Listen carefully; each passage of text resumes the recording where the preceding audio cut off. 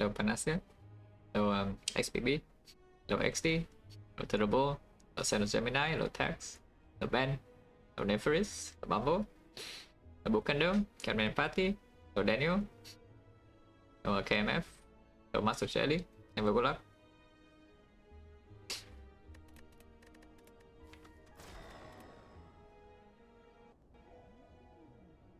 Okay, rich. Yeah, rich. That is potentially 2 elites. Shop is in a decent position. If somehow the shop giga bricks and these straws are bad, we don't have to fight this. We can exchange it for fire, which is okay. Otherwise, we do elite and then do fire, and then elite. And then if we don't need this fire and the burning elite is not too difficult, we can do that. It's a high value path with a good option. You know, hopefully we don't like break the hearts to what. Hopefully nothing completely awful happens. Like for example, we roll 10% advance whole way here, like the worst thing ever. And my new bonus is nothing, so I die. Or the shop completely breaks. Or even after spending on the shop, we walk into like some horrible not fight with the most garbage order possible, and then everything sucks, or the hex ghost kills me.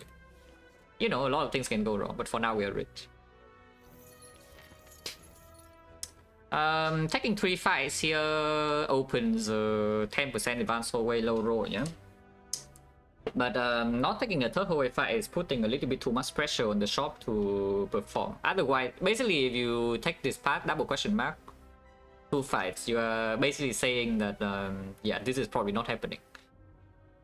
Is that you take the lower variance, right? Take the much safer option in the act, but you close the possibility of killing this most of the time. And then the fire is also weaker because you don't have that many cards to choose from and to upgrade. Maybe you don't even see good cards to upgrade. I just start here. 3 fights and question mark, and yeah, 10% advance forward into something terrible, and then these draws are also bad, and then everything sucks. Hopefully not. Ow.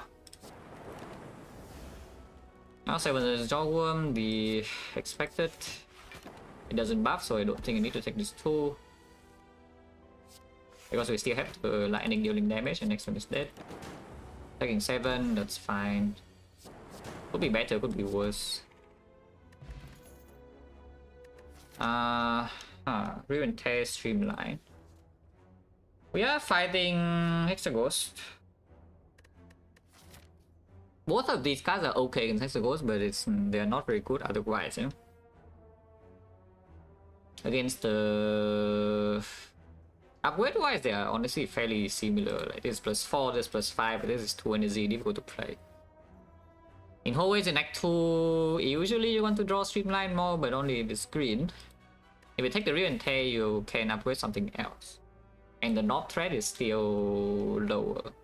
Black Volume damage, also Riven Tear is sufficient, yeah? Just Sentry's damage is really better Sentry's damage. But in hallways fight, it's not even necessarily better than this to draw for the most part.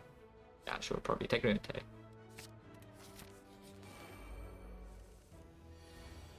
Tonight will be good here. There's a 25% that the Riven Tear can kill this, and then we are chilling. Otherwise, I'm taking 3, yeah? But Streamline kill this, and we take 2. Now that hits the 25%, but not the 25% we need. So -3. Ow.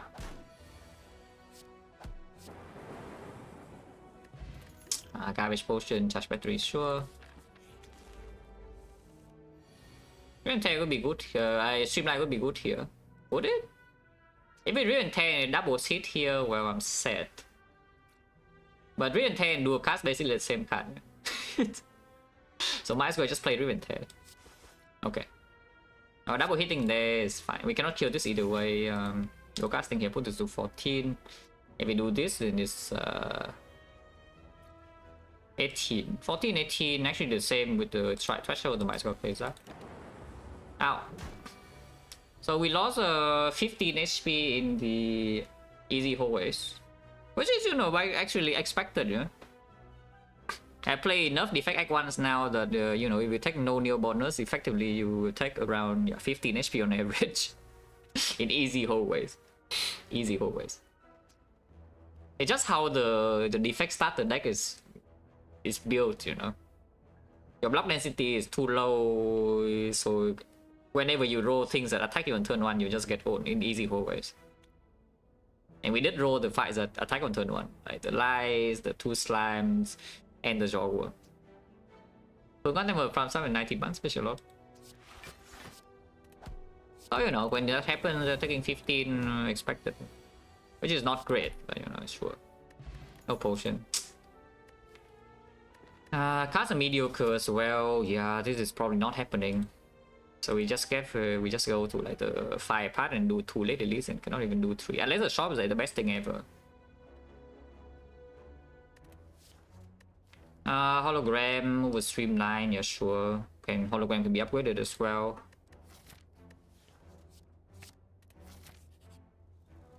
Bridge. Best shop ever? That is decisively not the best shop ever. Is there a second shop? No. So there's no second shop on this side. That's not great, yeah, because the relics here are very mediocre. The only good relic is the hourglass, which is very overpriced. Yeah, the hourglass is very, very overpriced, even though its effect is good.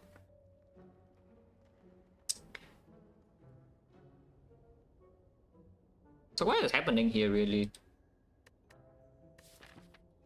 There's this on sale thing that, you know, helps against the Hexagons, but I mean, I'm pretty sure this is bot, yeah, but afterwards is unclear.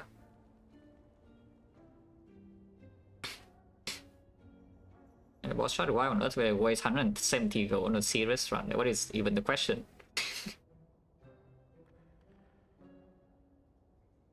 Why is that even a question? Have I ever wasted gold in a serious run? Yeah, no. And not throw 170 gold down the drain, please.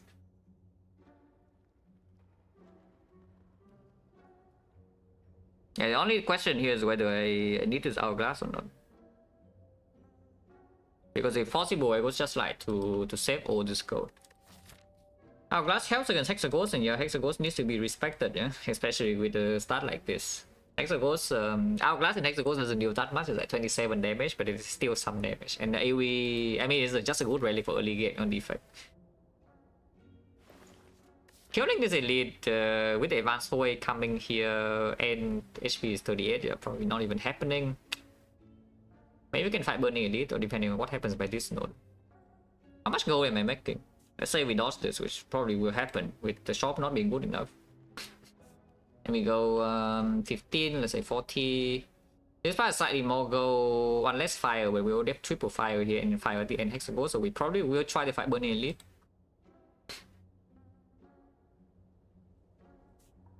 And it's 45, 75, 90, 165. 165. If I buy Hourglass, I don't think I will buy Hello World.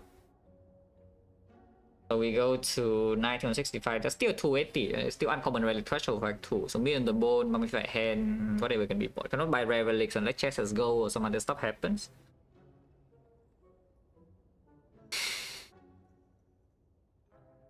Yeah, buying the Hourglass and not buying Hello World. How many cards do I even see before Hexagons? So let's think about that a little bit more. Yeah, advance away, yeah. Because then we see 1, 2, 3, 4. 4 card rewards before Hexagons. 4 card rewards before Hexagons. Hourglass 27 damage. Crackle kind of like a secondary Hourglass in the sense. Maybe another 27. That's like 200 damage, 9 turns. So we still deal like 20 per turn. That's not so easy, you know. Do have Dark Shackles, Hologram, and yeah, some upgrades. Maybe I should actually buy the freaking Hello World because I'm still scared of the Hexagons. Hourglass or not. I think Hourglass is going to be bought, but we also probably spend go on the Hello World. Yeah. That's not great, by the way, because the... I mean, it's like okay, but it's not such a good start. Yeah, it's not such a good start. You can, if you want to go all in, you can buy skill point and run here, but the problem is that right now our biggest threat is a knob, yeah? Even with the crack core and the Hourglass. And then the skill point doesn't help against the knob. Against the other two, well, like a Volin, we have Hello Wood set up, and the Charge Battery, Dark Shackles, Sentry is also roughly the same. We have our Glass set up, but our single target damage against Sentry is also extremely bad. Yeah, probably not. Save go and then just don't fight this. Like, go here first. On 38 HP, there's no way we are resting, so let's upgrade. And yeah, I guess we can upgrade Hologram immediately.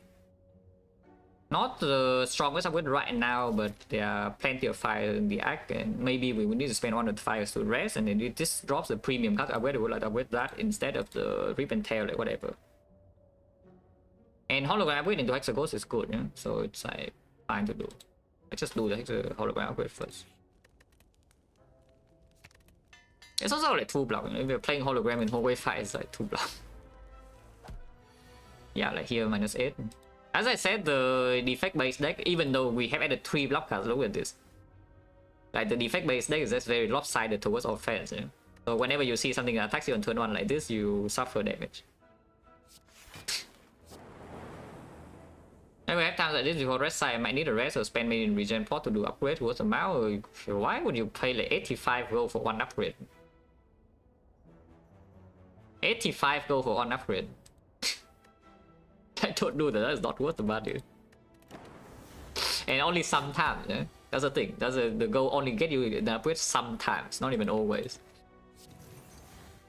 If the goal always get you an upgrade, and you already have the card in your deck to upgrade, which by the way we don't have an upgrade, then maybe you can justify. Like for example, you get a very strong upgrade like a Defect or a Sick or like a Chill or something, then okay, maybe sure. Or a Buffer.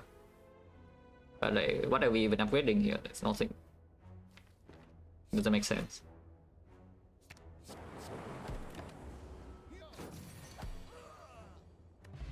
Okay, block pot, cool-headed. It gets taken, but yeah, Barrage is no off, yeah, so cannot take Barrage and upgrade. And cool-headed First Frost is probably still stronger than second Charge Battery here. That's currently a general question. Then you ask yourself whether how strong is the upgrade. It's the main thing. It's just the same deal, you know, as recalling in Act 2. Or recalling even in Act 1 to open an extra rest for later. Is that you just watch the run. You just see the run and you value like how much the upgrade is worth. So of course there will be cases that will happen. You know? It's a usual thing, you know. It's like, if you ask, okay, is there ever room for this kind of play to happen, and the play is not like the worst thing ever? For example, you remove like Echo Form over Strike. Then yeah, like, of course there will be times that it will happen. That is not a useful question. As usual, like the question you should ask is like, when would you do that? Like you should not ask the question such as like, does this ever happen? Because it will happen. It will just happen. This game is like that. That is completely useless. That's the question. Like, what do you gain out of that? After I answer you, yeah, okay, there are times that this would happen. You get nothing, right? You know nothing new. But if you ask like, okay, when would this be the case? And then you think about these cases in your head.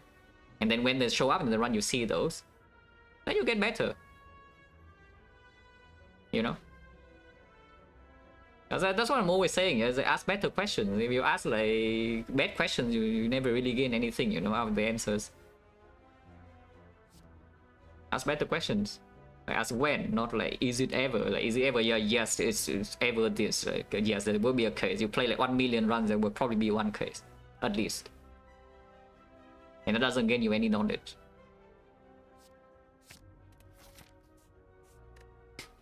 And yeah, from here, like what is it? Only 2 HP now. If I want to fight Burning Elite, I probably will have to fight this. I have to go to this fire though. So I think let's go to the fire. Worded upgrade is potential, but it's not that good right now, yeah. However, with the Dark Shackle it gets a bit better. With the Charge Battery energy it gets a bit better. With Hologram it gets a bit better. I am thinking a little bit about resting first in case of shovel or whatever, but that doesn't make sense, because we could also see a relic that make me not rest. Like Preserve Insect, I would not rest. Meter in the Bone, I would not rest.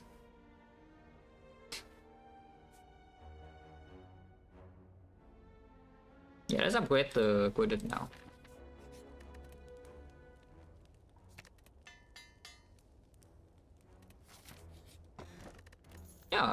this I would not rest. Yeah, there's no way in hell I'm going to see that and then rest, yeah? So we go here and upgrade again. With the hologram being green already and the you can maybe claim the zap, but I think I upgrade and tear +4. As a best attack, it will be hologram in the Hexaghost fight. It will be played like on side. So just do +4. So upgrading zap? No. I mean, I just talk about the zap upgrade. It doesn't matter that much for now. If I still don't really have anything new against Hexaghost by the time I get here and I can make an upgrade, I will probably upgrade that. But not here. That's like what we intend.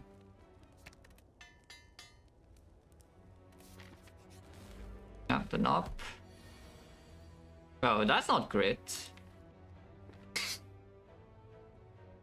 Did you hear me talk about like first 4 floors or whatever of this is this run?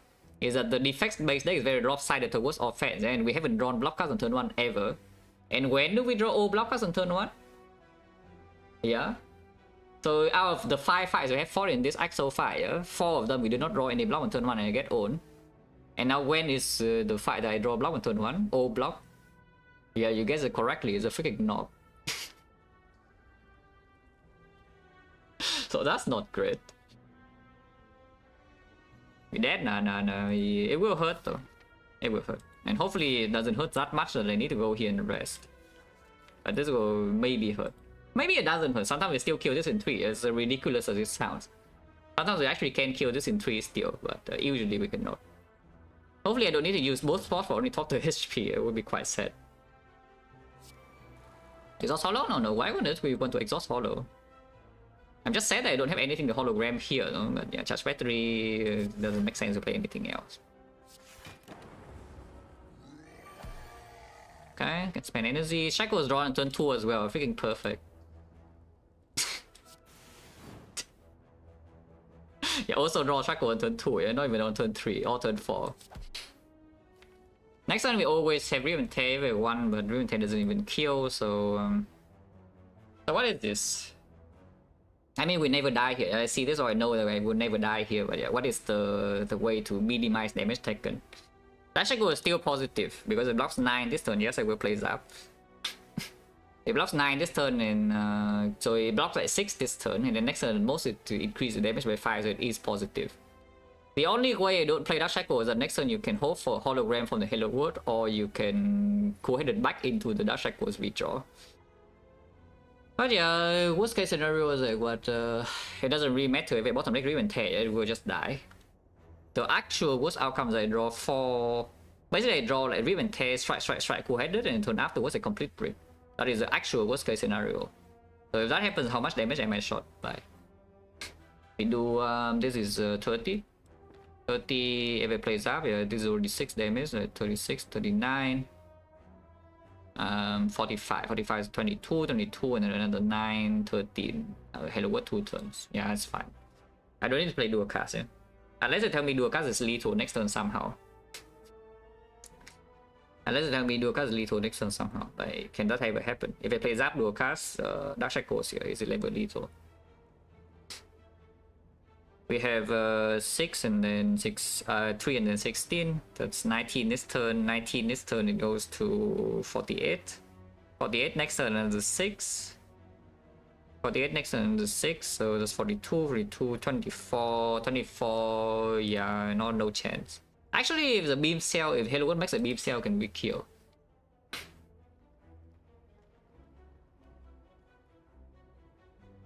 You can say, oh, it's freaking 5 HP, so yes, because of this potion, it will never die.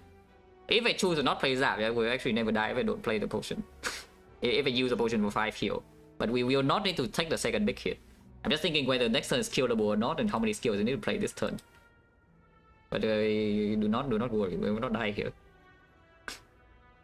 I mean, there's actually a draw that we could die here from now if I don't play both skills, which is slightly annoying. If we draw like what we drew on turn 1 again, and then the Hello World also breaks both turns, then yes, we could actually die to the 2 big hits from now. But the vast majority of the time we will not see that attack. Hollow cast? No, it's not even close, right? Hollow dual cast is spending 2 energy for 13 damage. That is 1 damage better than playing 2 strikes. So not even close. And it needed to be exactly beam cell, right? Nothing else it kills, yeah. If you see beam cell and then here it would be 3 and then 13 times 2 and then 9 each, so it's 18, 18, 44, 47, 47, 50, yes, beam cell would kill. Only beam cell though. Yeah, if the Halo would kill me exactly beam cell next turn and we also draw Ribbon Tail, it would kill. That seems very unlikely. Only if I play both skills, otherwise I just play Zap, Dark Shackles. We play Zap, Dark Shackle, it goes to 5 damage this turn, and next turn... Oh, actually, yeah, I still need a freaking block pot next turn. I still need a freaking block pot next turn, so the Burning Elite is just not happening, yeah. If we... Maybe it can still happen, Burning Elite is not knocked. And we still have only top to HP, so this fight drop, if this fight drops a potion in a decent relic, we can probably still go here. But yeah, so let's say the standard turn, this turn just playing Zap, Dark Shackles. Now it closes the hour. Next turn it gives me a hologram for me to Hollow Shackles, but if I don't play dual cast, yeah, I don't think it should spend 1 energy next turn the Hollow Shackles anyway. So we play yeah, Zap, Dark Shackles, it goes to 61. 61 next turn, passive is 9, so it's like 9, 9, 9 again, so it's at 44. 44 and we spend... Oh, 44 and this is only 30. This is on 14. Dual cast right now is 8. Dual cast make me take so much more damage though. But I see that if I don't play dual cast, it's actually not that low of a chance to Giga Brick in 2 turns and die. Especially if the Halo Wood gives me a brick card next turn that's not an attack and that it gets shuffled back in, yeah? Then how many bricks would we have in the redraw? 1, 2, 3, 4, 5. 6, 7. We have 7 bricks and we need to draw like what, 4 of them. And then I would die. If I don't play dual cast this turn, that is. Oh, that is so annoying. If I play Zap dual cast, then how low do I go? Zap dual cast Dark Shackle is 3 skills, yeah? 3 skill means the next turn it goes to the base is 24, the 24, 28, 33, 37. Okay, 37. Yeah, next turn it hits me 37, I don't block at all. We this turn we have 1, 2, 3, so it goes to attack 8. So 45 and I have 47, so I go to 2. 2 HP, next floor is directly a fire. This is still 7, it is drawn the motion have 12. 12 is too low, right? That's so annoying. That we break this turn 1 so hard that even with our Glass Crackle and the Ribbon Tear plus, we are taking like so much damage here. Because turn 1 is a complete utter break. Oh, that is just sad. Oh well, Zap dual cast Dark Shackles, yeah. Double check that I actually leave on 2 next turn, otherwise it would be very sad. Zap dual cast Dark Shackles. We play 3 skills against 9 and just lose 9, so it stays at 8. And next turn, yeah, it goes to 37, 37 at block pot. We are 22, 22 block pot next turn is 20, 34, 34 out only top to 39, so just leave at 2. It's a good thing they didn't go to earlier lead, yeah, I mean I know, I already know. But going here is just kind of delusional, yeah, even with our class. I mean our deck would be a little bit better against North though, because I wouldn't have the... Actually I just don't have the co-headed. But maybe not having co-headed means I don't completely break on turn 1 and we can kill the North in 3 sometimes. But yeah, that was also even before the potion and before the Ornithopter. Okay, so I'll do a cast Dark Shackles, yeah. And there is a chance that we can kill next turn still. Just give me a beam cell. It's not a beam cell.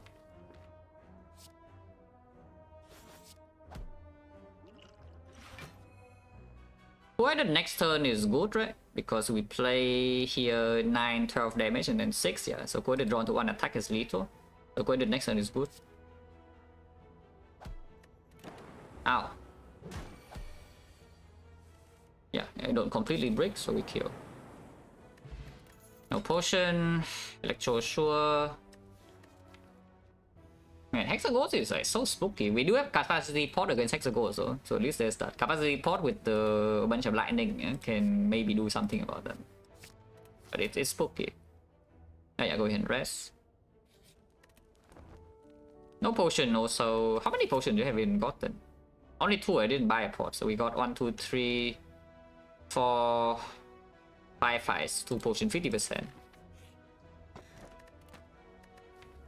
I would like to not die. Nope. Yeah, I drew charge battery, defend, hollow, hello world, curse, or whatever, and turn 1 of knob. So I went to 2 HP. Even with the hourglass and the crack core, yeah.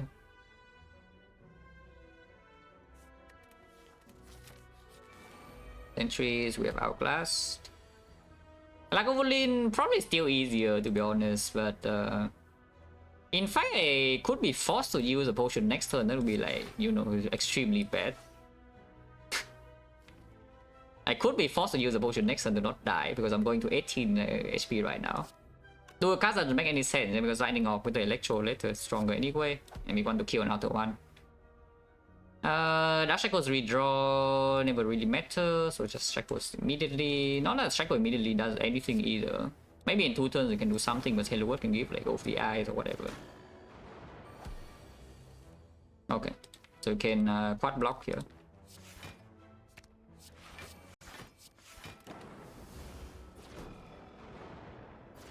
And evoke now we have Hourglass, so it's probably fine, even if I cannot evoke. We can play hand here, right? Yeah, Zap, Strike, Defend, Hello World, Electro. Unfortunately, the middle guy is not dead, so we're taking 5 more, but sure. Then they're all dead. Yeah, we have 1722 only, so middle guy is not dead, we take 5.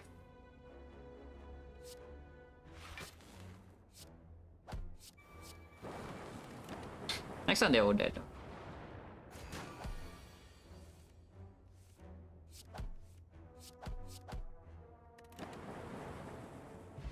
Okay, let's get a potion. This potion is fairly good as well, even in the Hexaghost. Rebound, sure. Upgrade Electro, yeah, take Rebound, upgrade Electro. Can also not take the Rebound, but I think Rebound is okay. Man, Hexaghost is just so hard to estimate with a deck like this, though. Of course, if we have a Defect, then it's pretty safe, yeah. But with no focus, with only base lightning and the hourglass, it's like so hard to actually estimate how far off I am from actually killing the Hexaghost. Especially with the passive damage as well, random, and we have only 1 good attack in the deck, which is Rip and Tear. Yeah? So if it's not getting shuffled out, then I think we are fine. If we get shuffled out, then we have trouble. Which is kind of why I also want the maybe the Rebound to manipulate a little bit. Of course, we are never resting. Upgrade is always Electro. Dark Shackles on turn 1, but not like we want to Dark Shackles next turn either way. Ken Capacity Pot right now doesn't increase the damage of this thing next turn. I want to keep every single lightning. So we Capacity Pot and then Electro for 4 lightning passive, yeah. Instead of evoking at all. And yeah, Capacity Pot, of course, in Act 2 is still 5 HP, but not to attach to the potion. Point chain is still 40%, so this thing can drop a new one too.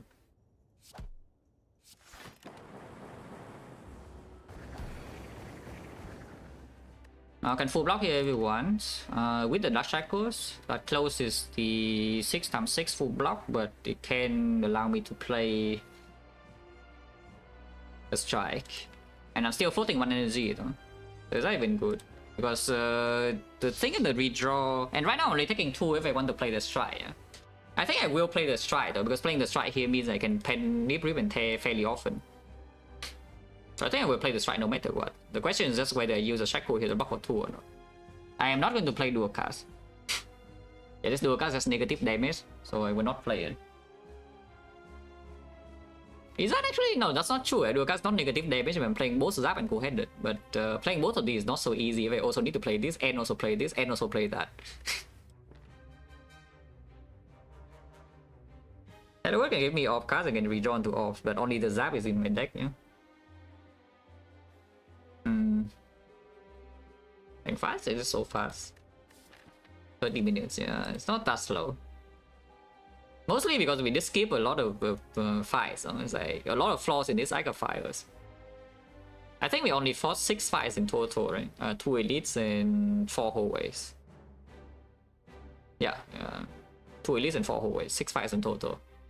So it doesn't take that long. But yeah, do I play this Shackle for 2 HP or not? Probably not, right? 16 is still not actually in danger of dying in this fight because of the block pot and because we have the coordinate frost soon. Dying to nighttime soon will not happen with this potion here, ever. But if I can block the nighttime soon with this, it would be nicer. And we do have the Hello World as well, so even if we draw the Dark Shackles on a bad turn in the redraw, there's a decent chance we can still spend energy. Yeah, let's not. Yeah, hologram, the defend. Play the defend, play strike. So I can panic the Riven Tear. There's only 6 damage this turn. Yeah, panicking the Riven Tear. The thing about this though is that if I play Weather, they don't have any frost, yeah? But maybe I don't care about frost because next turn is only 12 damage and we know that we full block that already because I rebound the charge battery here, play Riven Tear. And then next turn we have the, you know, the Riven Tear is pen nib, so we probably, and we have passive damage electro on turn 1, so I probably don't need to rebound that. And next turn we do have the charge battery and the defend in here, blocking 12 full, and then we can play hand also with 4 energy. Yeah, and then next turn after is only 6, and then yeah, maybe 9 times 2, we have block cost, deal 16 HP, no problem, yeah. Hello World is in play. So rebound, charge battery, play Riven Tear. Yeah, panic this, 36 damage. Next turn also full block. And yeah, with the modified hand, you can play the whole hand. Next turn is only 6 damage. And Hello World is in play. Ah, now Shackles. I mean, that's better than blocking 2, yeah? But maybe we could have drawn into something else if I played the Shackles before. Who knows? Okay, that is better than blocking 4. Blocking 2. Yeah, block 6 instead. And it's to me block cast where we have hologram plus next turn and 4 energy, so we probably can do fine. Yeah, never die next turn. This damage is definitely enough to kill before Inferno. So yeah, good. Hollow Leap. Don't need the Hollow Charge Battery. Energy next turn doesn't matter. Unless you tell me it's dead this turn. Is it dead this turn? Beam Cell, Rip and Tear here. Beam Cell, Rip and Tear, 26 damage, 29 damage. Wait. 3 damage from Beam Cell, 26 from here is 29 from Rip and Tear. And of course I play Strike, I will... No, yeah, I can play Strike and it will die, but then my penny is broken, so I don't want to do that, yeah? 26, 29, 29 plus 16, 45, 45, 57. Oh, that is quite an unfortunate number. That we deal 57 damage. Well, so I guess we don't kill it this turn, yeah? Because I don't want to break my pen. Yeah, slightly unfortunate number. So we get the... Oh, I guess I just get blocked then. Get the leap. We take 1 damage. This 1 damage is unfortunately real. Yeah, this is real 1 HP, yeah? We are missing 50, so yes, any HP lost here is 1 HP real into next act. But preserving Penip should be stronger than that. Yeah. Preserving Penip should be stronger than that. Guess we just get the lead.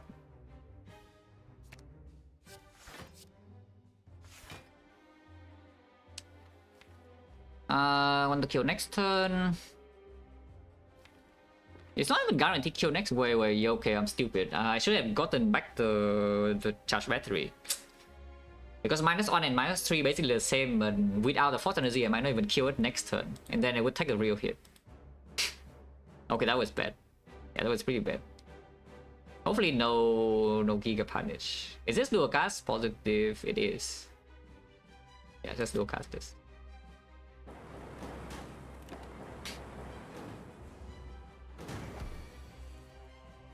looks like I'm fine. Yeah, compound driver rebound 16 damage and passive is killing no matter how many burns we draw into. You can only draw maximum 1 burn, yeah? It doesn't matter. Of course you can still play your defense, but the lightning goes before the burn.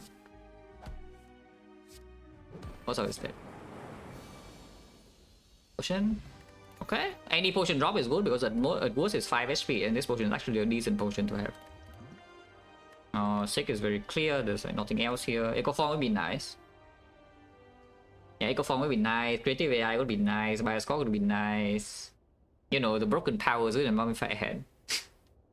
Sick is okay though. Unless you tell me we need the Dark Orb now to not die to the champ in some very edge cases, somehow farming the entire Act 2, or I cannot farm Act 2, yeah. Now somehow farming the entire Act 2 with like Preserve Insect and like whatever crap we already have is not possible to kill the champ, and maybe take a Rainbow and have 1 Dark Orb. And then we hope the recursion, the Halo Wood gives recursion, you can recur Dark Orb and the champ die somehow. Yeah, probably not.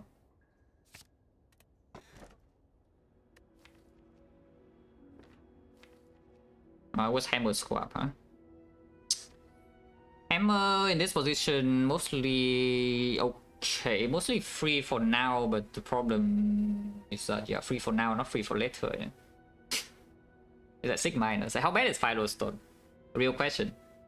We have a Dark Shackles. We have Ancient Pot. We have the Hourglass for the birds, but it's bad. How bad is the bell? The bell, yeah, I'm thinking about the bell as well, because we do have the Mummified Hand as energy already. So if you say that energy relic is not very good, because right now the energy, I mean you can see the deck here, yeah? Like the extra energy doesn't really go on anything good at the moment, it just goes on the base card. And only if, you know, my hand doesn't really discard all my hand, which already happens in some hands in Act 1. You just see like the sentries will play 5 cards. The Hexagons will also deploy like 5 cards. We play all 5. So how bad is it to just take the bell? Because the energy doesn't really play right now. Fusion Hammer for the most part is okay because we do have the we do have the Preserve Insect to get more relics, yeah? And then to scale block up from here is not that easy. It's like one of the easiest way for this run to scale up block. We just add a bunch of powers, upgrade all of them, and then we play all of them easily with the Mummified Head. That's like one of the easiest ways for this one to scale.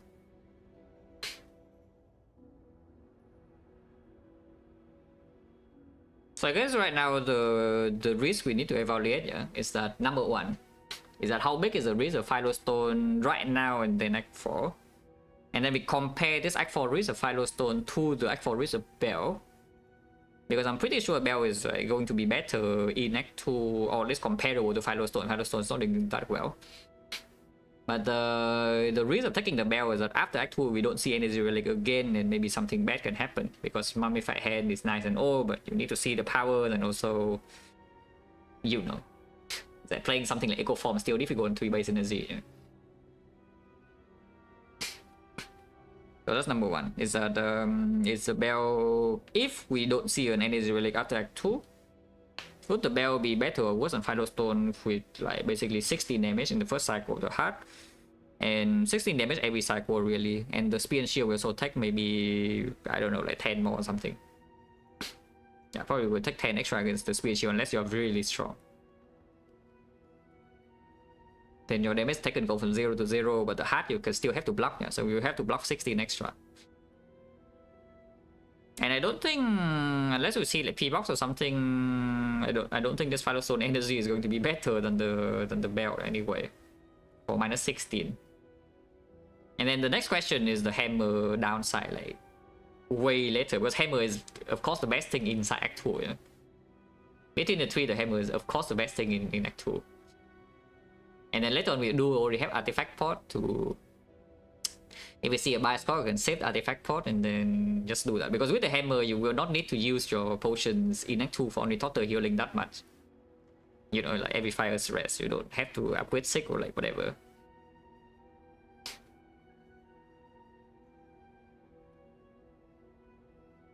But yeah, it's very dependent on either seeing a Defect plus or getting like, at least a bias core, right?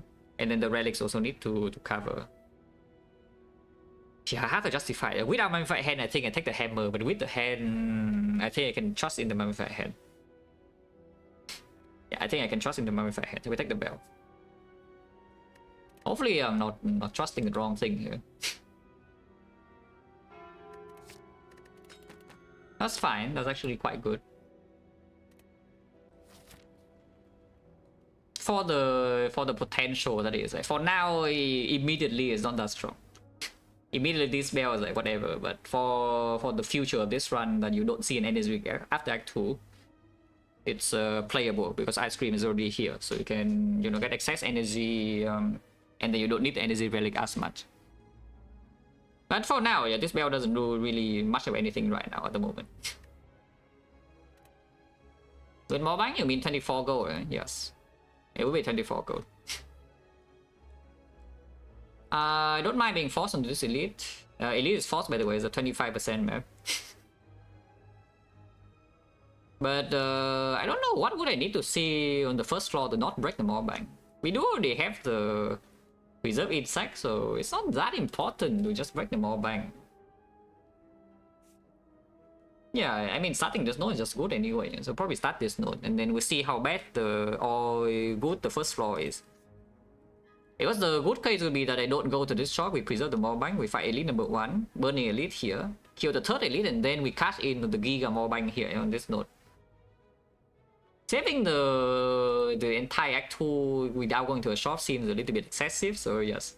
If we preserve the mob bank, it would be this shop. Otherwise, it is this one. If you go to this one, you can buy uncommon relics, which, you know, only a bit of the bone or something is probably worth buying. Maybe Horn Treat. But the rare relics cannot be bought. It's only 24 gold plus the gold here. It's like, yeah, it's not enough to buy rare relics. But okay, let's just go here. Let's just start here first and see. Firestone Pickers. You're taking 31 damage this turn. To be fair, you're not drawing this Curse of the Bell, so maybe you draw Electro Plus and then they still don't die, by the way. Actually, this guy would die, so you only take 19. But yeah, for here, we block pot, yeah, we can block pot. Only thought the healing is not wasted, and block pot is full value.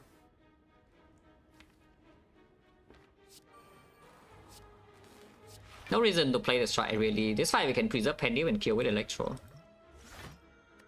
And Outclass, maybe. Hopefully we draw some of them this turn because... Okay, they draw Electro. Oh yeah, so we can preserve the thing. And no side quest, yeah, let's kill now.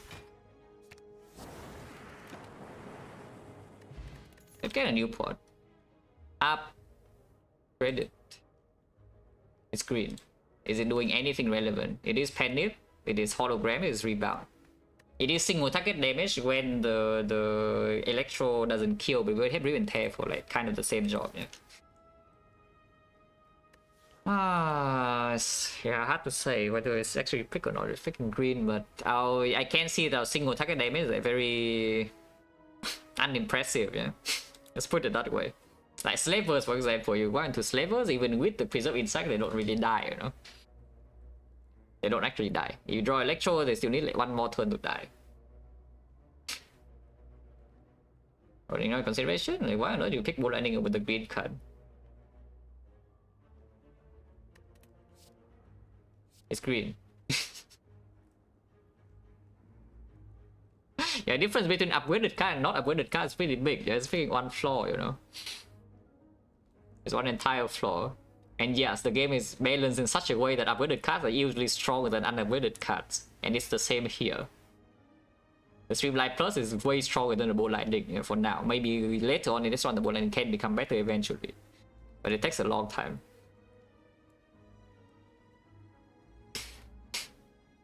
Claw Plus, no, generally Claw Plus is not even that bad. Claw Plus is better than a lot of attacks, really. If it comes green, it's just that if you see Claw Plus in like Act 1, for example, it means that you have Molten Egg and you can pick like literally any other thing. Yeah, and then if you see the Claw in Act 2, Claw Plus in Act 2, you probably already have attacks. If for some reason you just see a random Clobbler, somehow in early Act 1 it's not even such a bad thing to have. It improves your deck. It's just a 3-base energy taking this is a little bit weird, yeah. I mean, how bad is just going to the shop anyway, and then if there's nothing to buy, we don't buy anything. Yeah, how bad is it? Just go to the shop, and if there's nothing to buy, we don't buy. If there's a good power in the shop, we just buy the power, and then we pay extra, but then they still fight 2 elites in the act. Like, how bad is it really? Maybe it's not so bad, yeah. Instead of just skipping the shop entirely, that's a bit too greedy with this kind of bell.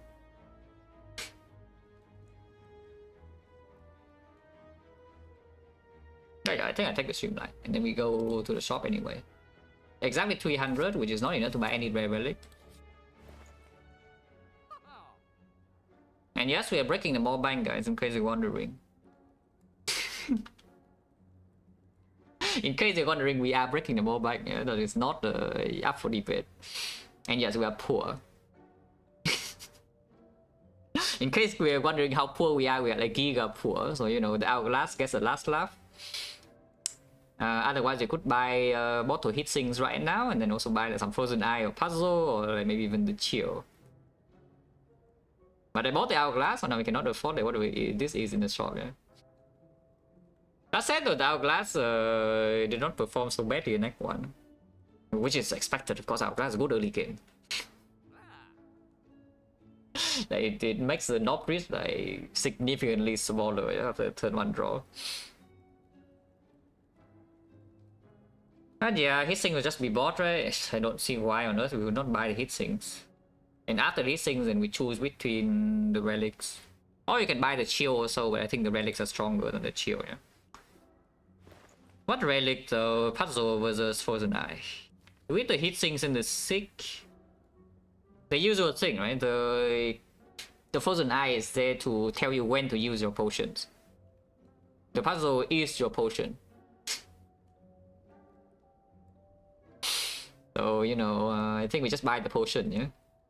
Instead of the Frozen Eye. Frozen Eye is pretty freaking good now, right now, though, because of course we have the hitsink, the ice cream. The ice cream especially is good with the Frozen Eye. Like Penny a little bit as well, and the sick a little bit as well. Only top though, you also don't really want to waste your pots, you know. For example, you see a spooky Retromancer fight and puzzle is like still uncertain, but with the Frozen Eye you know for sure. And you will need the potion because you don't draw 3 cards. Yes, that is what happens. And then you draw 1 potion because you don't buy the puzzle. Okay, fine, we buy puzzle. I want the chill also. Chill is like so strong. Freaking chill ice cream is so freaking good. But the hitsings modified hand, yeah, probably a little bit too good and do not take. We don't have only have coded as frost, and this would be like a very strong thing. Or you can ignore the puzzle and then buy the chill, but yeah, let's just take the puzzle. Let's take the puzzle. It's cheaper, so 4 gold cheaper. Doom and Gloom on sale. Already have the Electro, we have Hourglass as well. Did just add the Streamline Plus, and we are not fighting a champ, we are fighting Automaton. So the value of Doom and Gloom also goes down a little bit.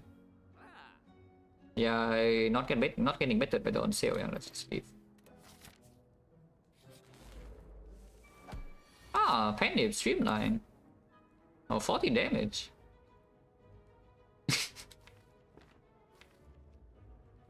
That said though, this fight is maybe still a little bit dangerous, but there's no reason to potion now, right? If it vulnerable to next turn, I'm scared I can do this, but we also have puzzle if it vulnerable to turn 2. Should I play this try or not? I don't really think so. I don't really think so. Okay, it doesn't attack on turn 2. Sick is here, so it's sick for like what, Electro, right? How much damage do I have here? Sick Electro. We play Electro Zap, yeah. And of course it can discount the Zap, but usually it doesn't. Then we have 2 evokes, which is 16, and passive is 9, 25, 25 next turn, another 12, is 30, it's on 17. It's still pretty healthy. I don't think Electro here doesn't make a lot of sense. So just get Electro anyway. I did discount the Zaps, I can save on energy. Don't know what one energy is doing, but with the Coded Plus, I go to something. Dark Shackles? Okay, so we take like no damage here. Yeah? And if is not set up, but you know, taking 0, okay, no complaints. Upgraded. We don't have focus yet, so it should not overpick Frost. But for now, the second Frost and also his freaking green gets picked. No! No! I mean, I could have asked for... What else could have asked for? Like rebound or what? We just add the streamline to cover for the gap of the rear tail, and it can go away. I don't need this for move stabbing, right? Right? Right? Well, I sure hope I don't need it for move stabbing because it's gone now. Yeah, my move stabbing matchup just got a little bit worse, and maybe the other matchup just got better. It's fine. We are okay, guys. Against move stabbing. Trust. Trust. 200 gold. Relic is fine too. That is a little bit less fine. Yeah, I think that is a little bit less fine, especially with the freaking puzzle, because the K puzzle actually screws me if I don't have Frost. Events great and fun, fantastic. I agree. All the Gremlin events really, most of the Gremlin events are just like spectacular. You know, like, you cannot get better game design than that. Upgrade Sick first. Yeah, hitting upgrade right now doesn't really matter. We don't make energy yet. I just want to have a hitting in the deck. Yeah, upgrade Sick first. Preserve Insight, how back can this go?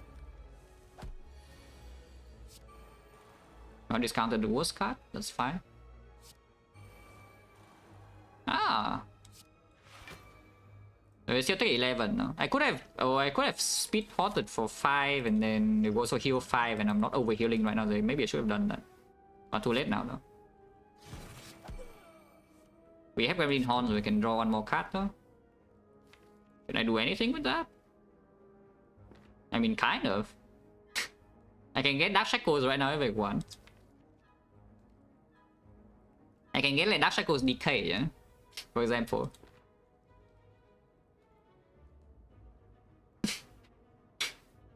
Next turn she will never attack, so it's either buff or the thing.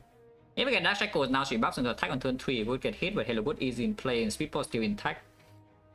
Yeah, let's get just get Dark Shackles Decay now, yeah? Yeah, let's just get Shackles Decay.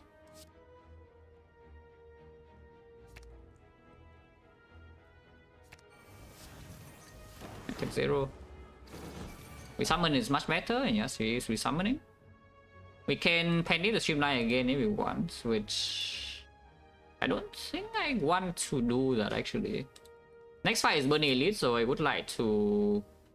I mean, we can ignore the burning, we can ignore the fire and go here instead, but I don't mind the fire.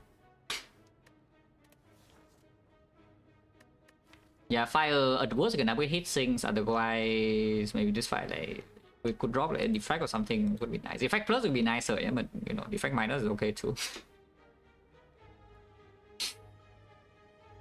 But yeah, I play like 3 attacks and then zap or something you can kill with lightning damage and set the penny on 9 before the Burning Elite. Also, even if I go here, I still want my penny to be on 9, I think.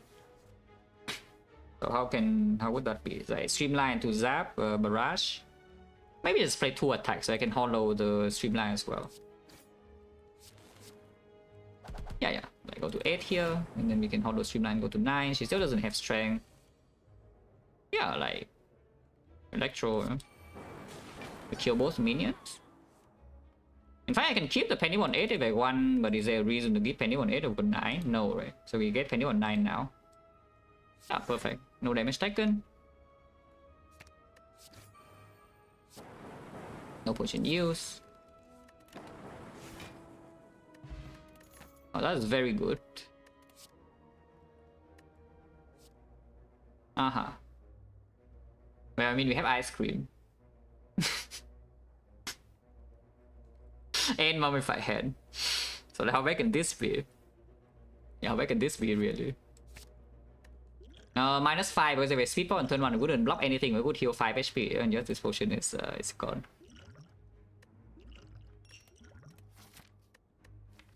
What does this mean now? It means that Frozen Eye just got better, by the way, but fine.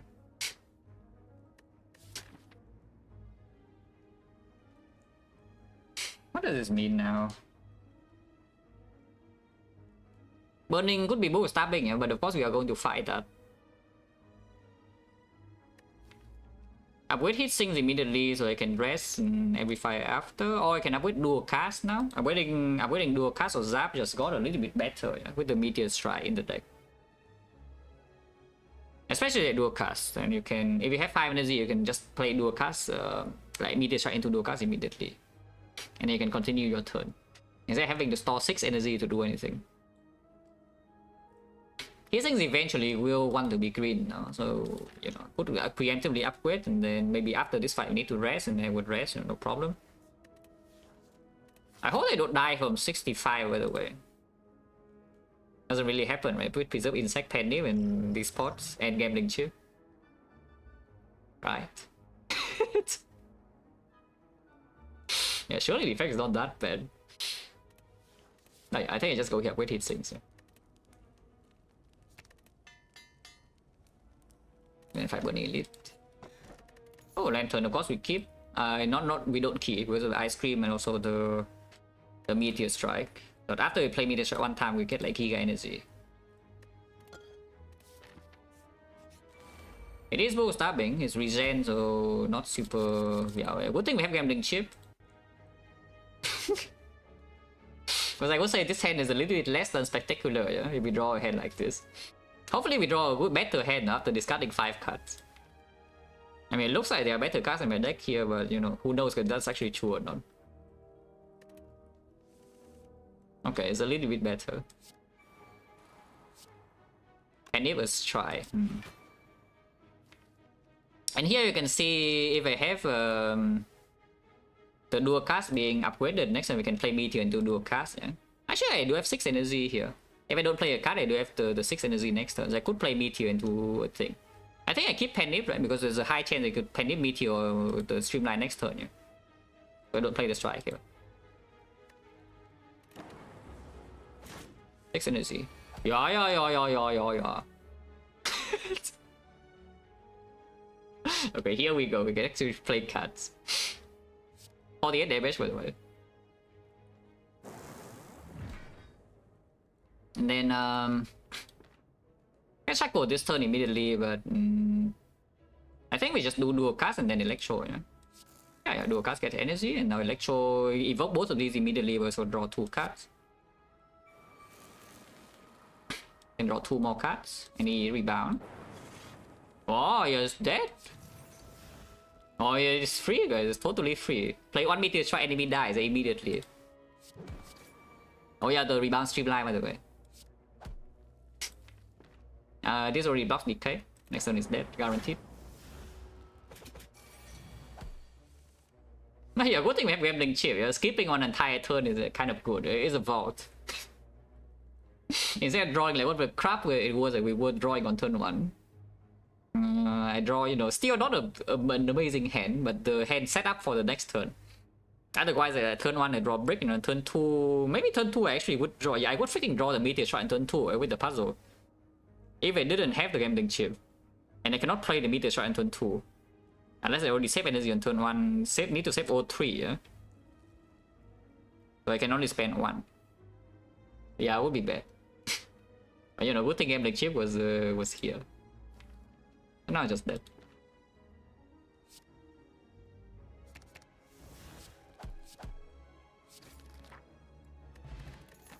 Okay, both relics good. So I could have bought like what over the hit sinks? A chill, yeah. I don't mind 2 hit sinks though. Like 2 hit sinks plus my fan, like how bad is that? I don't actually mind it. We can go to the shop. This shop is not that good though, but maybe scouting for a power slot is not that bad. And at worst, we can remove the decay. It's just that going here, we get one more card reward. Yeah. Also, I have like nothing to upgrade at the moment. So just recall. But yeah, I have nothing to upgrade. You could upgrade the dual cast now, but we just fought Burning Elite, so I don't think it's so urgent anymore. Let's just recall. Yeah. Free parting recall immediately open for upgrades, and we will pick a lot of powers here with double hit sinks.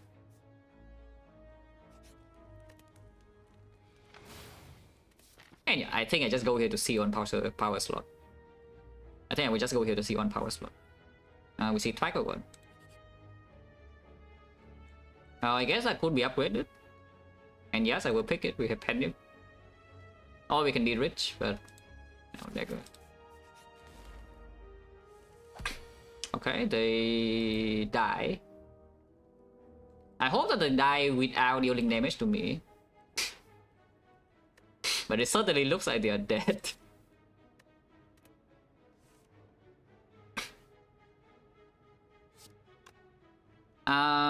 If I play Strike first, then the hit sinks always discount the Meteor, yeah? So let's just do that.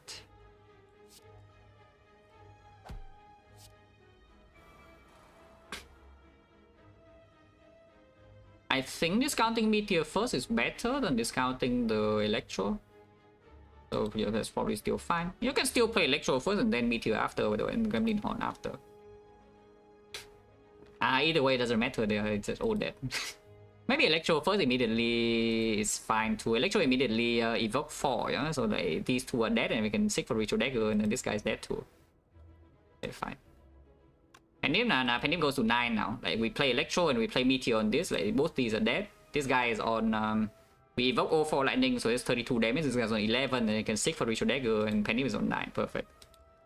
Okay, so just do that. And seek for Dagger now, everyone, doesn't really matter. The Gremlin Horn will give me 2 energy, so I have energy anyway, even with if this doesn't discount. If you seek for Dagger first, you inflate the start of this, and that is very important. If it's discount, yeah, it doesn't matter, but it's very important because we need to inflate the relic stats. So I seek now. Yes. In fact, like the optimal play here is to seek for another power. Yes, we seek for Ritual Dagger with another power, or you can seek for the Streamline. But seeking with the power to keep chaining the stuff is actually stronger. Okay, okay. Ritual Dagger, and then probably second hit sinks is on average better than Streamline, right?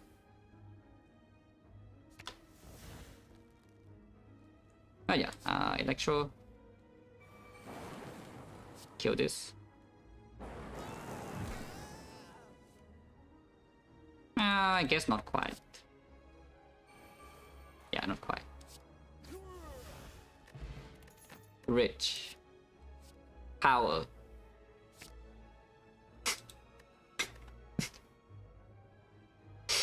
Focus spot is being kept, yeah.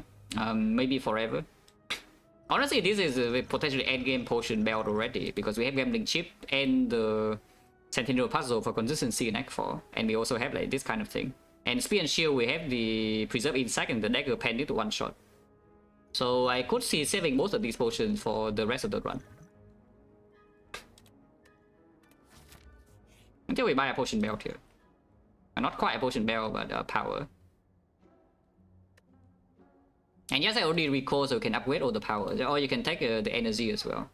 Here's the power, here's the mirror to mirror 6+, which is, you know, kind of good. I guess the DK is staying. Yeah, we're poor again. You know, no surprise by this point. This entire run is just like giga poor forever. Remove? Nah. Remove. The remove will just not happen. Of course, in mirror 6+, and then after mirror 6+, we cannot afford remove anymore. So we'll just buy the loop. Of course, in mirror 6+, it's like way too strong, and then we buy the loop. Also discounted.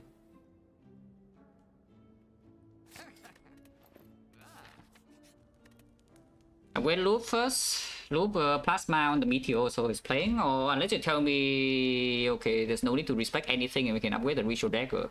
Fusion Hammer is already gone, yeah? So if you can make the upgrades in Act 3, you eventually will upgrade all of these. So I wait with your dagger first, and because you say Automaton is a complete loser, is that true? With no focus? We have 0 focus, yeah? Unless I use a potion. So is Automaton really a loser? Because it's not that easy to kill the Automaton, you know? It's not actually that easy if you spend upgrade here on the dagger and not the loop.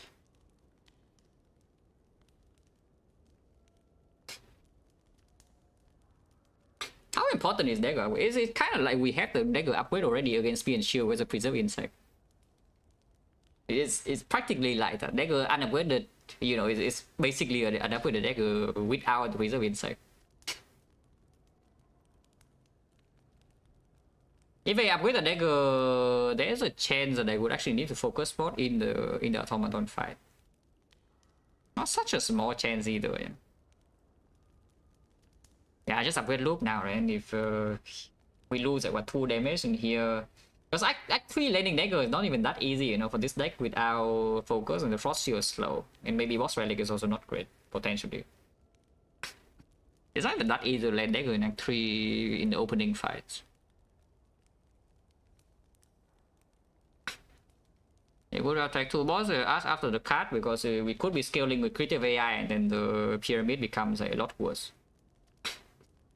If you're not scaling with creative AI, yeah, probably pyramid still best.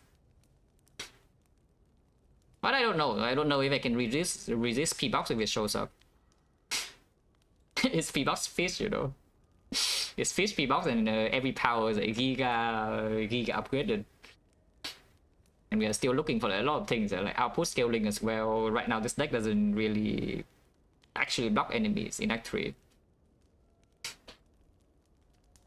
As loop with 0 first focus, even though it gives you another passive ability of your first orb. You're welcome. I just explained it to you. The passive goes from 1 to 2. Yes.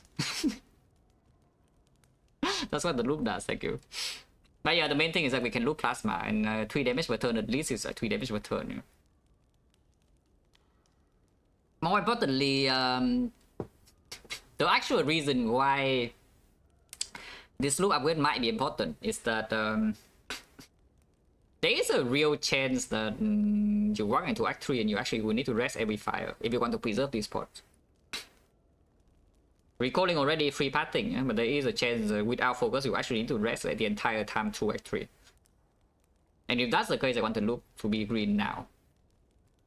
Instead of having dagger green and then loop not green for the far future, if the run is weak enough, they will need to rest every time, so the dagger cannot even be landed easily.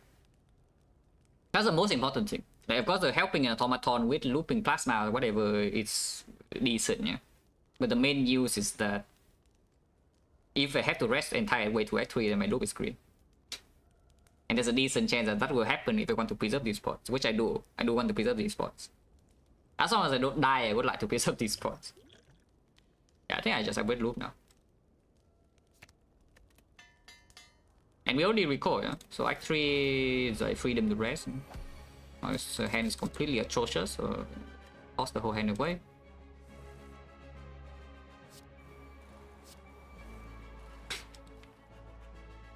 Sick, huh?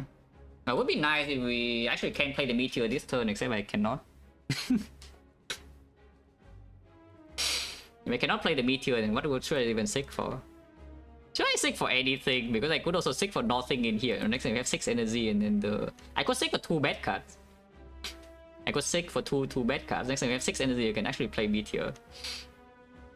Or I can seek for like Halo Wood instead. 5 energy only, so meteor into something is not possible.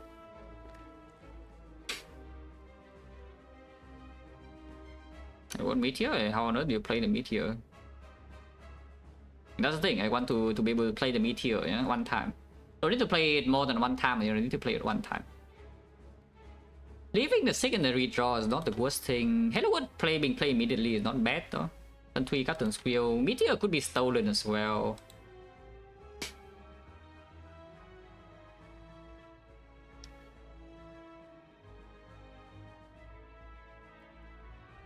And yes, it is a 50-50. If you seek for power, like 1 cost power in the meteor strike right now is a 50-50, whether it gets discounted or not.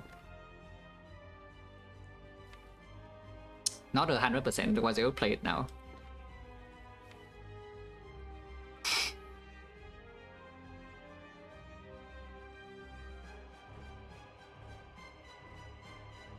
Go to 5 energy. Nixon could be taking like 30 damage. That's a little too much. What if I just ignore the... You can draw into meteor too. I know. What if we just ignore the meteor for now? Like, how dumb is it? Yeah, what if I just ignore the meteor for now? I get like Hello World.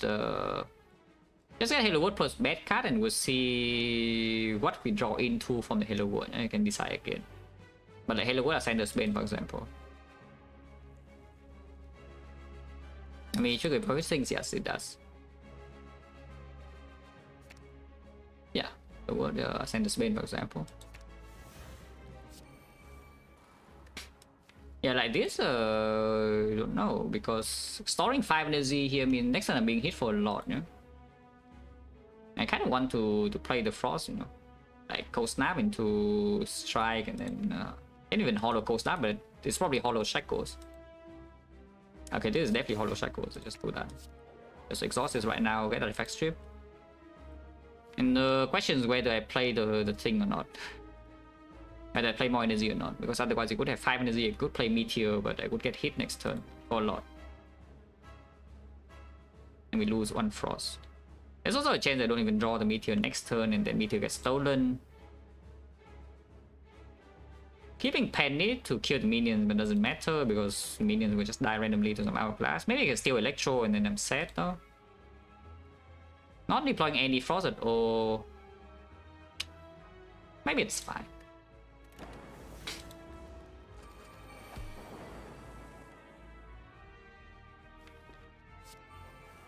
Okay. Yeah, Meteor's not being played, but that's okay.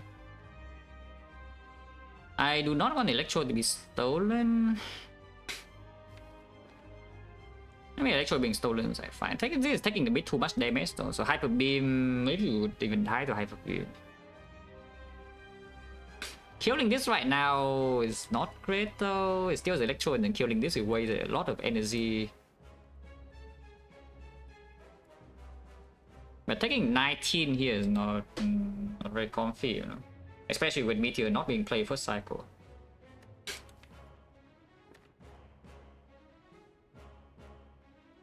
Taking 11 is a bit comfy. You can actually block Hyper Beam.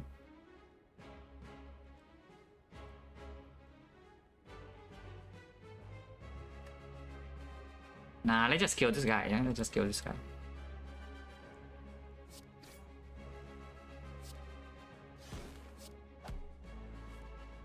Double defense takes 6 then.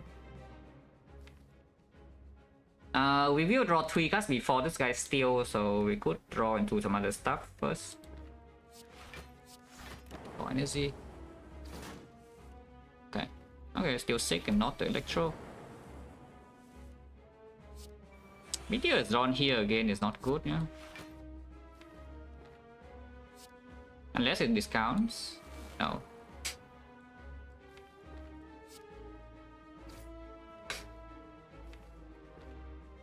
Next turn is 24. Energy is really short. Should I be scared? Should I be scared? Because looking at these turns, I'm a little bit scared now. Meteor Strike missing both cycles, turn 2 being hit by a bit. And no Frost is in play, is a bigger thing.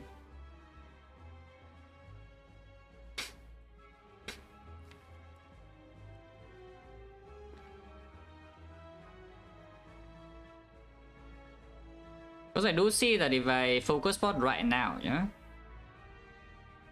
I do see that if I focus spot right now, this guy would die next turn to passive damage. So I can actually ignore this. And I will get Gremlin Horn energy next turn, I can store energy, block Hyper Beam afterwards. And also deploy orbs in such a way that I can loop the Frost before Hyper Beam on 46. I don't think I will play this streamline. Because any old energy right now could matter in order to deploy a Frost. If I do not focus potion right now, we cannot kill this without playing a card, yeah, next turn. Yeah, Sick back now, Sick doesn't do much, no, but I guess we can Sick for Frost if we don't see Frost next turn. But yeah, I'm a little bit worried now. with the meteor strike missing, and we actually giga shot on energy. Marina Hawk with the red pitch a lot. Explosions I can't put, but we have free pathing, it's probably fine to use. If I see that we could actually die here. Yeah, Convin Horn, okay, more frost. Now I can just deploy the frost.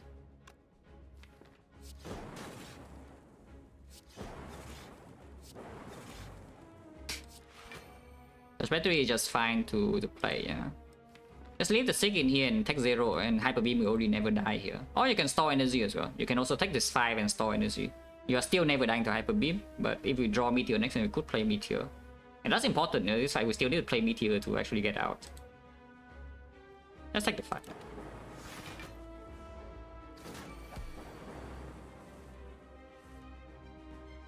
I'll do nothing. Yeah, let's do nothing. Technically, if we draw literally nothing this turn, then I would need to do the stuff, but it doesn't happen. Have a beam, we don't die. Did not get the Loop Frost though, but it's still fine. Now I can play some cards. 6 energy, so still enough to play Meteor. And Automaton doesn't deal damage that quickly, so it should be fine from here, yeah? But you know, pretty painful.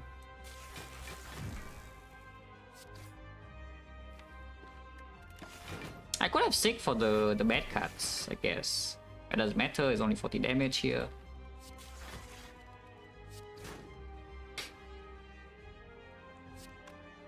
If I loop Plasma, though, there's no guarantee we actually kill in 2 turns. So should I actually evoke this Frost? If I evoke this Frost, we are... not force, we still have a Sig. I should probably just play hand, yeah?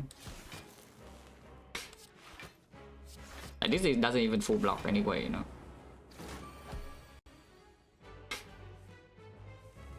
Okay, we are fine, but... pretty painful. I did lose a potion and still lost a lot of HP because we didn't get to play the Meteor first cycle. It's dead now, though. In order to guarantee to die next turn, because I still want to land my Ritual Dagger, yeah, then we would need to Meteor Strike first. And then this would deal with 36, this 51, and yeah, that guarantees, right? And the loop doesn't kill, so you have one chance to draw into the Sig or the Dagger. So like this is on 1 HP, yeah? And the next turn the loop will always kill, it only gains 12 block. So yeah, this is already lethal. But we have one chance to draw into Dagger. Hourglass doesn't kill, yeah? It's 2 HP. There's no cut draw in here, so Hologram cannot pull anything, and I'm sad. I mean, not dead, but I'm sad. It's not Eco Form, that is not Creative AI, that's not my score, so that is not good. Not getting this rare card again, and we still don't really have defensive scaling is a little bit concerning. As in, okay, we have these, but you know, we don't have any focus card, like no consume, no defect, no... My score can just use my focus spot.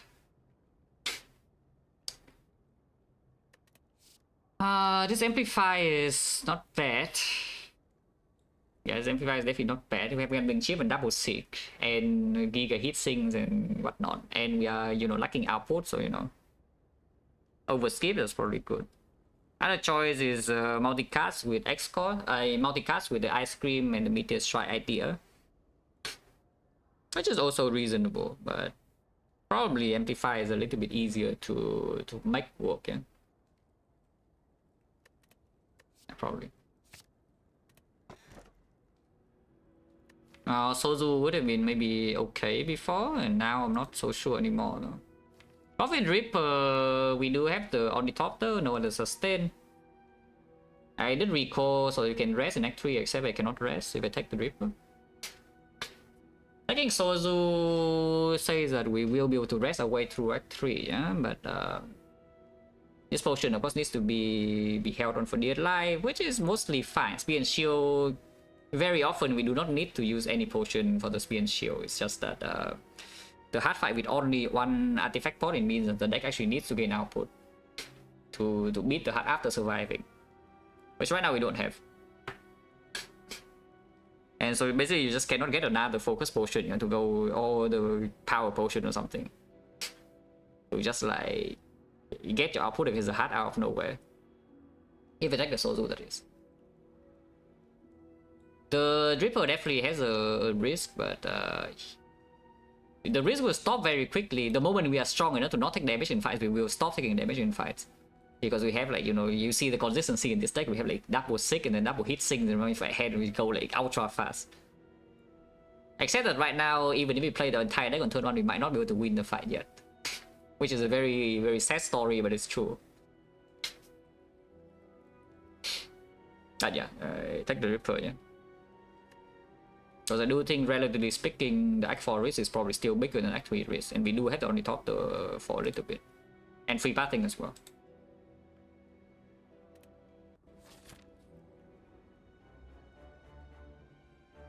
So what does this mean? There's a 1, 2, 3 elite paths. There are multiple 3 elite paths, really. If I see normalities here, like Mind Bloom, I think I will take the gold. Yeah, I think I will actually take the gold if I see normalities Mind Bloom here. Like on this node. So we roll 1 question mark, yeah. And then if I don't get the Giga gold, then I guess we go like this way.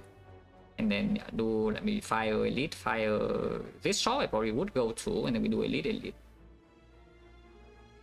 Actually, it's definitely not risk free here, even though relic bar is very good, because the deck doesn't have the block. It has some damage, and of course it has a energy and it has speed, but it's lacking block. We don't have the algorithm or whatever to buy time either. So it's a bit dangerous.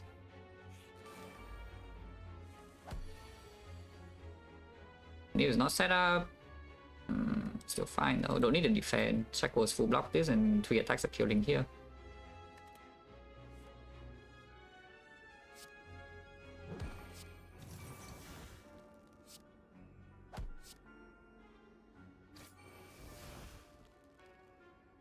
That is rude. I could have prevented this though, if I rebounded a different card. But that is rude. -2. Yeah, I could have prevented this and probably should have. Yeah, not too bad. -2. And 3 cards, yeah.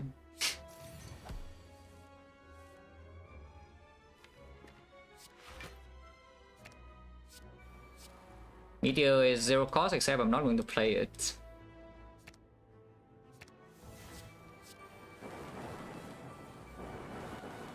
Because I just want to kill them all right now and save my Penny. That is kind of bad, by the way. This act we were lacking HP and just lose 2 HP for no reason because it wasn't paying attention. That's pretty bad. I should pay attention now.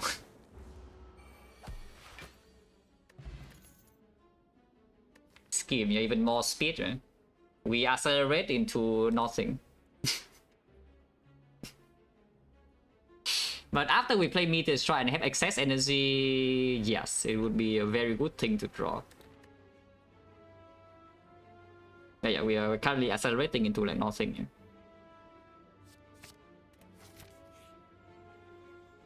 -10. Oh, that's a steep cost, but you know, we are losing HP. Well, that is complete garbage. What the hell is this? Transmutation. Transmutation will be picked. I'm wondering about the Enlightenment though. The Transmutation will be picked by the Enlightenment, I'm not so sure. Deep Breath could be upgraded, but we have other things to do, yeah? We can upgrade like Ritual Dagger, can upgrade Amplify, can upgrade the Capacitor, can upgrade the Scheme. Coded is already green. 155, if we pick 2 cards, we go to 173, so you can actually go to the shop. You can actually go to the shop to buy common relic, shop relic, and like another power slot. Like a Orrery can be bought, any Defect could be seen. Instead of going to the fight. That will lose some fire, and of course you cannot go to a better shop here. I mean, you can go to this shop. It's complete garbage. You skip everything in the shop and then still go to this shop.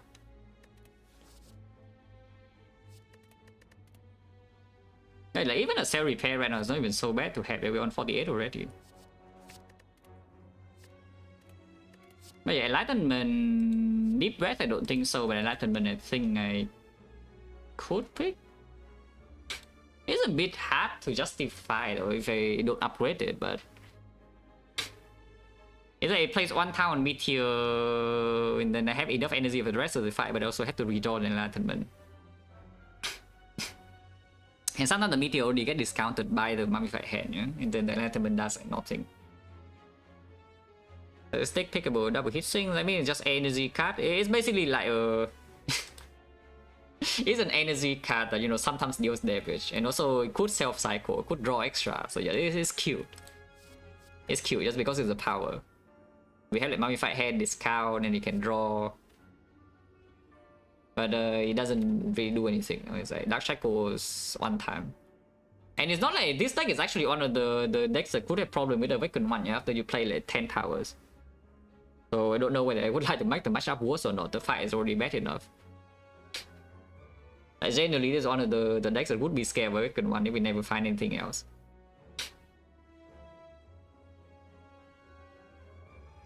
So no, I don't think so. If I pick any... It's just really difficult here whether I go here or not. Yeah? We have 173 that I can buy shop relic, common relic always. Even if I choose to remove decay and do nothing else, we still have enough gold to do the same thing in this shop.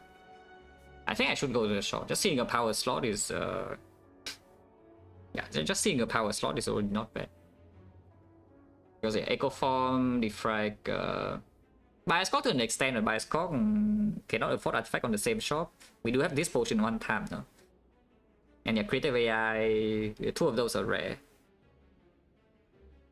But I think going to the shop is not bad. But I think I will take the enlightenment, yeah, not the sadistic. It's a bit weird though. Enlightenment is only on Meteor Strike. Sadistic is... Because if Sadistic is on the same hand as Meteor Strike and it costs 0, we can probably force it to discount the Meteor Strike fairly often, yeah? And then we'll also not really have the...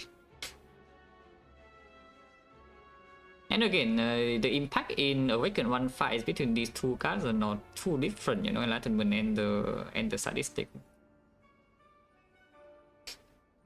And the Sadistic actually can draw something with the hit sinks.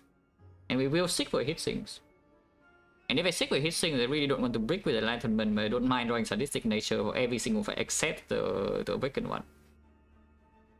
Maybe a power is just good enough. Maybe a power is actually just good enough. But here, this one I don't take. This one I don't take. This one I skip. I think I do go to shop. That is nothing really.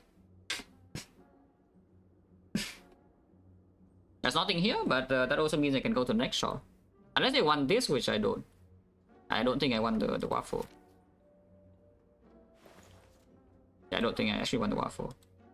If I buy the waffle, now we are facing exactly the same reason Act 4. Yeah? It's like my output simply is just not here. I probably will just remove decay and then we go to this shop as well.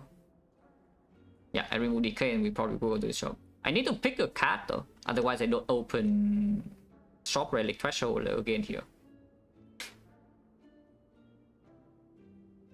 To me, it sounds good to you if you only want to win Act 3. What happens in Act 4? Right now we simply would always die to the heart. Yeah? Even if you have like 200 HP, you're still dead. So do you really want to spend all your gold on whatever this is? Because I don't. I definitely do not want to spend all my gold on this. I will just take the Act 3 risk. And we do already have Ornithopter, so at least it's +5. Let's remove decay.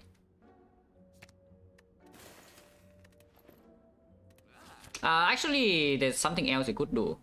We could farm gold with Hand of Greed sometimes in these floors. Not super... freaking Hourglass. I bought the Hourglass by the way, and now it cost me gold. It already costed me like a lot in Act 2 shop, yeah? And now it would actually cost me gold in the whole ways. Because I cannot transmute to go to farm. Oh, that is just awful. You can buy a potion here to heal 5 if you're really extra scared, but if you do that, you cannot actually afford anything in this shop. If you go there. Don't think so, right? I think we just go here. And then, yeah, with the intention to, again, go to this shop. Yes, well, Darklings. Darklings work.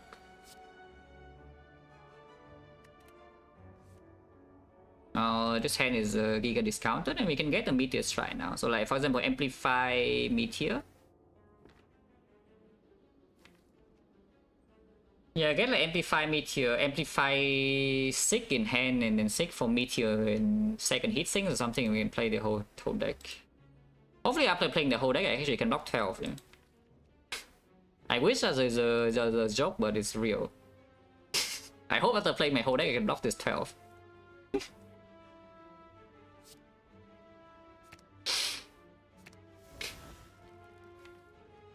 But yeah, now I get a second heat sinks and Meteor probably.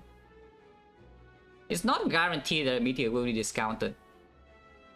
It's not guaranteed that Meteor will be discounted at all.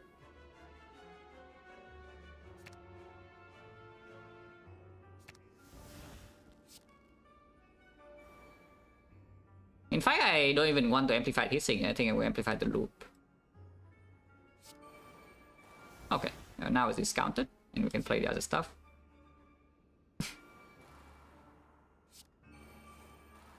Okay. Electro first, and then Meteor, and then we can kill. And evoke for 24. Yeah, that's fine.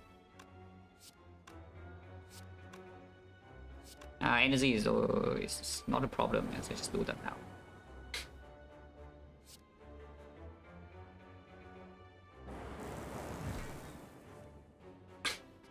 Okay.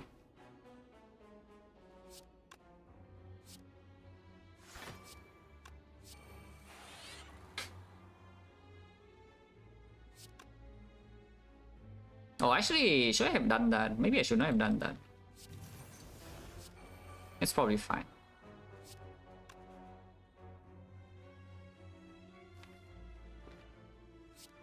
And we can do a Giga Transmute. Probably should rebound Cold Snap though. Draw Cold Snap immediately. But this signature is actually a good redraw, so just leave it here, yeah? We don't need to play it next turn, we don't need the energy. We don't need the extra draw and energy right now. I mean, maybe I still want Dagger over Gold anyway, though. So I could see playing Sadistic in case it discount this or this, and then we can kill it immediately. But I have Hologram too, yeah, that's probably fine. By the way, after we play our whole deck, we block 11. Which is not quite tell, but you know, this track goes. Anyway, we can get Apotheosis from the Transmute, it's true. Like for example, here I can play the hand, like do a cast into Transmute, for example. Which I think is fine. Playing any attack here kills it, and I don't want to kill it. It's Hand of Greed, but 20 gold versus... It's 20 gold versus...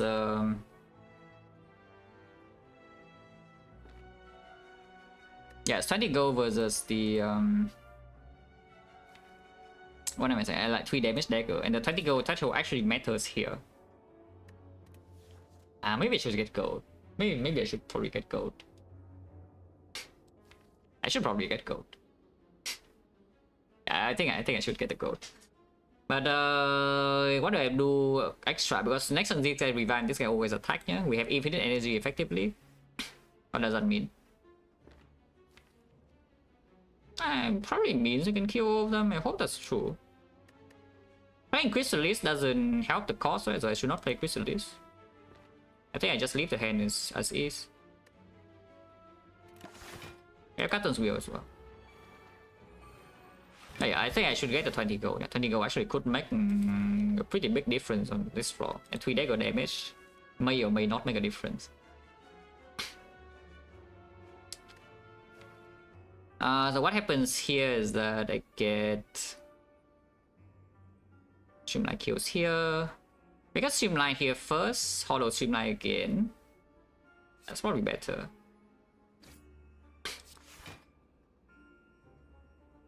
Yeah, Streamline first, Hollow Streamline again.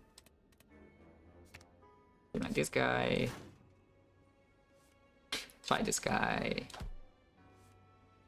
Do not play the bomb.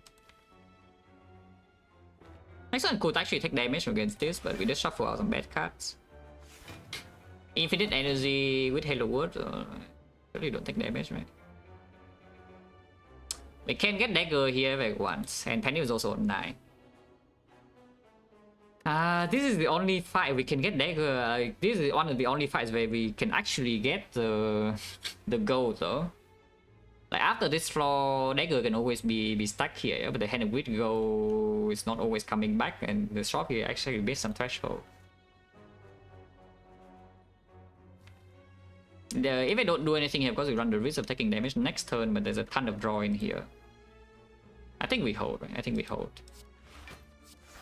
Energy is never a concern, yeah. Chrysalis I don't really want to play. Yeah, Chrysalis I don't really want to play. And play Barrage for 16 here for what? I don't know. Probably nothing.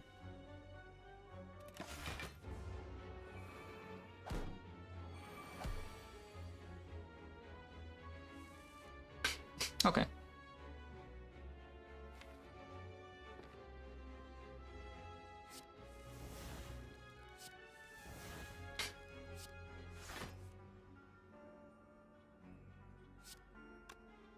Getting Penny to be intact here is actually very difficult.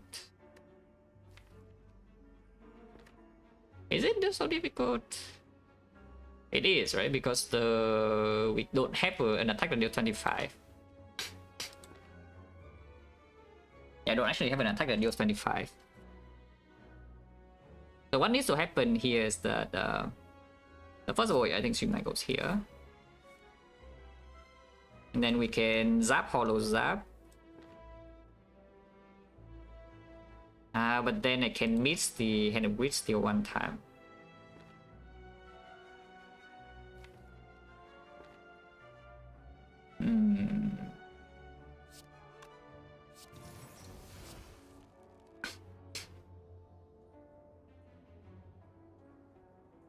Rebound doesn't work.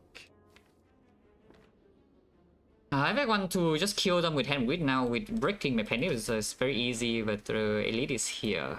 Preserve Insect as well, Elite. And we cannot block Giant Head, and we cannot block Nemesis or whatever Retromancer for so long. And the penny being set up is kind of important. This is too complicated. Happy Master, we promised 7 months, special load. It's like kind of complicated, huh? I guess I can technical discovery on you. Oh, does that help? Because I could Meteor, we know that on top is a scheme, so I could actually do something like this. I play Meteor and play Zap and then intentionally screw the scheme on top, yeah? But next time we just need to draw into Hand of Wheat and we can kill here. Okay. Probably do that. No matter what, we're looping Frost. I don't want to evoke the lightning. Goes like this. Yeah, this guy would die. We will Gremlin Horn into the scheme on top here. But that's fine.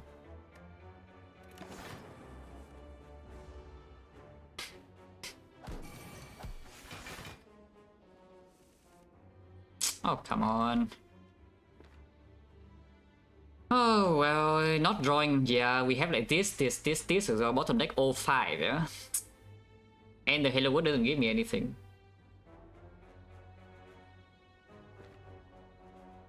Oh, that's not good. Because at some point in this fight we will break. So I cannot stay here forever, you know. At some point in this fight we actually will break. So I guess we just rotate the thing around and hopefully it lands on 9, yeah. But it does mean this would happen. Just beam cell here now.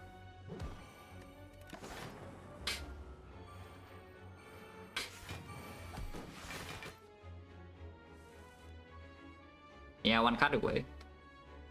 But okay, we handle with this Penny, we immediately kill and shuffle it in. Yeah, otherwise I don't think there's a kill here. Maybe there is a kill here, but just waiting for next turn is better.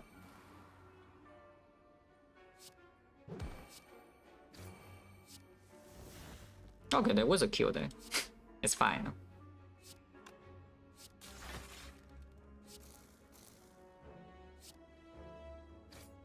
Oh, you can still get the dagger. You can simply get the dagger instead if you want.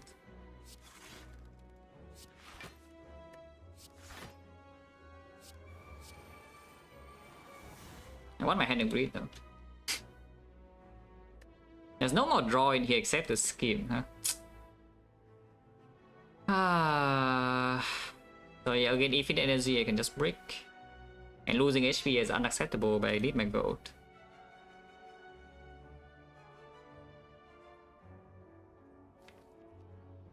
I will wait. Can play this, maybe, probably not.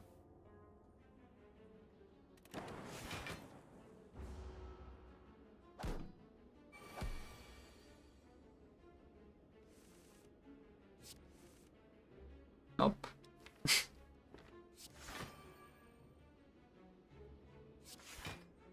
Can rebound the stack, and I think I should before I take damage next turn. Penny's on 4 though, there is a possibility. If we play Claw here, Penny's on 5 and this guy is not dead, yeah, which is pretty important. And then Penny on 5, Penny on 6, one attack on the other side, Meteor Strike 7, maybe Beam Cell 8 and 10 with 9. It's probably easier to just play a strike here instead of playing the Claw immediately though, so I should not play Claw.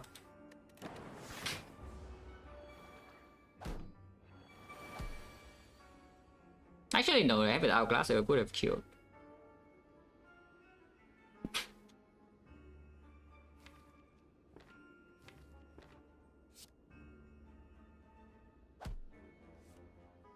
Okay. It always works. It always works, right? Because I do... Let's say I just do 2 attacks here now, yeah? Penny on 7. I should do 3 attacks. So like Beam Cell Strike, Meteor Strike, if I draw Hand of Wind immediately, this guy dies. Otherwise next turn it always dies as well. And Penny was on 9, perfect. Okay. Wait, sadistic nature. Right. It's still fine, and we can do strike here.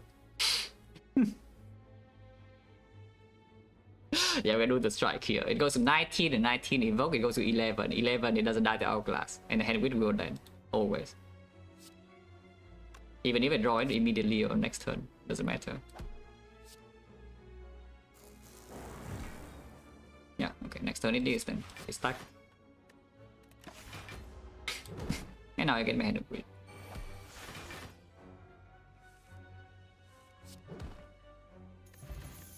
Total gold.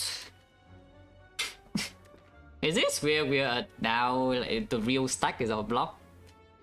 Is this where we are at, or are we taking gold for the eyes for the statistic nature? Because I do see that we draw to the deck extremely fast, yeah? And then also make like a billion random cards. We make like cards with transmutation, we make cards with even amplify Halo Word, and then we can block with stack. Is this really where we are at, like taking this stack? Because we even have gambling chip, yeah? Does think gambling chip stack as well, a little bit of a combo. But seriously though, is this really where we are? Like over the eyes is much better against the Awakened one. Yeah, if we are dying to Awakened one, which we could be, and we have upgrade targets as well. Right now the upgrade targets, I guess we can do Amplify and then maybe we can do Transmute. This upgrade is not important, and this upgrade honestly doesn't matter right now. Yeah, like, we have way bigger concerns upgrading Ritual Dagger. So you could go for with the intention to upgrade it. We have 3 upgrades in this arc, only recall. If we see, of course, I always need to leave an upward open for like defect or whatever if it shows up or consume. But otherwise, at the moment in the current deck, it just amplifies 1. Maybe you can say scheme is 2, and then afterwards, yeah, I could say transmutation. Transmutation makes a blind as well as better, and we just play random cards. And I take the stack. Right. Always madness. I mean, this is like no downside unless you tell me madness time. Yeah, probably not. So right for 9 gold, and then you can discard the thing with gambling chip. Sounds awful to take a curse for 9 gold. It will still redraw this curse, yeah? Even though we do make a lot of random cards, we'll still redraw this curse. And it just makes you see 1 less card on turn 1 compared to normal anyway. Gambling chip you can see up to 10, with the right you still only see 9. Oh yeah, -4. Also no potion in the hallways as well. 60% potion chance right now. Nemesis. The problem with this fight is that if it does the thing on turn 2, we have nothing to do. Which is bad, by the way. If it does the thing on turn 2. We cannot block 45 here, and we have Reaper. Even if I play like... I guess we can Transpute, do a Giga Transpute. So I guess the question here is whether I would play the scheme or not. Yeah, I can take a 42 here, but no reason to. Playing the scheme now, honestly any power draw is a little bit wasted because we are not popping off on... I guess I could pop off with a Meteor Strike at this turn sometime with the Mayfair hand discount. Yeah, very unlikely. Probably not, right? Probably just skip turn and hopefully Lone get destroyed next turn. I didn't do 45 for once. So basically what is happening here is that we need to kill this on turn 3 or somehow or something. And how do I do that? Take it in hand.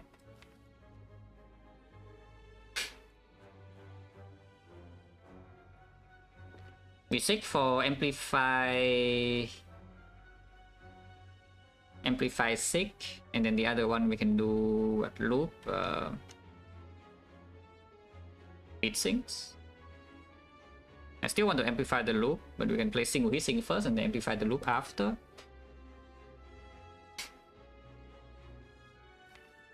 Next time we do have Hello World, but I guess I can always... Oh, I see how we can block next turn, yeah? But the thing is that the turn afterwards I cannot do that again.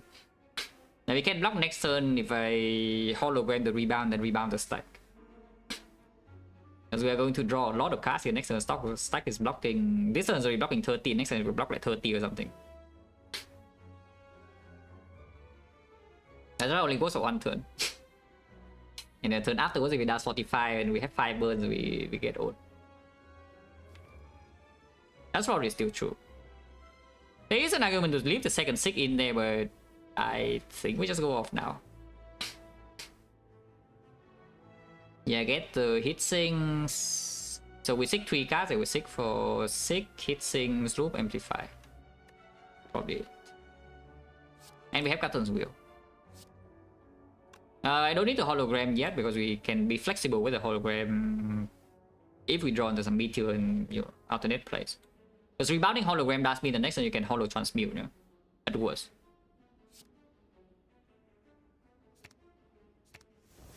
Seek for like what, hit sinks, loop.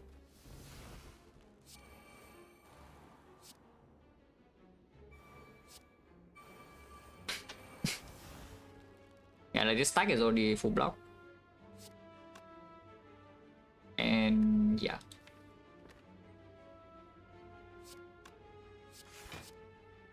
Taking 1 is honestly not even bad. Yeah, I guess next time we do reshuffle already, so it doesn't really work like that. I can hologram amplify and amplify the Hello World instead.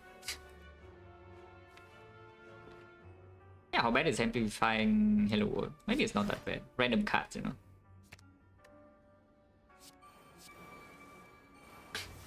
Meteor Strike can still be discounted. Next turn, draw not the worst, not the best.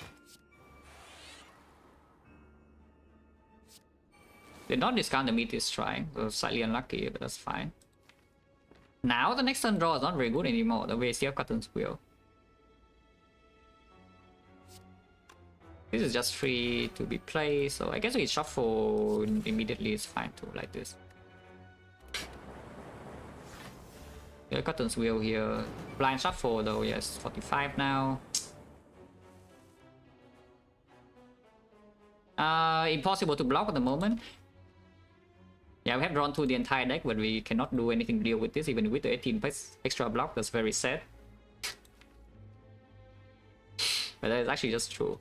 Should I have not drawn my whole deck last turn and do rebound? But the thing about doing the stack hologram for this turn though is that I still don't really deal damage, and then I need to go like turn after. I can do the requesting line, rebounding, defend, and compound to defend, but let's not do that, yeah? We could be taking like 20 damage here, or maybe even more. But I think we need to actually make progress. That is not making progress, and I'm getting hit.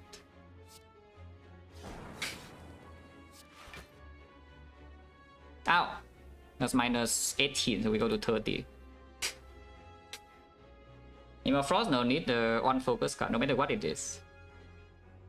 Bias Call, we can probably, our deck is probably fast enough to just slam Bias Call. We can every fight except the card itself or the Awakened one. But yeah, because Coffee Reaper is going to cost a lot, yeah? And this Elite is, of course, maybe the worst one. Like, this Elite is probably the worst one of the three, because it has intangible once every 2 turns, so you cannot actually kill it so easily. And it gives you an attack that is not blockable. But the Retromancer Gremlin Horn gives a lot of energy. Preserve Insect, she doesn't have that much HP. Giant Hand, you can play like a million cards in one turn. So maybe you can just burst it with slow stack. But this is the worst Elite. So we roll the worst Elite. And of course you cannot dodge the 45 forever. It's like, why are you talking like the run is already dead? Also, we kill Burning Elite in Act 2 in case you didn't know. Relics Act 2, how many do we get? 1, 2, 3, 4, 5, 6, 7, 8, 9, 10. Aha. Yeah, this is my Act 1 boss relic, yeah? You can discount these 3, so we wait 7.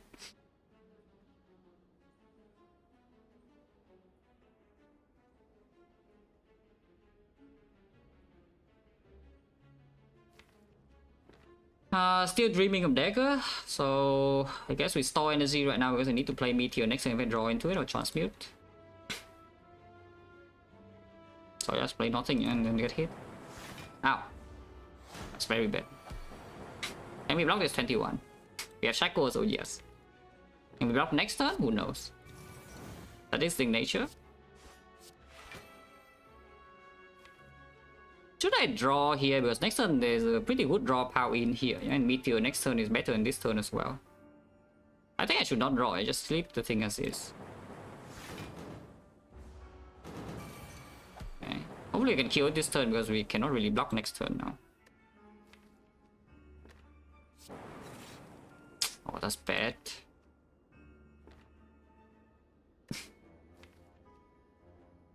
Dagger is too small.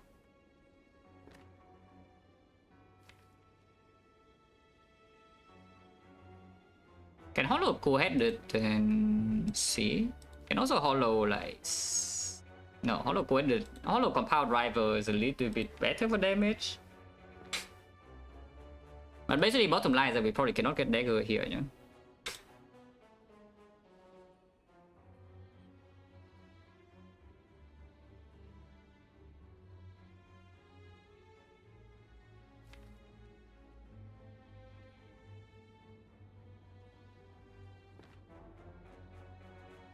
So by the way, we farm max Elite in Act 2 with the burning, so I don't know what the fuck the guy is talking about. Yeah, what is even your point?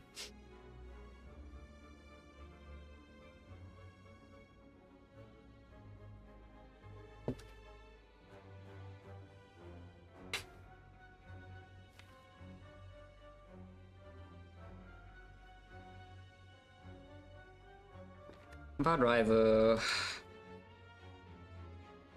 There's a decent chance can kill now. If we draw rebound, we can rebound stack at worst.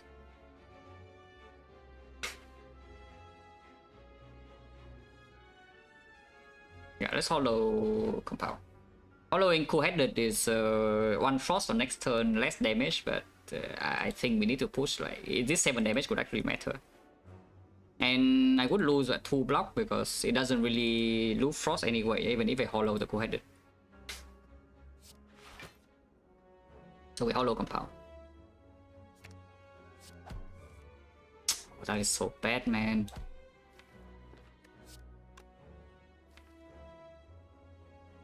Should I even play these tries? I just hope that next turn it doesn't do the 45, otherwise it would just straight up die there. Yeah, no rebound, no damage. And it's also not attacking me, because if it attacks me right now, we can full block with the stack.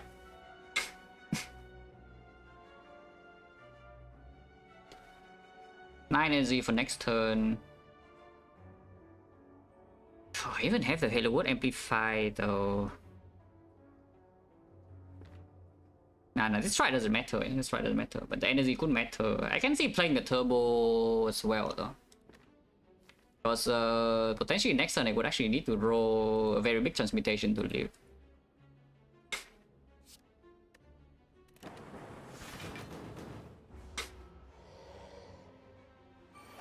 Yeah, of course it's doing 45. We did get block cuts.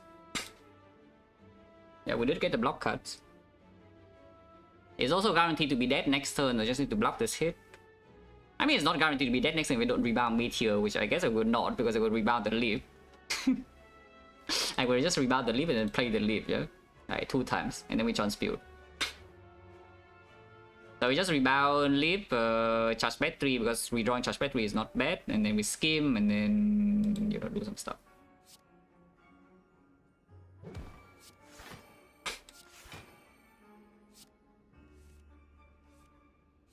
A stack.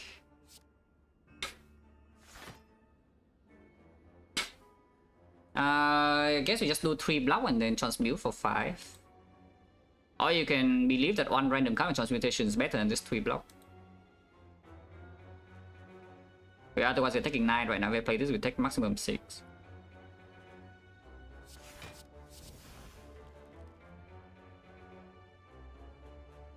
Master strategy can draw into turbo, and that is it. But turbo plus block card, if we draw into burn, we can forethought the burn. Right now I'm taking 6. I could draw into 3 burns and we take 2 more. And we have quite a few burns, yes. Otherwise the only hit is a turbo. But if I draw 3 burns next turn, then it's also not very good, yeah. I guess if we draw into Ritual Dagger right now, I'm going to be a little bit annoyed. You can also Yameta and then draw, sometimes can get Go of the Eyes or the thing. Can get Go of the Eyes or like Cold Snap or something. Oh yeah, sure. Probably just Metamorphosis and then draw 3. Well, those are not going to block, so should I still draw 3? Because again, the only out is turbo plus block card. And there's a thing that's like, then that is bad, that is I draw into Ritual Dagger now. Nah, I'll probably just take the damage, yeah? Oh yeah, 24 with Reaper is a really, really bad job.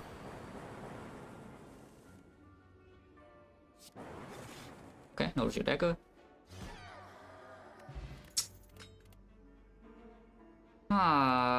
Is it storming time or what? A storm is one of the ways you can actually kill the enemy. Yeah? Second, Halo Wood doesn't lead anywhere. The problem with taking storm is that you cannot kill the awakened one. Unless the transmutation does work. We can maybe kill his damage away through everything else, including spear and shield.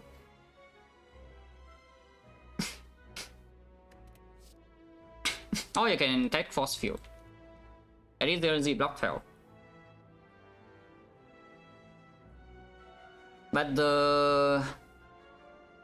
but here you can see like why I did not want the waffle. Yeah? The waffle you heal 30, you are on like what 50 HP or something right now. Like, cool. Now what? Now what really? No, I think we're storming. No, I think we're just storming. If a Wicked One shows up, hopefully, I don't even know. Like, we could see a Thunder Strike or the Transmutation could do something. But dying on your tanks, I don't know that before you say, but now I do. Soul Repair would help. Soul Repair doesn't solve our issue with Soul Repair. Would help right now because I have 24 HP.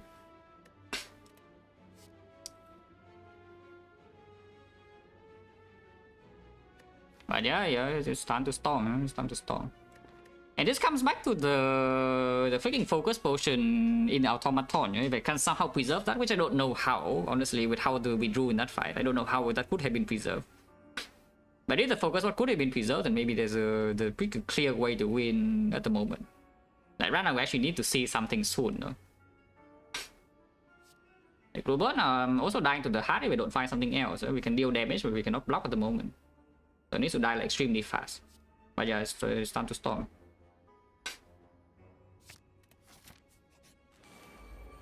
There's also this guy. This guy cannot be bursted by storm. Like I didn't know, no, Retomancer is like basically free. Retomancer is like maybe the easiest fight in the whole arc. This guy is a problem, he can kill me very easily. Because this guy cannot be bursted by one turn, I need to sustain output. And I don't know how I sustain output against this crap. I need to play Meteor now somehow though. So how do I play Meteor? We amplify Storm, yeah, for sure. So I just seek for, I think I leave the second seek in there and seek for like what, Storm Meteor Strike now? And if I amplify the Storm, we always get the hit, right? Okay.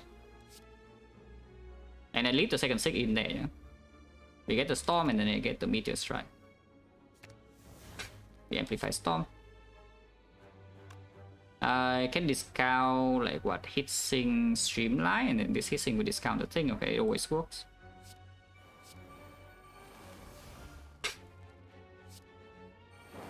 And yeah.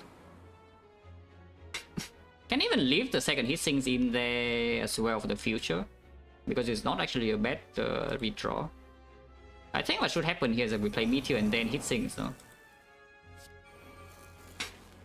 Can even Transmute right now, but again, Transmute is not a bad redraw. Especially after this turn, we do have energy, so I think I should leave this here.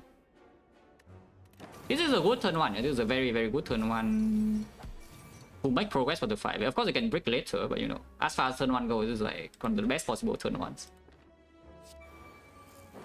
Okay, we can amplify the loop. Or should I amplify Halo Word instead? Amplify the loop is only +6 output. But amplifying Halo Word makes new cards.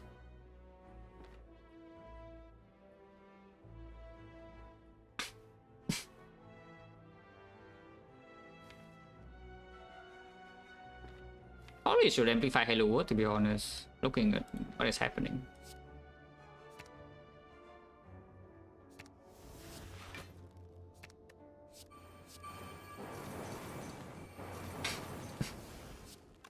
I don't really want to shuffle, right? This draw power is not bad. Glacier Defragment. Glacier does freaking nothing. Like, give me a defrag so I can kill the enemy. If you give me a defrag, I have enough damage to actually kill every single enemy, except maybe a Wicked One in the heart, but the Wicked One can be blocked. So the defrag is way better. It's not comparable. As you can see right here, if I want to go in on this guy this turn, even with 0 focus, I'm still already dealing at 300 damage if I want to. Which I don't want to, by the way, because it's bad to go in, to go all in right now.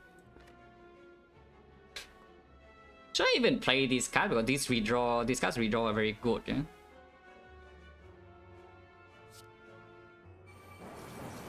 But Capacitor is also like passive output. We definitely do not break Pendiv this turn. His hand still have Pendiv, Ritual Dagger. 2 turns from now is empty a little bit, but double Halo Word is in play. I think I leave Capacitor and buy an Electro in here. Yeah, just end the turn.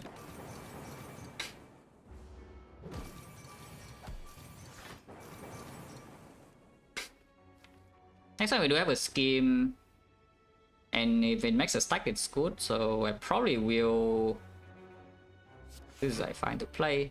We can keep Ritual Dagger as well. So I think we play like what, Rebound, Pendiv, and then Streamline. Yeah? And these are already full blocks. This redraw dash check goes 8 for one, 9 for one card.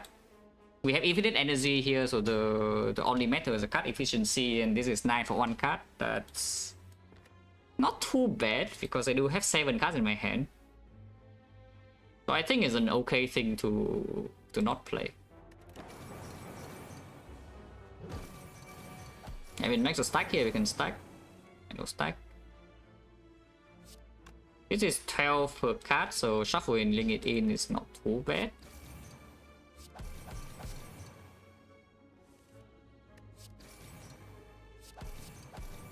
Okay, still full block, still have 9 energy. Only 2 more turns, I need to weather the storm. The storm. Okay, Ritual Dagger is here. This is like the saddest Ritual Dagger ever, and it's freaking 21 damage. And we will not get bigger, we are not strong enough, we will just not get bigger. It's actually the saddest Ritual Dagger I have ever seen.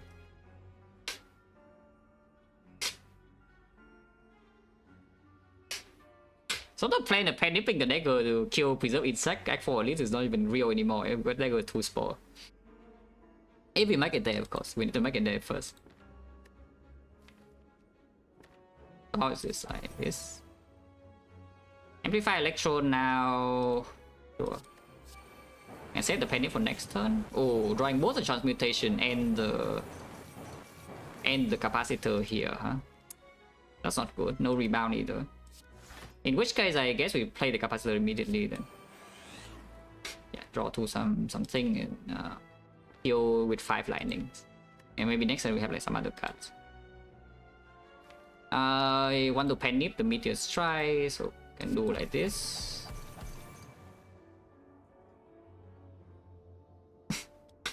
And just leave it here, yeah? Can play this, it's free.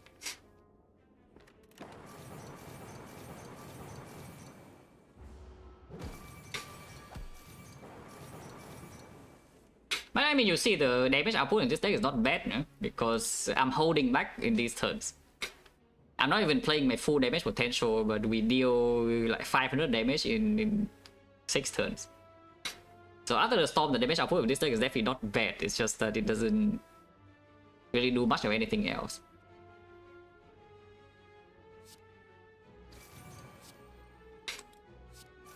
And it's just broken, unfortunately, but I cannot do anything about that. So we don't take damage in here, that's fine. Big potion. Is Snap Plus, it's actually our only 3rd Frost Orb. We don't have Frost in the deck yet. We generally don't even have Frost in the deck. There's only 1 Coordinate, 1 Cold Snap. And here's the 2nd Cold Snap could be the thing, but does it really do anything here, the Cold Snap? It is 9 gold, but the impact of this card is not high if I never find focus. If I can find focus, it can reburst basically everything in the run. Except Awaken 1, and so Awaken 1 I do need to fill slot with like Frost Focus, and then we can maybe block that with Loop and the whatever.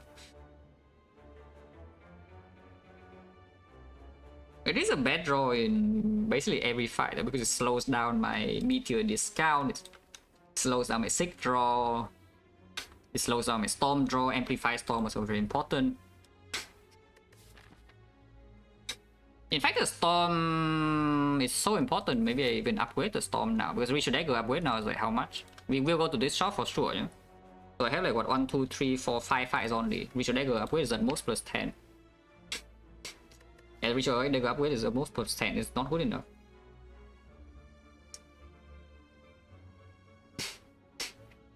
I really wonder whether I should upgrade the Storm now, though. Because the Amplify I think is a more important upgrade overall, yeah? So maybe just do Amplify first. If I see a way that we could pivot back to blocking, then we can block. Otherwise, we can upgrade Storm later, not now. Because we still have double sick gambling chip, you know, so upgrading Storm is a little bit weaker already. But I don't think I should take any of these, yeah. So we skip. Oh yeah, upgrade Amplify first.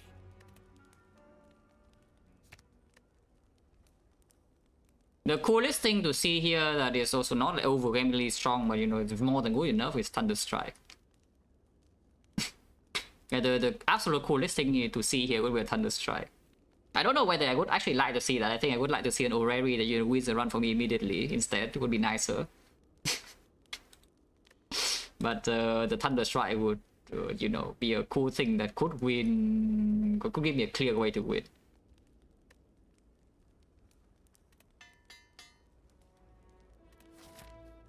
I have to key this. Go to shop, of course. More of slot is absolutely not what I need. Yeah, off slot here doesn't actually do anything. So okay, what the hell does Serra Repair do? I get HP and then I die. That's what the Serra Repair does, yeah? Yeah, I get HP and then I die. This blind is for Awakened 1.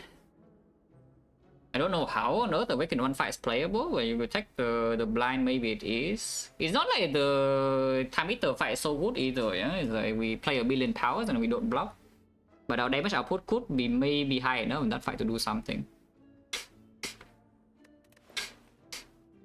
Yeah, Runic Capacitor doesn't really do anything. We gain like what, 75 gold from here.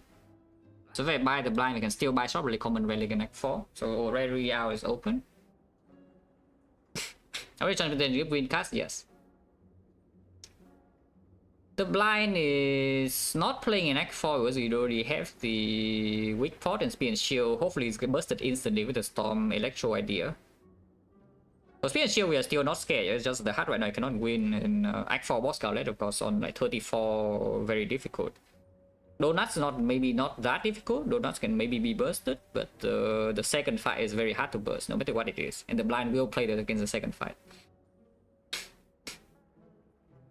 The blind will play against the second fight. And if I buy the blind, I still open shop relic hours like 4. Yeah? So I think I should do that. Just very good. That's back to the thing I was talking about, I don't know, like a couple of runs ago, maybe a week ago or something. You figure out a hole in your deck. So right now, what is the hole in this deck? We cannot block. And does the force field fix this problem? Or do you pay gold for the force field and you still cannot block? Well, I see that for the most part it's true, yeah? That even after the force field we still are totally relying on Stack and Halo World. If that is so, just take the better thing, the blind is already blocking more than force field for the most part. And then it also works with sadistic nature. Yes, I'm serious. If we amplify sadistic nature, which could happen, yeah, it's 20 damage. It's damage. It's 10 damage. And you know, it's like 0 cost immediately, so it doesn't waste the Mummified Hand discount. It becomes this force field becomes 0 cost very quickly, but it doesn't become 0 cost on turn 1. Yeah, in the opening hand. So if I draw a force field in the opening hand, it can waste the discount.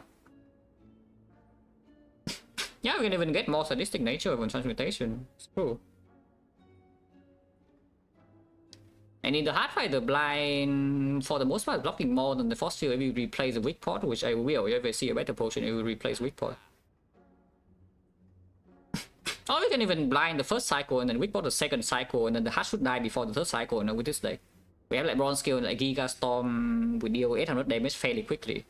Just need to have enough HP to survive the first 2 cycles, and we're not vulnerable, we have the Captain's Will. So maybe we can make enough block to not die the 2 cycles if the heart is perma weak, and the blind can help that. The force field doesn't. The blind is blocking like what, 30 in the hard fight, the force field is blocking 12 at most. Yeah, just buying the blind and we leave this shop, there's nothing else to do here. Runic Capacitor will help against the boss gauntlet though. But if I buy Runic Capacitor, I cannot buy this. And I think if I buy this and we don't see a Defect for free or Focus Spot or something, we're doomed, yeah? If I spend gold on this now. And it doesn't really improve my damage output either, because we are just evoking lightning constantly. Like passive ops doesn't really matter too much with no focus. Just channeling like what 20 lightnings or something. Okay, just buy the blind, move on.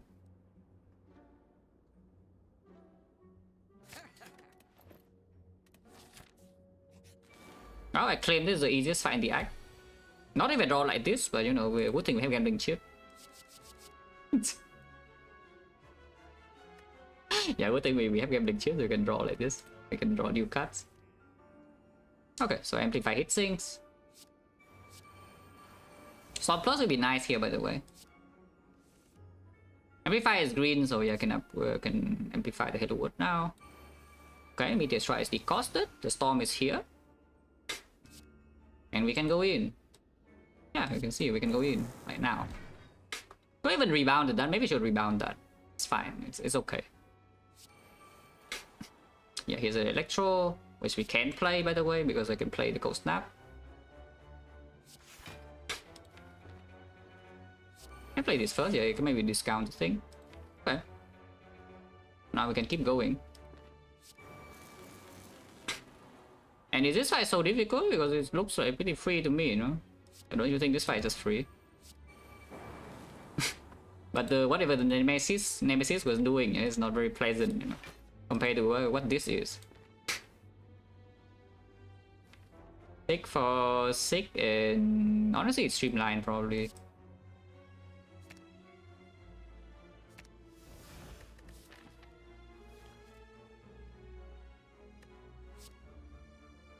Streamline here now.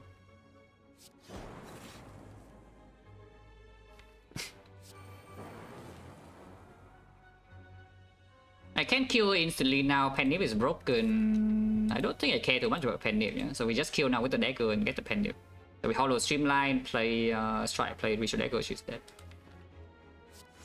Actually, I can dual cast her, right? Yeah, I can zap into dual cast and then dagger and keep Pennip on 9. Okay, so let's do that then.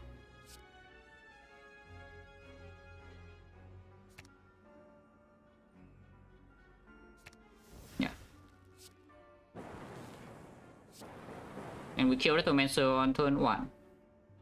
Yeah, if only every single fight next this actually is Recto, it would be so free. So I roll one time in transfuse because if they get to go, maybe to get to go over the dagger. Why not, right? No reason not to.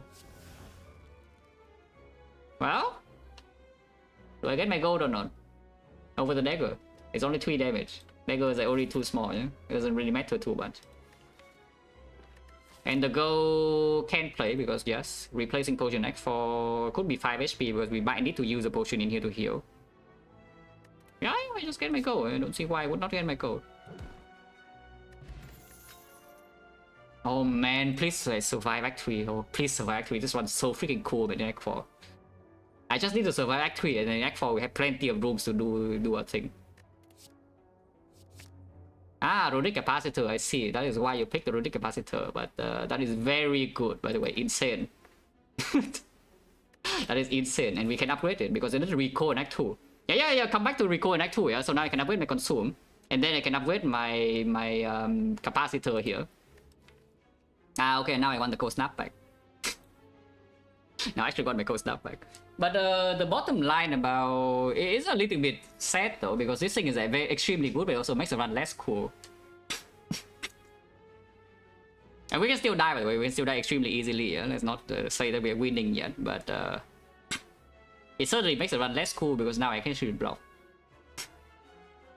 Now I can actually block, and being able to block is kind of cringe. You know, the Runic Capacitor, Awaken 1 is still hard though. Like, if you have Runic Capacitor, Awaken 1 is very easy. But this deck against Awaken 1 without Runic Capacitor, then you need to actually play this power. It can be a little bit weird. For sure.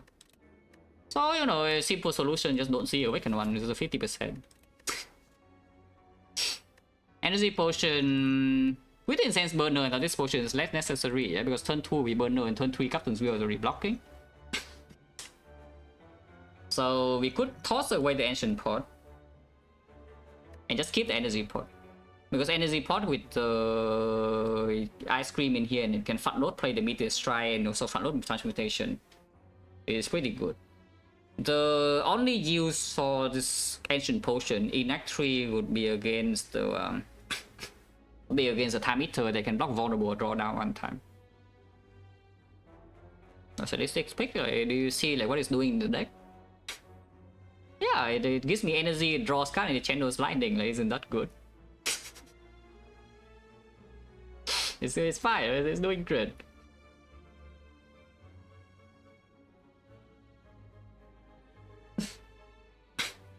Panache would be a lot better, by the way, but you know, we did not see Panache and Sensory Stone. So what can you do? Have to settle for less. But yeah, Energy Pot over this. Is that overconfident? Like, because I guess with the burner, the problem with this deck is that burner is not so easily set up. We set up burner on 4 against a Spear and Shield, and then I just decide to play the line that kills them instantly. Because we don't, to be perfectly honest, there are not many lines that we could play instead of killing them instantly. Then setting up burner to 4 again before the hard fight is not very easy at all. But if I have this combination potion, then the first cycle is never an issue even if burner is not set up. So even if burner lands on a number that blocks second cycle, I'm still fine with that. That's still good. And Jira, think about pass up, push a lot. So now I'm thinking a little bit like, because energy potion, how many things does it really open? We have mummified hand already, and the gambling chip, and the lantern. I don't think so, right? I think we should keep this potion in case I cannot set up burner in Spear and Shield, which is actually very likely. Yeah, which is actually way more likely than I would like. That we cannot set up burner in Spear and Shield. Enter the fight when burner on 4, and then I actually am forced to kill them, so maybe burner will land on like 1 or something before the hard fight 0 or 1. And then you can block second cycle still. And we can use this to block first cycle. Okay. Just leave this, yeah. Upgrade the consume first then. Also, of course, the consume is good in more ways than one. Yeah? Not just that it deals a billion damage.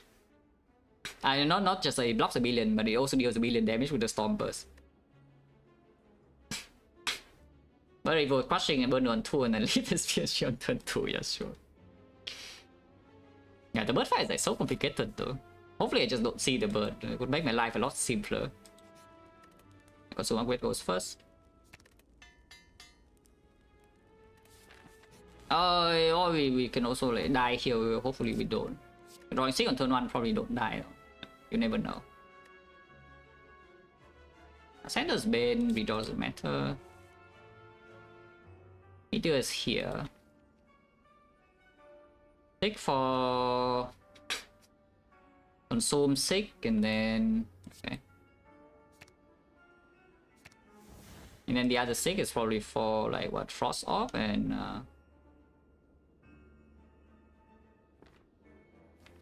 can also amplify like loop or something. Like 6 for amplify loop. You play single hit thing and you amplify loop and amplify the other power.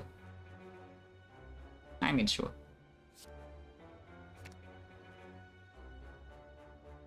Oh, I got Hello World instead. Maybe Hello World is better then. Probably loop is stronger. Right? Probably loop is stronger. Yeah, play hit things. I'll amplify the loop.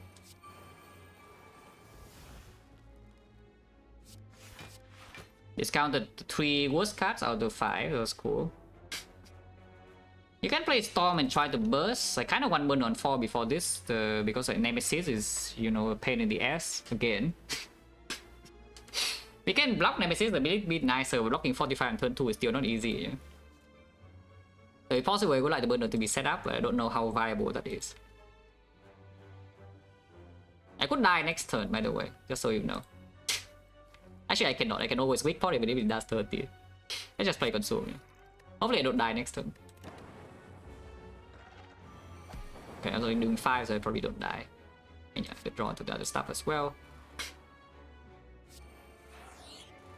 Okay, I could block the 5 damage. Wow, it's amazing that we could block the 5 damage. That's great, right? They can block 5 damage. In Act 3 on turn 2. That is quite sad. Which is why I'm saying is that setting up burner and Spear and Shield is not a thing, yeah? Because you can see right here, we don't play the Storm to deal damage, we have nothing. So we need to play, you know, deal damage. I can play the Halo Wood now though, leave the lightning being looped for a bit. Think so.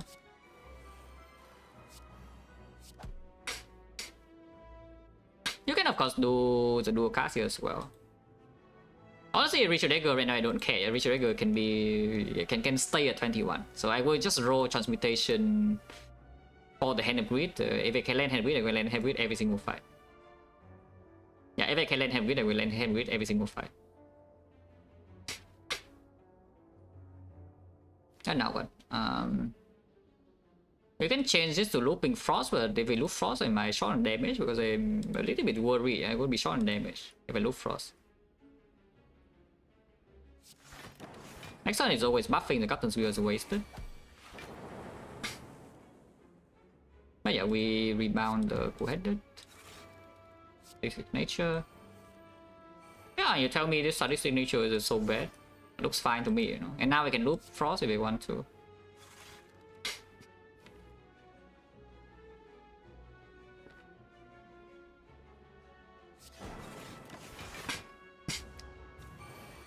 $35 and now we can block.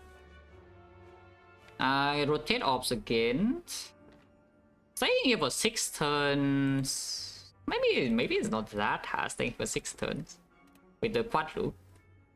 Do nothing.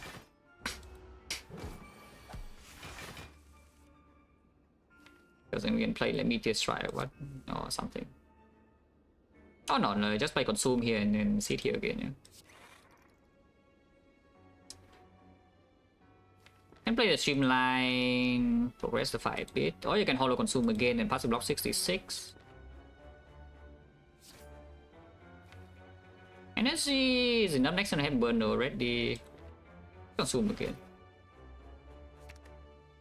You also see the capacity upgrade is you know, it's going in, yeah? If we can make it.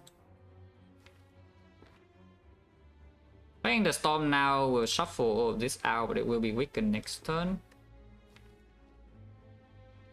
It will still be weakened next turn regardless. So next turn if it's buffing, I think if it's storm now and then it buffs, then we have issue. But maybe setting up burner is not that easy.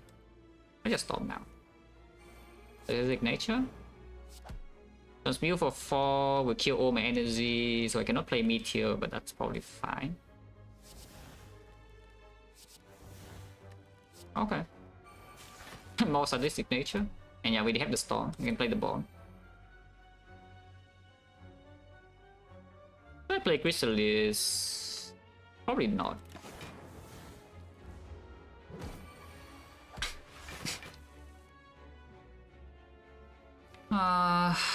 Passive block is 55, I consume it go to 70, it has 15 strength, no? 15 strength is like 20 times, I think it's times 5, right? It could be times 6. Bit dangerous. Oh yeah, I think I still consume again. I play this for fun.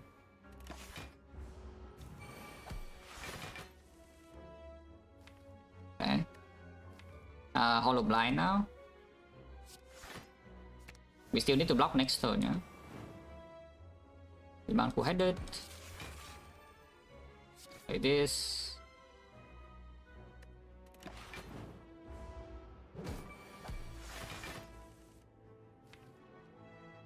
Next turn I always get hologram, no matter what the draw is, we can always hollow Electro and then kill. So I do nothing. And we have burn on 4. I wonder whether Nemesis or Giant Head is easier, because the thing about Nemesis is that they can actually be blocked now. Yeah? They can get more than 40, like 50 passive blocks, so Nemesis is kind of a free fight after we set up. The problem with the Nemesis, of course, is that you cannot set Burner to 4 again unless you kill on the intangible turn, which is very difficult with Hourglass and Bronze skill. If we set Burner to 4 entering the fight, that is. But the Giant Head is... maybe Giant Head is not that difficult to control. If you can get Quad Loop or Quad Capacitor, we can passive block 70 anyway. Dealing damage is a bit hard. But you can always just leave the Electro unplayed, like exactly like the same here. Giant Head is probably still easier than to get burner control before the spin, before the thing here. Okay, so do nothing, and next time it always dies. I play this for fun. 125. That is actually blockable because you can hollow the weakness, but let's just kill it now. Oh wait, I have Ritual Dagger, I actually forgot. Pendim doesn't matter, right? So we can actually get Ritual Dagger here, yeah? The 3 damage. I actually forgot I have the Ritual Dagger unplayed. Okay, fine. So we break Pendim and then get Ritual Dagger here. Like, Dagger setup doesn't matter in this fight.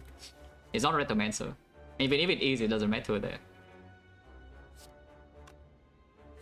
In case I'm being dumb and stupid, I'll just Compound Driver first. And then now I can confirm that this Ritual Dagger 21 with the Pendim will kill, yes. I mean, we can advance further. This 21, so you can do Pendim Strike and then Ritual Dagger. I mean, sure. You can even draw a card. Draw 2 cards. Draw another card. This is dealing 10 damage, so I don't do that for no reason. Well, too bad. Upgraded. Upgraded. Now that certainly makes the Awakened one a lot easier if it shows up. Because with the Blind and the Gopher Plus, we maybe have a almost permanent Witch Chain. Hologram is green as well. Yeah, definitely being picked. Scrape is honestly pretty sick as well. The Scrape is genuinely not bad. Because we have double sick in the Sadistic Nature and the Blind and the Hologram. But yeah, no thanks. I go for Skill Pod, no thanks. They're still the same. Like, the idea is that we have these 2 potions to block first. High Core of Heart if we cannot set up Burner and Spear and Shield, which is pretty likely. And this potion is not good enough to be replaced. Miss this. I turn to a Burner. Normally it always burns, I mean, the one time that we don't want it to burn, it's... we want it to burn on turn 1 the one time and it just attacks. How do I bluff this?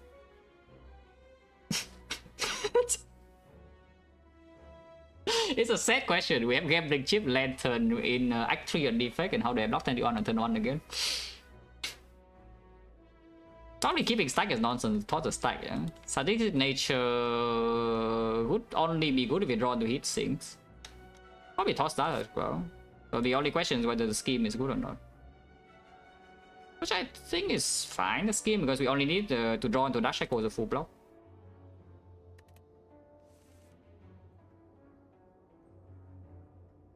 That's not very good. By the way.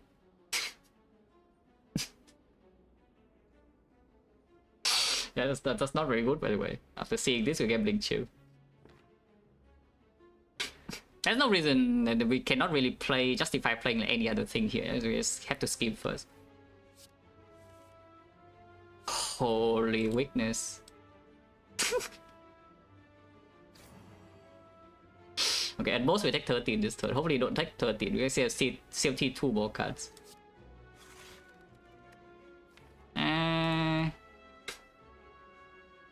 Hollow Stack is good enough, right?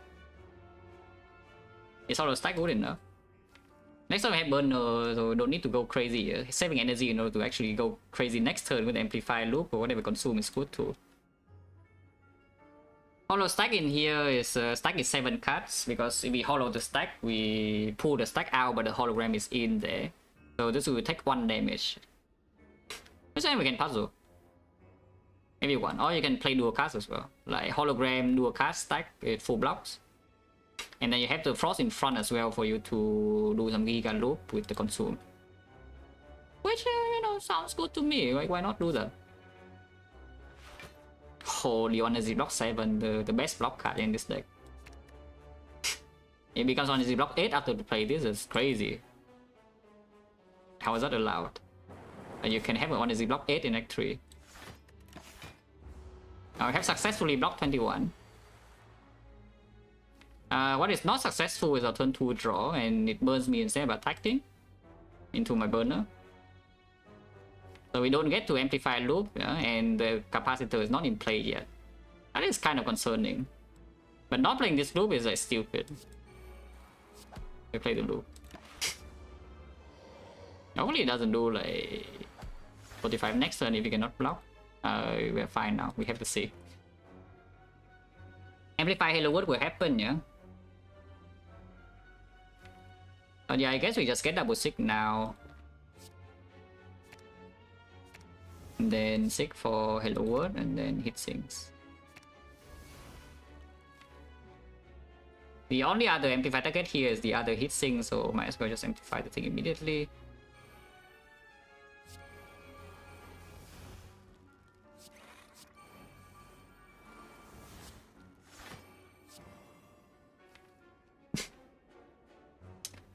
Next turn, block is not that bad. It's like 20 minimum, but you can improve that. Yeah, we can improve that a little bit with this. Transmute now, or wait. We will not really play the Meteor Strike here anymore. So I can see transmuting immediately.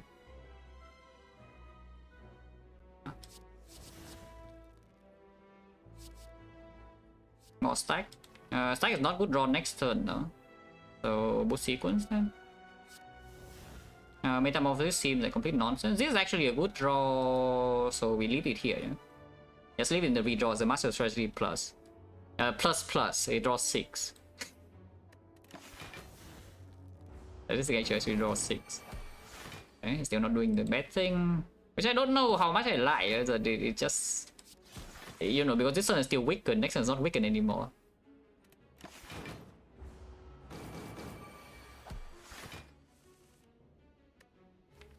No, seriously though, every time I draw full block and this guy just doesn't do the 45, I'm getting like anxious. And it's still true here.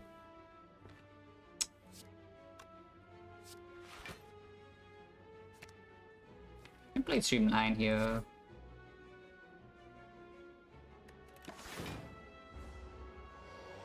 It's just spooky as hell, you know, this turn. Yeah, now it goes in. Hopefully I can block. Can I block this?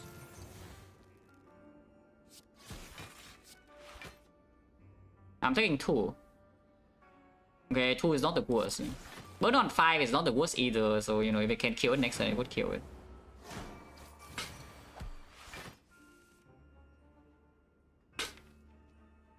Or we can keep staying here because after I play this consume, we will be just fine.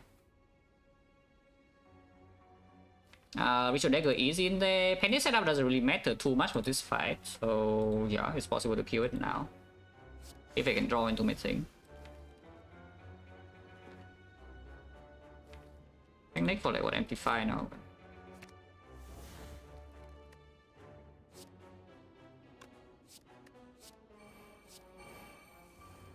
Okay, let's kill it then.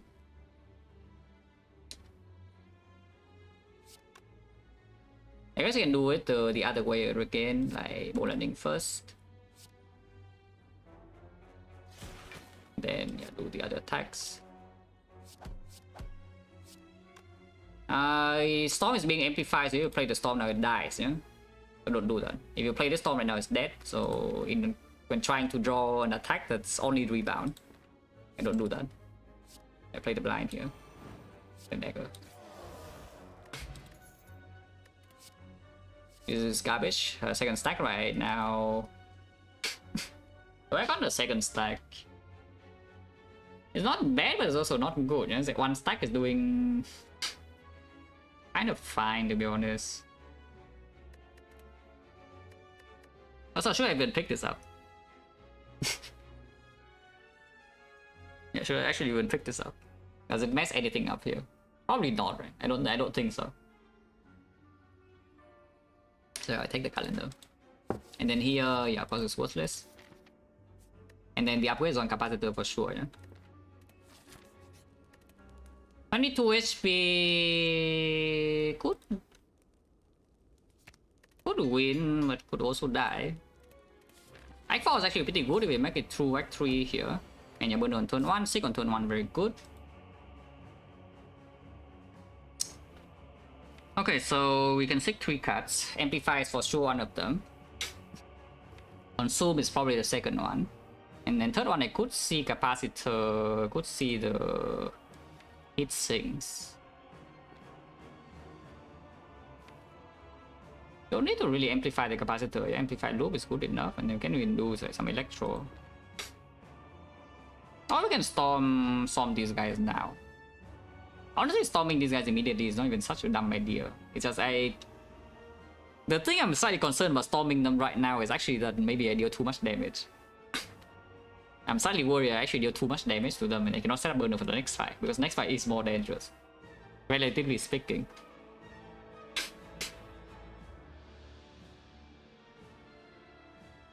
I think it's just this. Go for the eyes and we're doing things. So now we need to choose the sick target, yeah? Amplify for sure.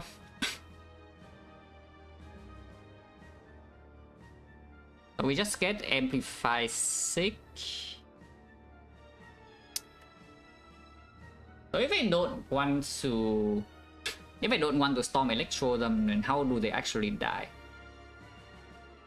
Because of course after we kill this guy, then this guy is permanently controllable, yeah? But we need to kill this guy first somehow. If I don't play Storm Electro, how do I actually do that? Do we just play Streamline a bunch of times?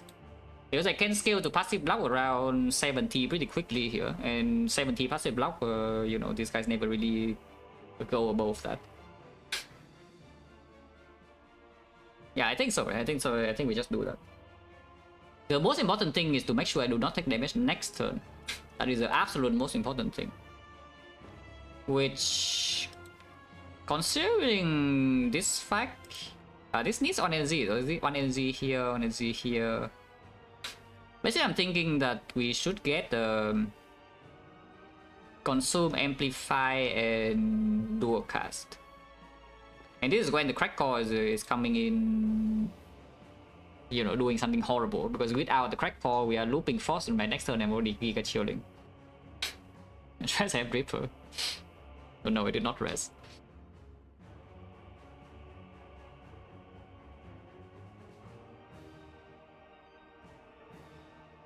But yeah, quad loop with the thing in here, only passive block 25, so at most I take 5 damage next turn. Which I think should be done. Basically I'm just ignoring the hit sinks. I'm not even playing any hit sinks here. Yeah, we get amplify, consume, and dual cast. Yeah, amplify, consume, and dual cast.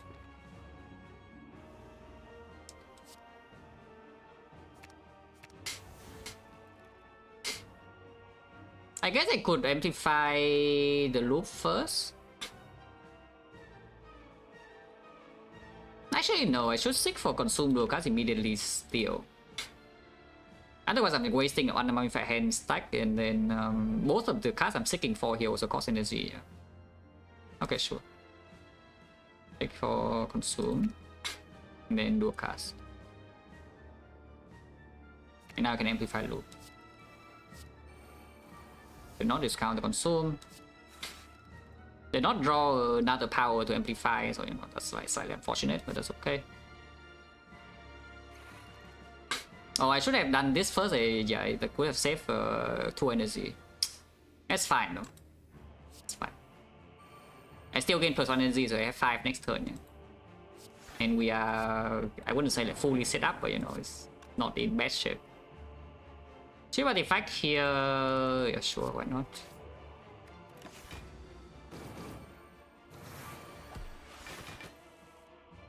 Because here, yeah, I know it's there because I seek for it, you know. Okay, we can actually get rid of this frost, yeah? I only still have 2 op slots. Getting rid of this frost does mean that maybe getting the frost in front again is not that easy though. But next time I do have the captain's wheel. Otherwise, if you want to be really defensive, you simply just play the defend and pass turn. You can play defend pass turn here instead. Which honestly is not even a bad idea, yeah? Why not just defend pass turn, you know? And let's not be impatient, yeah? Just be patient. Let's relax. Just relax. There's no need to rush. Yeah, and now we can hit things. But the effect on this guy probably though. Static signature with Hello World and deal more damage later, because I still want to kill this guy first. Storm, I don't think I want to play here, yeah? I want to amplify the capacitor even if I can.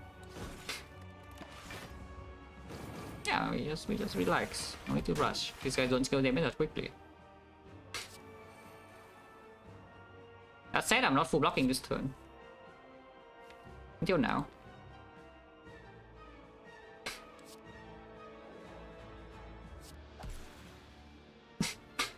And what I want to do here is want to hand with both of them. Yeah. Although consume in here does not full block, we will take 3. It does make the fight a lot easier afterwards, though, if I hollow the consume. I can also hollow cool-headed and play the capacitor right now without amplify. But yeah, I can hollow consume and then do transmute. If transmute blocks, at most I would take 3, otherwise you can draw for hand of greed. Or you can wait for transmute redraw, yeah? You can also just keep waiting. But then I would take 3 damage this turn. Going into 19...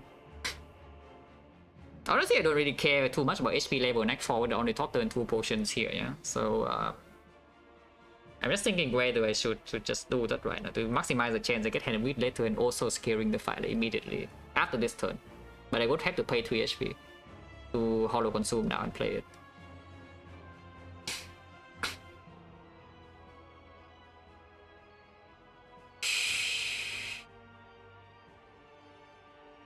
$19 for the next fight. We do have Witch Chain. Time Eater probably is okay. If I don't play consume now, passive block is not that high.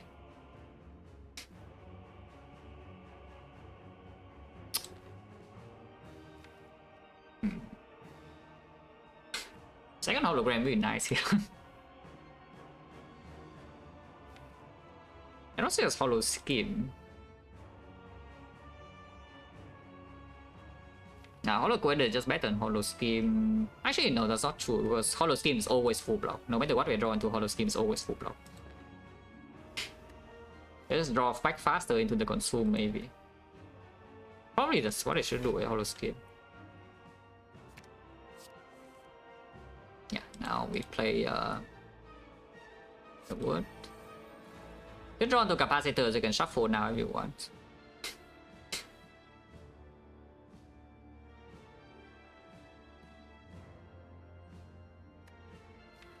Can just not play the capacitor as well in order to hope to amplify it later, because the passive block is still 20, like 30, yeah. And the Hello is in play now too. Can take 1 damage in the top puzzle. But yeah, I think what should happen here is it's probably something like this. I still discount Streamline, I think. But we don't even play capacitor. Hopefully not dumb.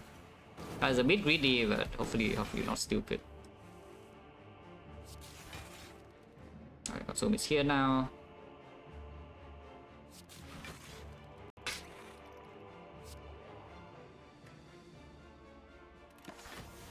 Passive box 40, which they are already going above, yeah, but we have capacitor unplay. And at most I take 2 damage. And play the meteor now is just positive energy. Yeah, simply just positive energy. Gonna do a cast. Then we hollow the quadrant and feel back the frost. Amplify is here.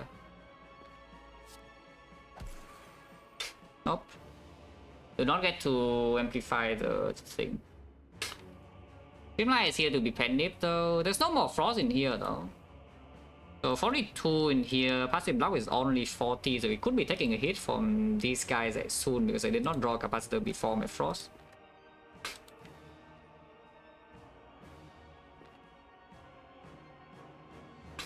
Next turn burners, of course you never take damage here, yeah, but 2 turns from now this guy hitting 48. Probably still not time yet.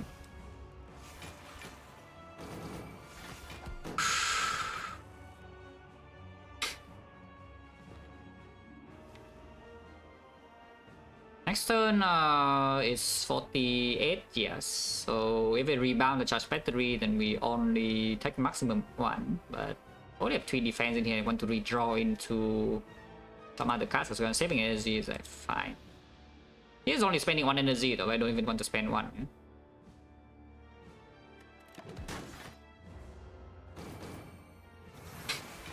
Yeah? Really, that's a plan, but okay, next on capacitor.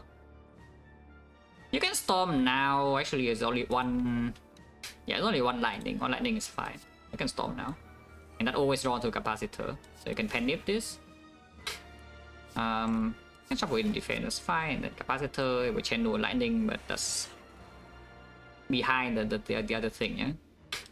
And now you can do coast down. In fact, you can coast down into meteor if you want.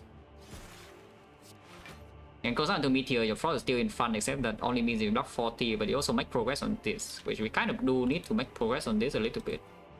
If it scales too much strength, then it also gets weird. And it's only 48 next turn, so at most I'm taking 8, which I probably will not, unless I draw powers like this. And we have the Hello World in play as well. No, I think I should play Meteor. Meteor is like 1, 2, 3, so we lose Frost. And it's 3 Plasma, so it's energy like a lot. And the Ritual Dagger can also come in. I don't mind Ritual Dagger ring this guy, so we can even play 2 strike if I'm spending a little bit to accelerate the kill on this too. Which I think I would do.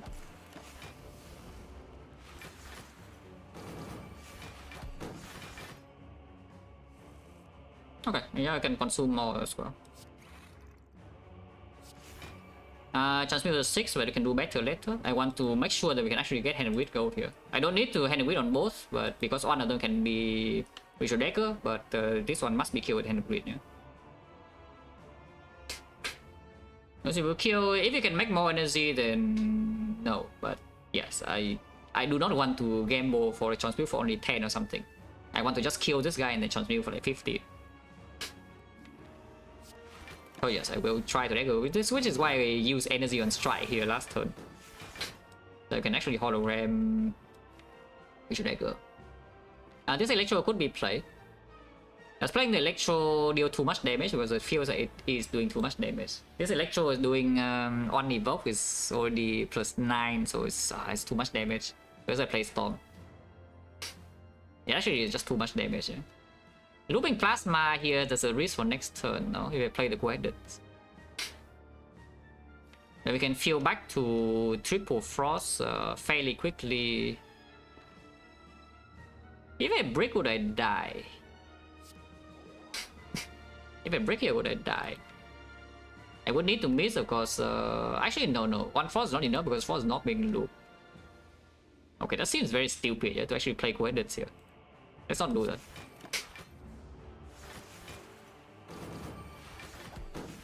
Because instead of, yeah, okay, could have played Hollow Guided, but... okay, can rebound Guided here. And then Compound Driver into the Guided itself.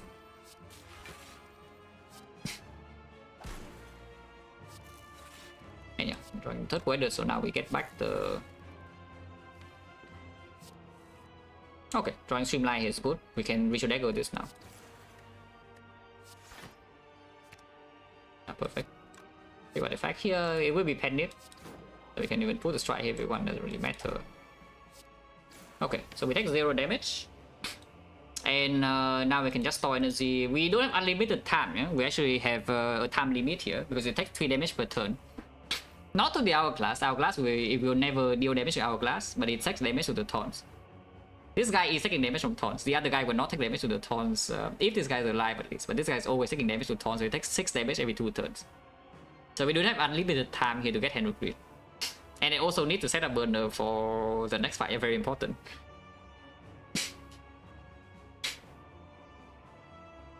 Transmutation bandage? No. You cannot get healing, otherwise it would be full HP a long time ago. Logical deduction, yeah? That if the transmutation could give me bandage up, I would be full HP right now. So the fact that you don't see me with full HP at the moment means that it cannot give bandage up.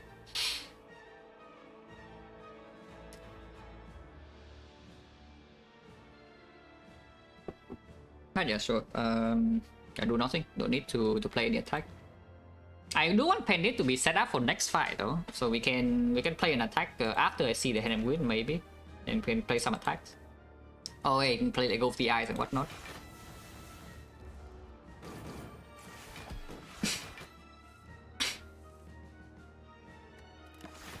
Also, in this fight, no.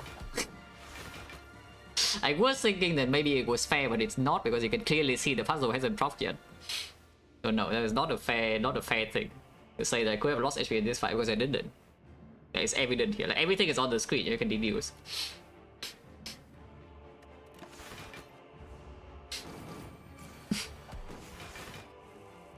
But yeah, it's time to transmute for a big number, and then hopefully we get our hand of greed.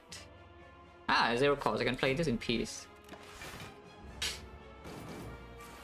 And your penny on 9 is fairly important. With that said, though, even after I get hand of greed, we still need to get 2 displated, which is admittedly not very easy. But you know, that's the problem for later. I would think about that when it happens. 43, good enough, right? Yeah, hand of greed is already here. Is it apple? Apple, okay, fine. And with plus, yeah, we can land. Yeah, and with plus, yeah, we can land. Storm is in play, so I cannot play the sadistic. I mean, actually can, but preferably not. At least not now. Maybe I can play it later, but not now. But no, I want to be on... the Wicked Run is definitely the harder fight, but turn 3 I already have Customs Wheel, so it's probably still on 4, yeah? I would assume it is still on 4. 4 turns from now, if I play Electro right now... What are you? I played Storm already though. Freaking Storm, a terrible cut. If I didn't play Storm, then it's a lot easier to land hand of greed here with creative AI. We can eventually get like Echo Forms and then the Barrage and whatever, get through the plated very easily. But like this is not easy. Repair, no, of course you cannot get a repair from this. Again, logical deduction. If you cannot get Bandage Up from the cardless card, it also means you cannot get a repair from this, yeah? It's logical. It's still a fine thing to have in the deck though.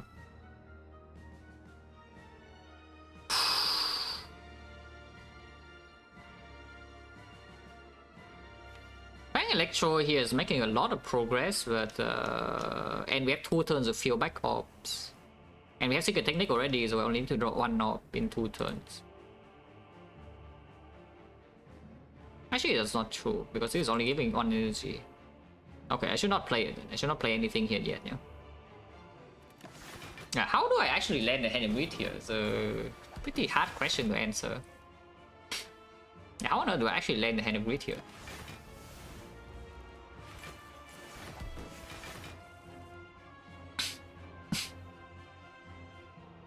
Yeah, for 4, no, if you can make Bandage Up with Transmutation, you heal full every fight. Either that you can store.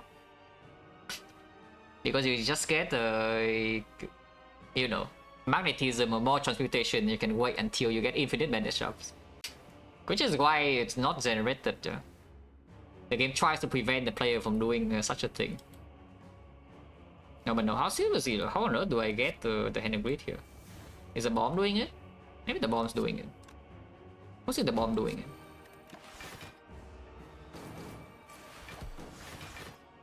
If someone can kill next turn, it would be nice. I really doubt I can kill it next turn, no?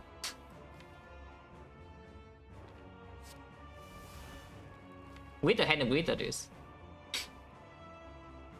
I really doubt that I can actually kill it next turn. Maybe Panache? Nah. Freaking Storm messing up everything. Yes, like Creative Eye cannot be played. Panache cannot be played. Electro is also like too much damage.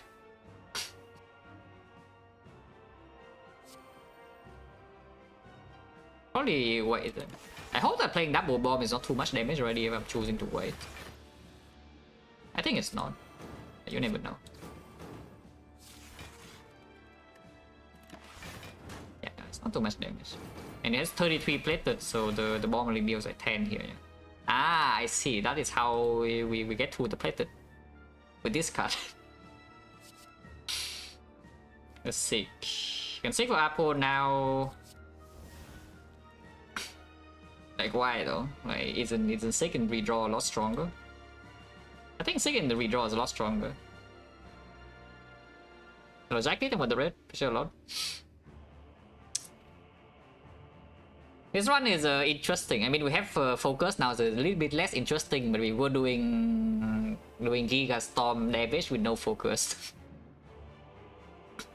But I have focus now, so it's a little bit less interesting. But I still need to survive this boss gauntlet, and then we probably are in good shape for Act 4.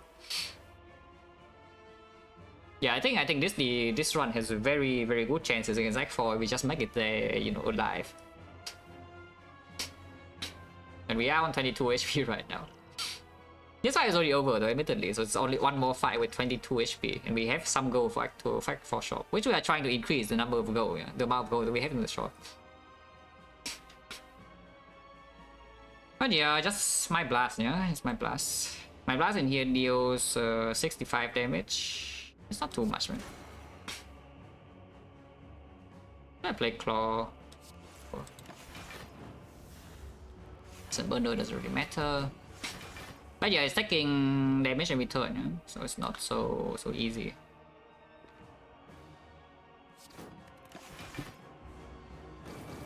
Yeah, how do I land Hand of Breach really? With Panic intact, that is the difficult part. I can do another Mind Blast.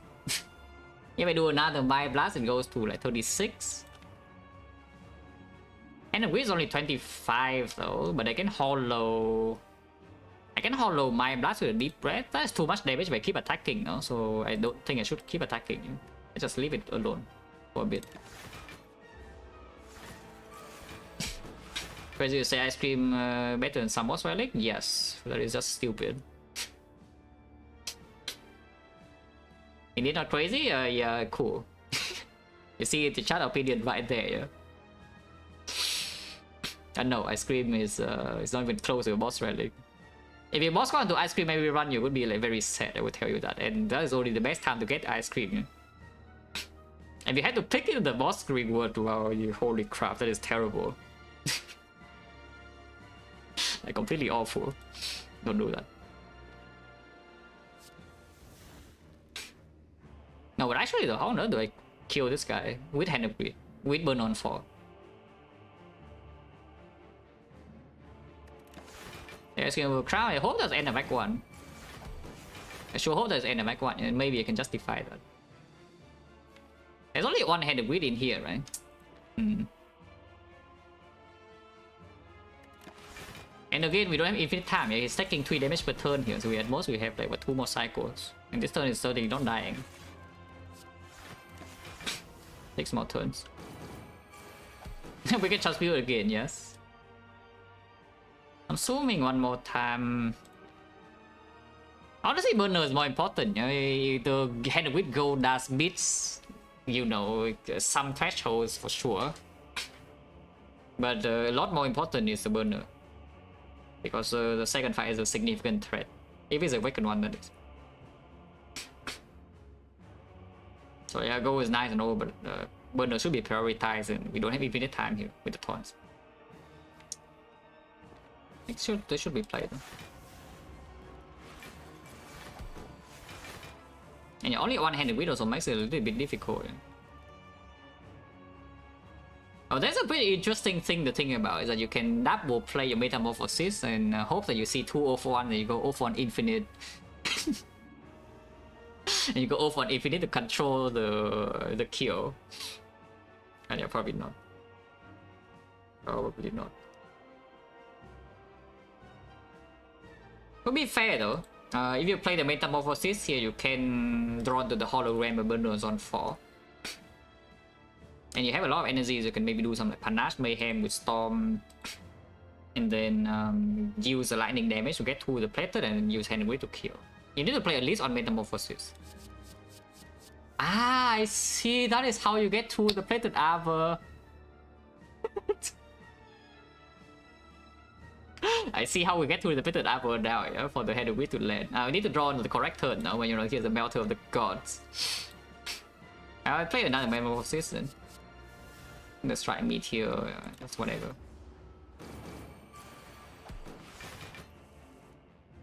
Okay, do nothing. Yeah, doing nothing is good.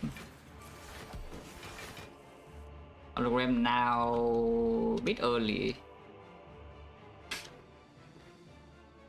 But actually though, if we draw both the hologram and the melter in 2 turns from now, we actually would have it, yeah? Because melter first and then with plus would kill.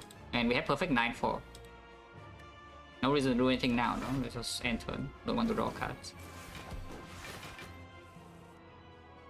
Drawing hologram here.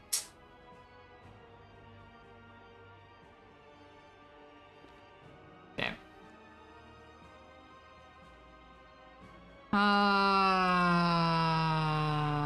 Drawing hologram here. We're thinking ahead though, actually. Yeah. But no, I did the hologram, the thinking ahead itself, which doesn't work. I can transmute, Giga transmute now for thinking ahead. Yeah, I can Giga transmute now for thinking ahead. For example, I play blind and then leap and then transmutation for like 44. Of course, they only have like 7 in hand. But that could happen, yes. I mean, sure. Do I play the Flash of Steel? Not really, right?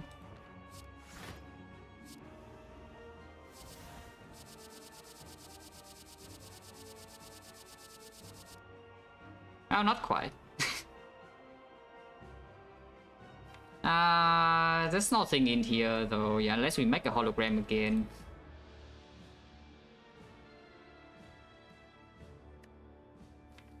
You can make a hologram from the chrysalis.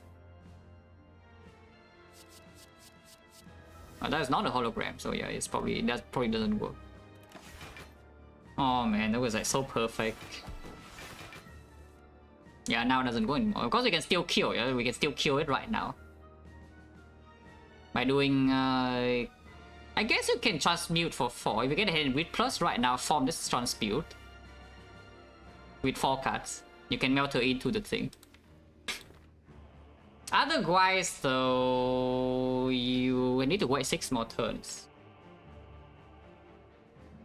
Yeah, now we transmute. Yeah, now we transmute a 4 and make a hand of greed and it works immediately. See? Melter to hand of greed, we have 9-4. Perfect.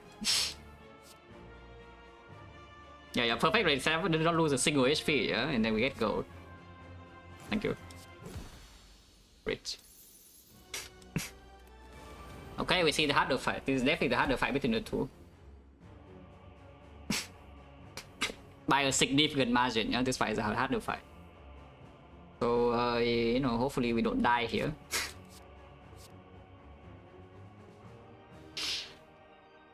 I am willing to spend weak pot here if I need to, but hopefully not.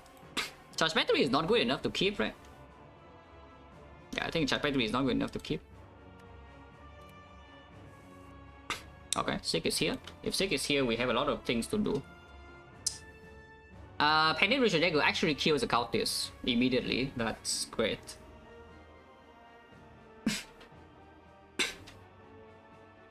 Yeah. Pendant Ritual Dagger actually kills because we did land the dagger enough times now. What do I seek for? Consume fairly clear. We seek with 3 cards, yeah, and then 3 cards would be consume Ritual Dagger and then 1 more card. Could get a weakness card. And then we take the Sentinel Puzzle for next turn. Next turn have Burner, turn 3 have Captain's Wheel. Seems good, right? Consume weakness Ritual Dagger. And we don't play any power yet, but I don't even want to play these powers. I only want to play like a Capacitor Loop, especially if we can amplify this, would be nicer, yeah. Or you can go all in right now and you just seek for Amplify Loop. You seek for Amplify Loop and a weakness card, because if you Amplify Loop and play the co-headed and you don't play the Consume, you could die immediately.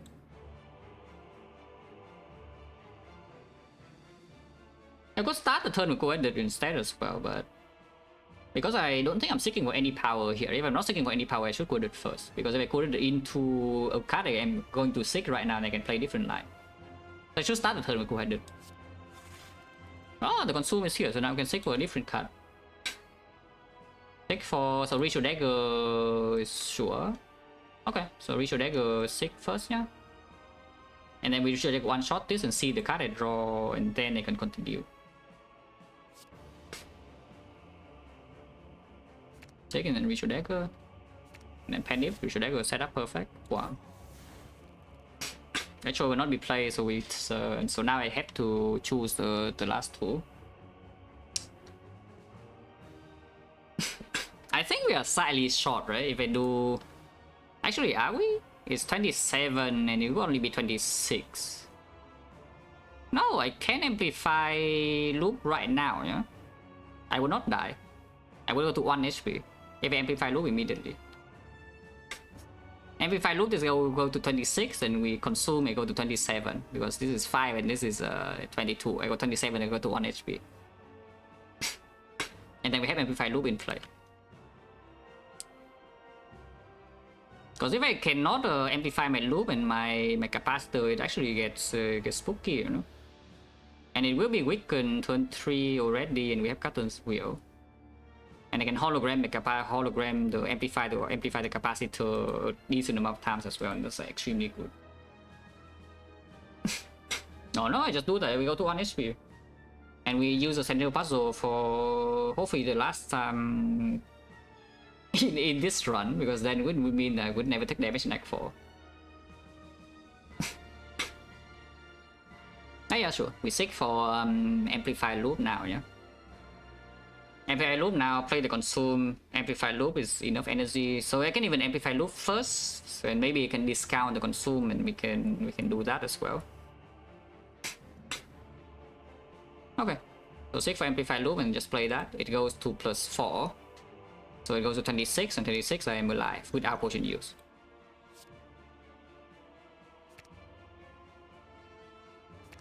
Amplify loop now. Meteor Strike 0 cost. I mean, that's totally baiting me. Am I falling for the bait?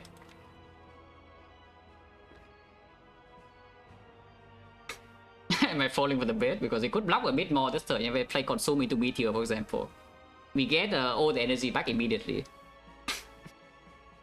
We get 2 energy back, and I can do a cast energy, and then next turn I Giga Loop the thing, except in here there's no Frost left, so... But I still need this guy to die. This guy still need to die at some point. Regardless, this is played. And I'm currently alive on 1. If I play this, I'm alive on 4. Actually, it's more because I could even transmute this turn. I could play Meteor Strike to do a cast and then transmute. The problem with this line is that it's really very hard to actually get Frost in front after this turn. But right now, it's still pretty easy to get Frost in front.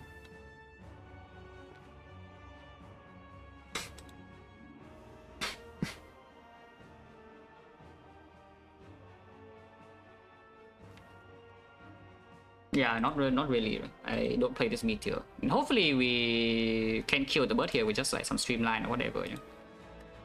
Okay, go to 1, yeah. Yeah, go to 1. And then Loop Lightning also deals damage here as well.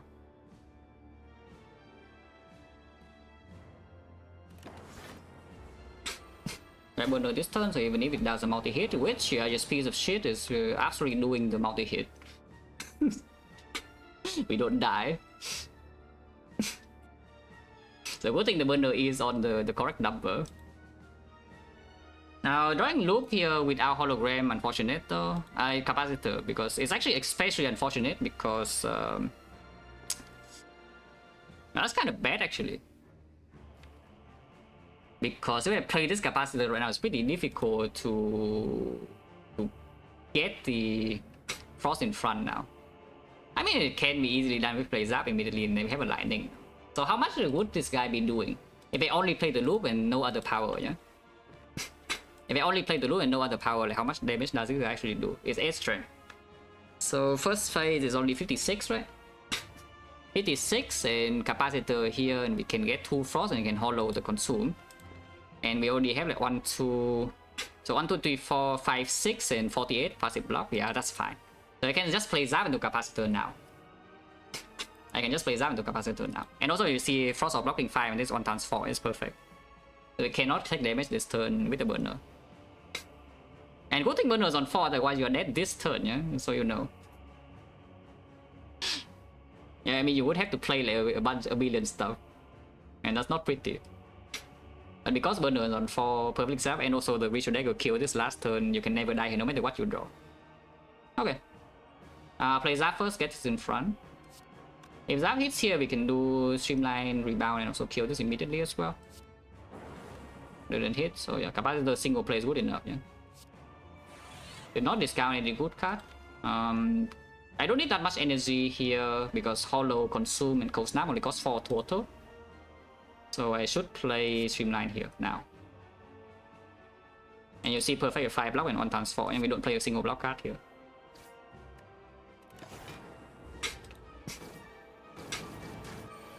Yeah, now Captain's Wheel, and then this guy dies out of glass. Yeah, perfect. And now we Hollow Consume. Play Cold Snap here. Consume this, weaken this, and we are stable. This guy doesn't deal any damage anymore, ever. So we preserve both potions into Act 4. And hopefully relics are set up. And the other hopefully is that I mean this is not hope, we will get our Hand of Greed Gold here whether we like it or not. So we will actually have around 300 gold, almost 300 gold entering the Act 4 shop. And yeah, here like 2 frogs are only opening 48, yeah. And when it's weakened, it's only doing it's not totally stable, but with the weak pot we can never really accidentally die. Until I play one more frost out here and then we are totally stable. We have 56 and it only hits 56. It doesn't hit more than 56.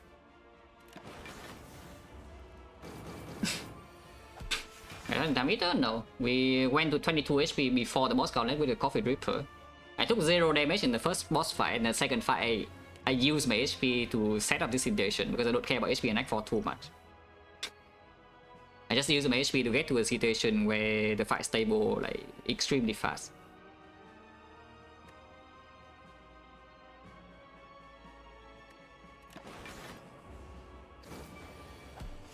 Our next turn weakness runs out, but I do draw into the quadrat here already, so yeah, all good. I should still face this guy though. But yeah, you see right here, even if it's not weakened, it's only doing 56, yeah? You can consume here again as well, it's still positive block. 66, so unfortunately 66 means that you cannot rotate 2 lightnings. But you can consume 1 more time if you want. But like here, passive block is already 66 and without weakness it's only doing 56, yeah? You can never take damage. It's also weakened like forever. Hard damage no problem. In fact, like before we saw the consume, the only thing this deck could do was damage. And that hasn't changed, it's just that we are setting up burner and we can block now, so I'm playing a line that doesn't involve killing the enemy. But if we wanted to, we could actually kill Donut deck on turn 1. Yeah? I'm pretty sure we would have killed Donut deck on turn 1 if they go off like, immediately with the 6 and the Amplify Storm. We just didn't though because it would mess up burner and they don't get Hand with Go and they don't get the deck go damage and everything sucks. Oh yeah, this boss gun is under control. Very good. And again, just wait until the transmute is big and then we transmute. How big? I don't know. And this guy is not actually regening, yeah, because he takes Hourglass and Lightning and Taunts. So he's slowly losing HP, maybe don't play a single attack. He's very slowly losing HP. You can play like, Streamline 36, not big enough. Let's wait until next cycle. Could have consumed 1 more time as well, but I think 3 slots is like fine.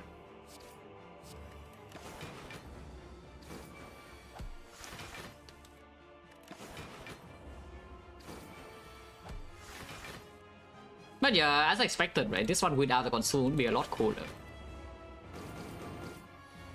I'm not upset though. I'm not upset though, they have the consume plus in red deck. It makes my life like a lot easier. But without the consume, this one would be a lot cooler to play.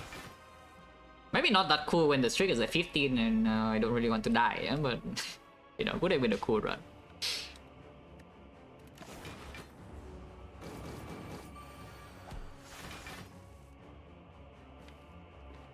I need to go first, sure.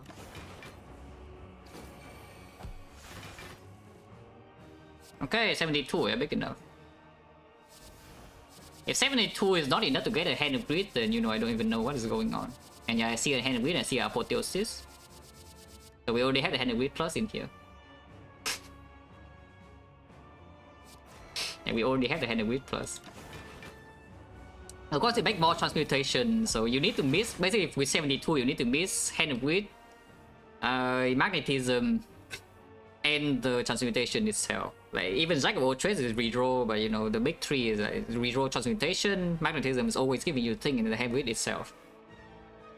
So if anybody wants to do the math, cardless pool is 34 cards without the bandage up. So I mean I can do it myself. There's a chance to miss for every generation. As far as I know, it's random totally. It's not weighted by rarity or anything. So it's a chance to miss for one row is 31 out of 34. In fact, Jack of all trades is just nothing, so the pool is actually 33. So you have a 30 out of 32 is 10 out of 11 to miss every single row. So we need 10 out of 11. And then to the power of 72. The chance to miss is... Ooh, that's actually pretty likely, huh? There's a 0.1% chance to miss with 72 rows. Huh, so every 1,000 times you do that, you would miss. Oh yeah, Apple Jack is also better than nothing if Apple is there, it's true. So the chance is actually even better than that. But yeah, that's roughly a 0.1% chance that you would miss. Oh, that was dangerous, but good thing we didn't low roll, guys. Is we in a dream? No, there's no dream. We are already safe from this fight and we know that we'll get handed with gold. There's no like... Can you set up into speed and shield? Honestly, I don't care. It's preferable that it will be set up, but if it doesn't land, I don't really care too much.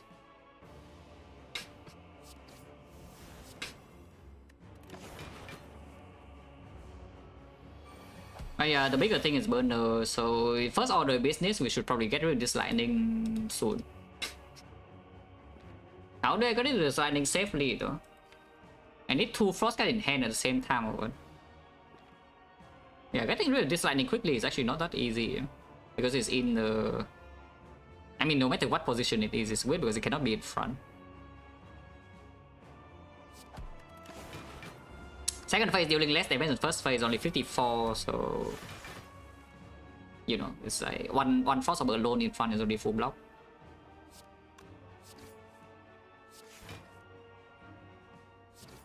Either Jack's in here... Orbit, I guess.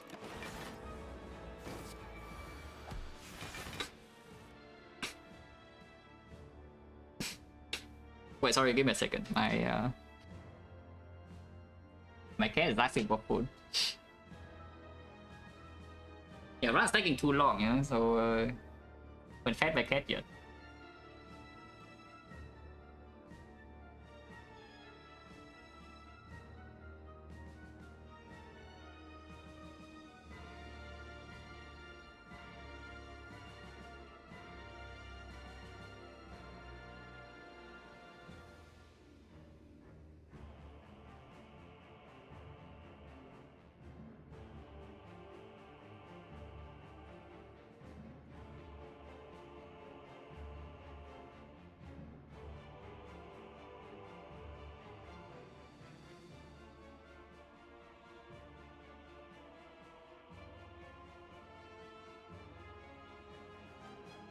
Don't care about Sap Swing Shield. No, I said I don't care about Pendip. Like, top priority is burner, and then if burner's on 4 and I can let him have with, I don't care whether Pendip's on 9 or not. Preferably it's on 9 because we do have the Preserve Insect in the dagger, but if it's not on 9, I'm not too upset.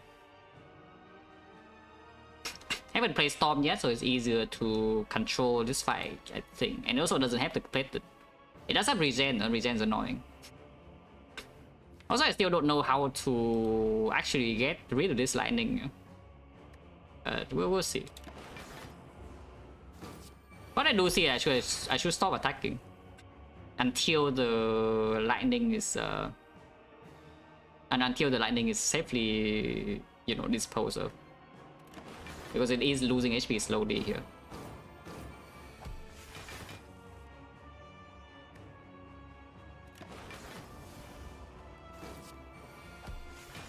Actually, content farm now. I enter boss got with 22 with Reaper, but you know now the fight is about stable. yeah, if I get a frost here, it doesn't work.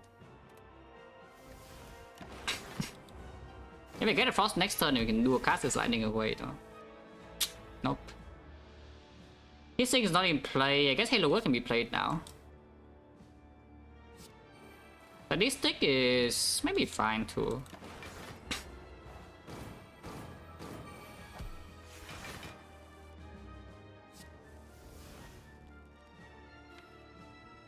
One frost in here only, but we have hologram. Halo World is also being made now.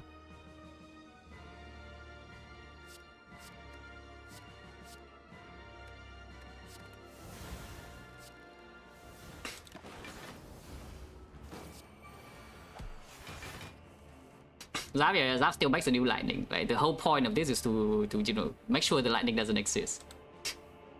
That's the whole point of this. It is losing HP very slowly, yeah? So we don't have infinite time to get rid of the lightning. Oh, does this work?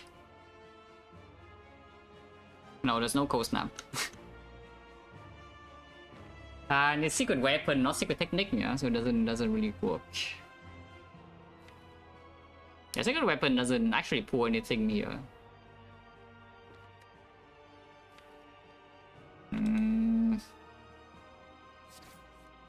Okay. I mean, what's a try? See one cut, but yeah, it didn't work. Yeah, maybe I should Chrysalis to make frost. I can see that too. Maybe I should actually Chrysalis to make frost.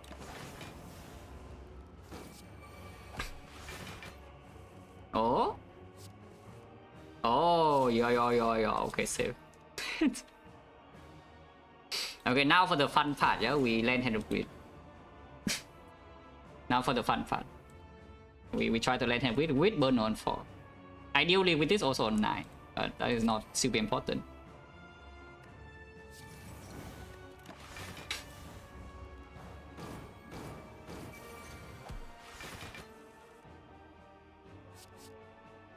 Nothing.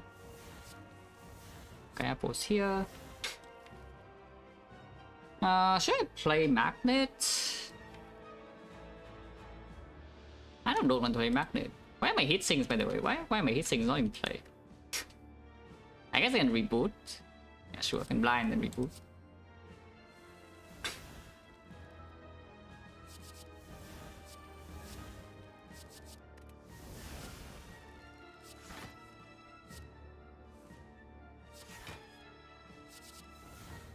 Okay, more garbage cards.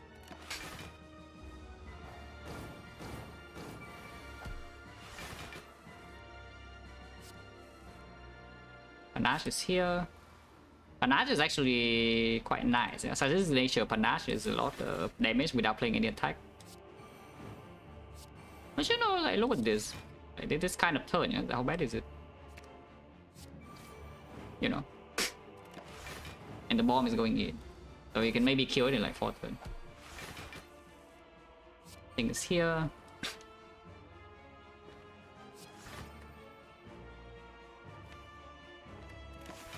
I'm still hoping to keep this Penip to 9 by the way, so we kill with 1 hand of grid in 2 turns somehow. Seems a bit difficult, but I can try.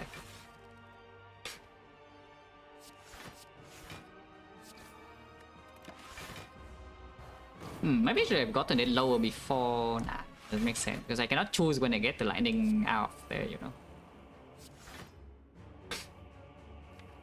Seems not possible this cycle, yeah? But again, he doesn't lose HP per turn now, so I can just wait until it lines up perfectly.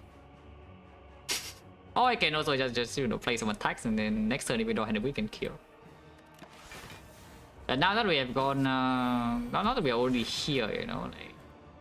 Yeah, I could have just done it if I play the streamline whatever last turn, yeah. Maybe I can still do it this turn.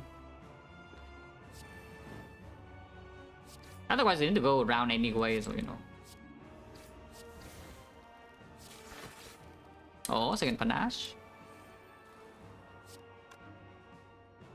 Forecast, we can proc Panache again. Is that enough damage? It's 12 statistic. So Panache again is 28, right? 28 damage, so it's on 42. 42 and statistic is on 30. Yeah, it's dead. If I want to, so Penny on 3. I can get hand with right now, Burn on 4 and Penny is on 3, so Penny is not set up. Surely Penny will never matter with this deck into Spear and Shield. I would never matter, freaking Penny. Yeah, nobody has ever died because of laziness before, guys. I have never seen anybody die because of being lazy.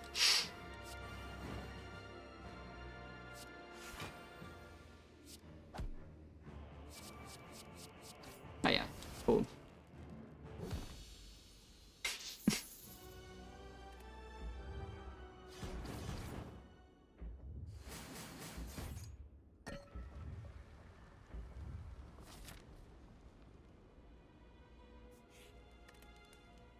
Waffle, and Waffle is gone also. I'm not going to buy Waffle over some other stuff. I would buy Waffle over a lot of things, to be fair.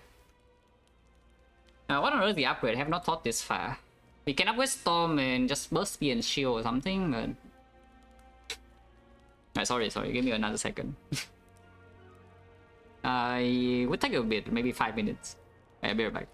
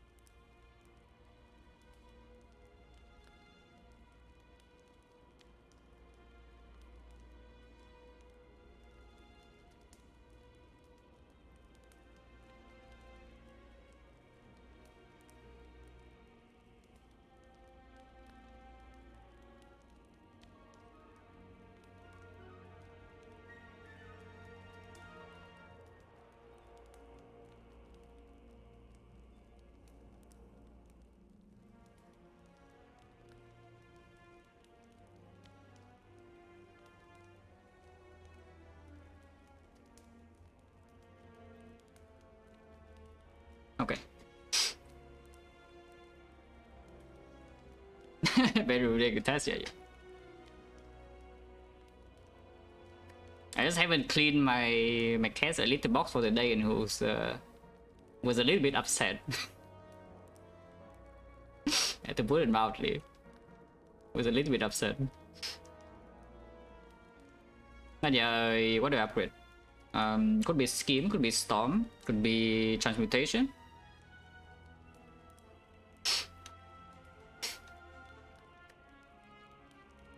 Doing the storm lowers the chance of being able to set up burner before the spear and shield, yeah.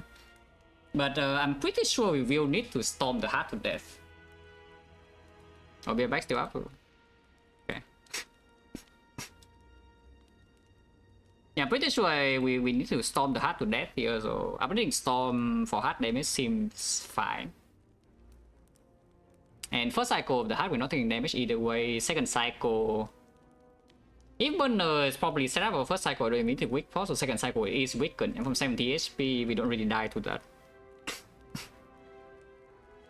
Yeah, let's do storm upgrade now. Let's do storm upgrade now.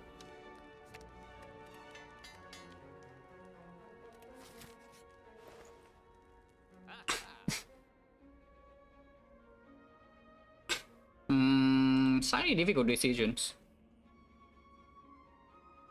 There are a couple of things to buy here.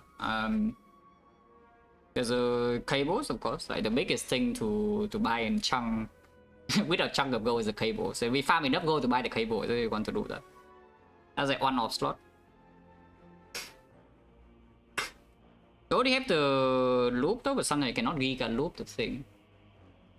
It just increases, like, maybe if you get frost in front, it improves block output by around 8 or 11. Otherwise lightning damage doesn't matter that much.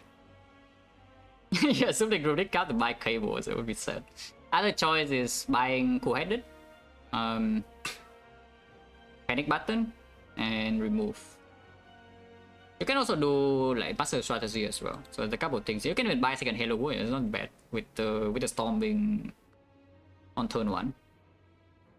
That cannot be always be amplified. I would prefer to amplify the storm if we cannot always get that, yeah. Scalable is quite a lot of output. I mean, it's not as much as a runic capacitor. So remove, you can do that as well. You can also master strategy remove, because this deck does get things under control very quickly the moment we draw into 1 sick. Which is why I kind of don't want the cables too much, because the cable is only strong after we have played the important things, yeah? And then it makes like the strong phase of the fight stronger.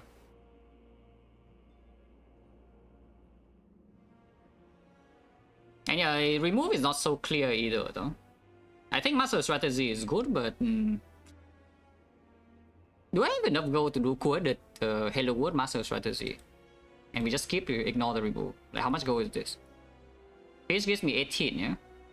So it's only 38 gold. 38 gold with this is 113. 113, not enough. We are 3 gold off. Yeah, we are 3 gold off, even with the fish gold.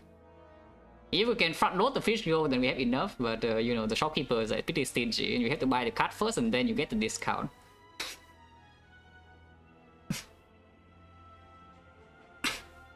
You can fix that by exchanging master strategy for panic button remove. And this panic button is fairly strong. Panic button is fairly strong. We do have a hologram, and especially in the hard fight that gives off turns, yeah. You only need to block 2 turns out of 3. So it's like what coordinate Hello World, panic button remove, for example. Otherwise, it's like master strategy. Who had it? Because honestly, we don't need to actually kill the heart that quickly, yeah. You don't need to just go like crazy and just have no frost ever, you know, in that fight, because we can block that fight for a while as well. Don't know how consistent it is to block 4 cycles, but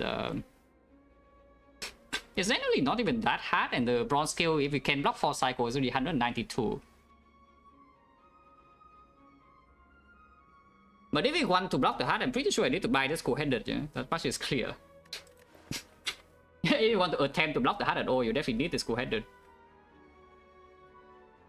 So I guess I should do that because like cable doesn't make any sense over this, so I should just buy this. This is like actually the best thing to buy here if we are trying to block, which I think we are a little bit in the hard fight. In Spear and Shield, I would probably go Giga Storm right away, and then maybe we can evoke all lightnings after somehow, and then. And this is also better to get rid of the lightning after we play some stuff. Yeah? Then from here, yeah, like Master Strategy versus what Hello World, remove Panic Button. Potion, of course, not exchanging. Like this potion staying here.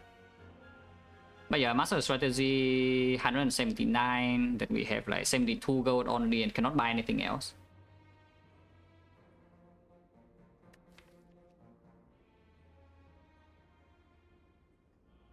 Gambling chip, Master Strategy, and remove fairly comparable.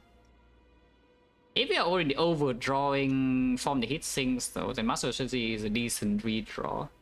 So we don't play it.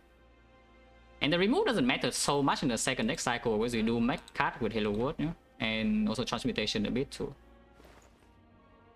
I think we just buy this, right? I think we just buy this. And then 72 gold is nothing, so the Hand of Wit go. How much did we farm for? Like 50. 75 or something, right? 75 or 70, I don't really remember. But yeah, that doesn't actually matter. If we farm a little bit more, it would better. But yeah, move on.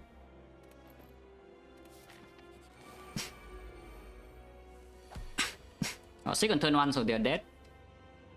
I don't actually want to kill them immediately though, you know, so let's just calm down a little bit. And this guy attacking is bad, by the way. If this guy attacks his turn, it's actually kind of slightly bad.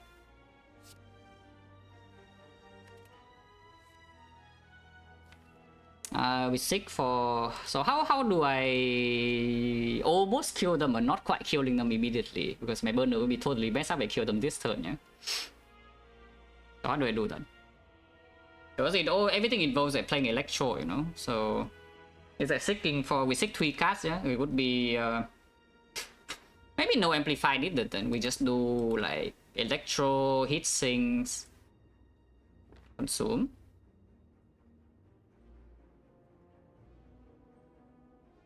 Now the slightly problematic thing is that I don't think there's a way that we could kill this guy but not this guy.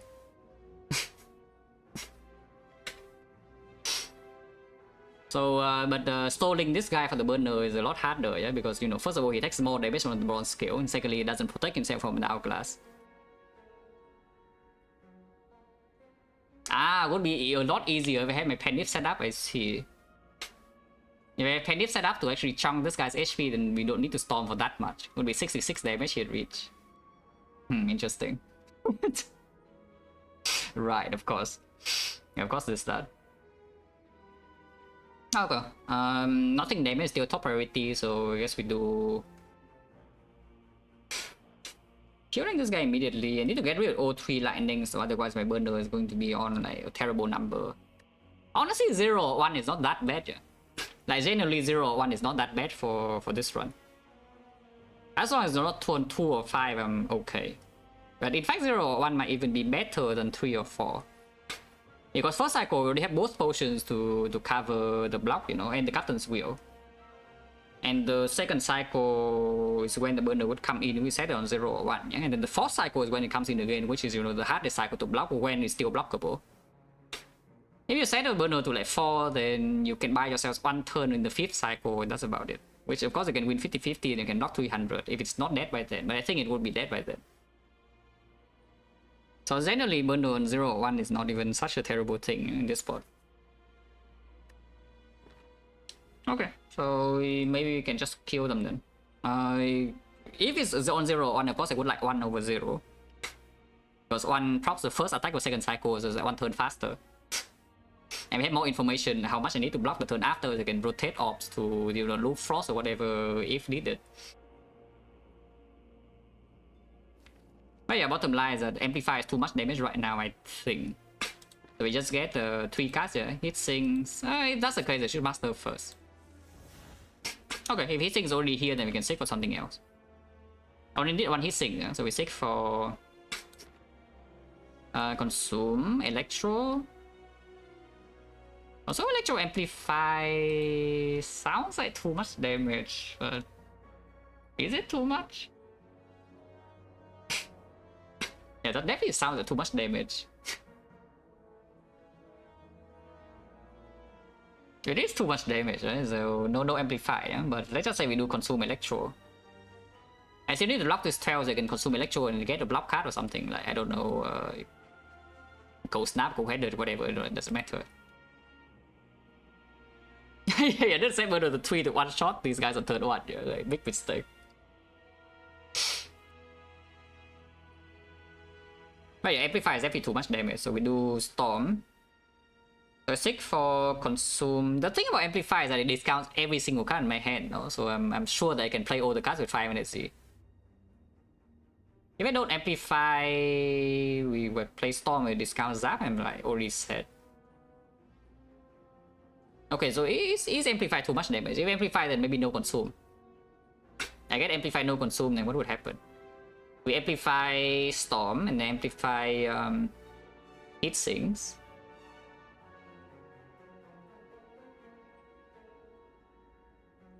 Yeah, amplify storm and amplify hit sinks, but lightning can randomly hit here. I don't want to do any lightning without electro. So amplify storm. If I amplify electro immediately, then how is it? Yeah, amplify storm, amplify electro immediately. We would have 1 lightning orb here, yeah, and electro is 5 lightning orb each. So it's at 1, and then we channel 9. We evoke 9 orbs, which is already 63. And then the hit sinks is another 2. So that's 81, 90. This guy's dead. And damage to both of them are exactly equal. So exact dead, and this guy is going to 42. Exactly takes 6 damage from Thorn, so 36. 36. Next turn we have burner. If we don't have a frost orb, we can take like 6 damage next turn, and that would be sad. Everything can go a little bit wrong. It's just a little bit wrong. It's not very wrong, but it's a little bit wrong.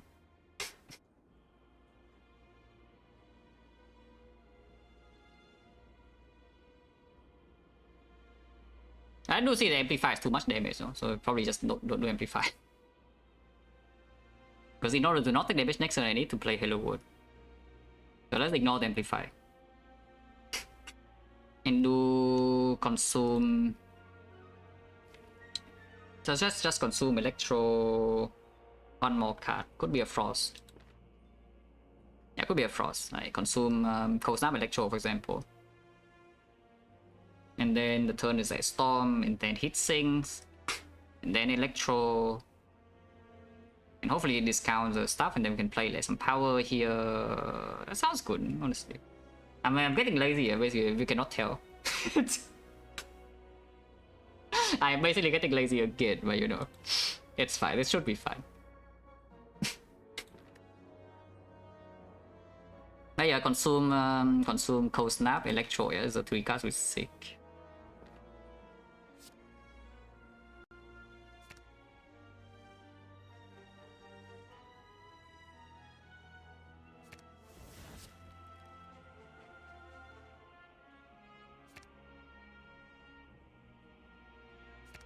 Okay, so storm first. Discounting the worst card, by the way. It's fine, he sinks. I can consume now if you want, but let's play electro now, yeah. Okay, discount consume, that's fine. I can consume. Play like statistic. Wood.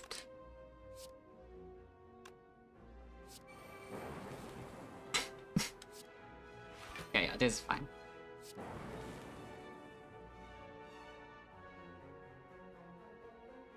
Is this fine? Wait, actually, did I already mess up? Like, not really, right? Oh, actually, I did mess up. Like, this guy is not even dead here. We're taking damage. Ah. Okay, that's bad. Yeah, don't be lazy, guys. Being lazy is bad. Being lazy is bad. It takes damage. It's because also because my Pendium is not set up yet. Because if I set up my Pendium, this guy is dead too. That's kind of bad. I mean, it's not that much damage, but it's still kind of bad. It should never really happen.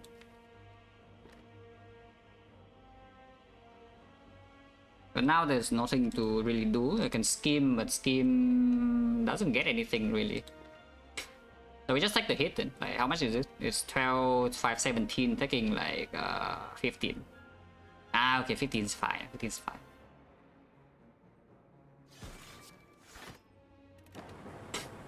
Ow.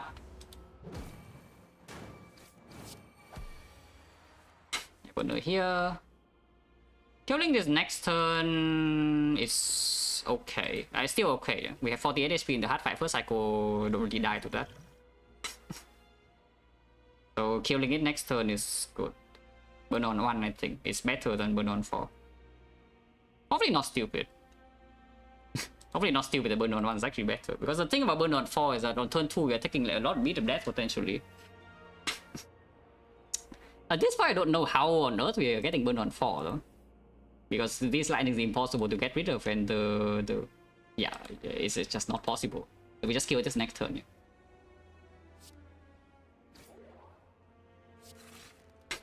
It's taking 18 in here and another 12, 30, 30, and next turn is dead. And play a few attacks here if you want. And burn on 1, yeah, that's fine.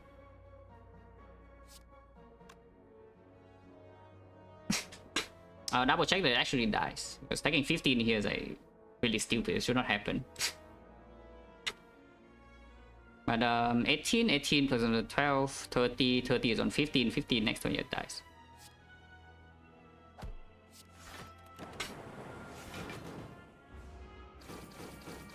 Okay, burn on 1. I can dagger. That's pretty good. Second hologram is okay because we do want to consume twice. Prep gambling chip on turn 1. His thing is here. First cycle I don't have the burner now, yeah, but we are not vulnerable and I still have the weakness turn 2. I'm still facing like 33 damage, so it's not that simple. So this turn, especially if I'm popping off with the beat of death, then we need to not die next turn first.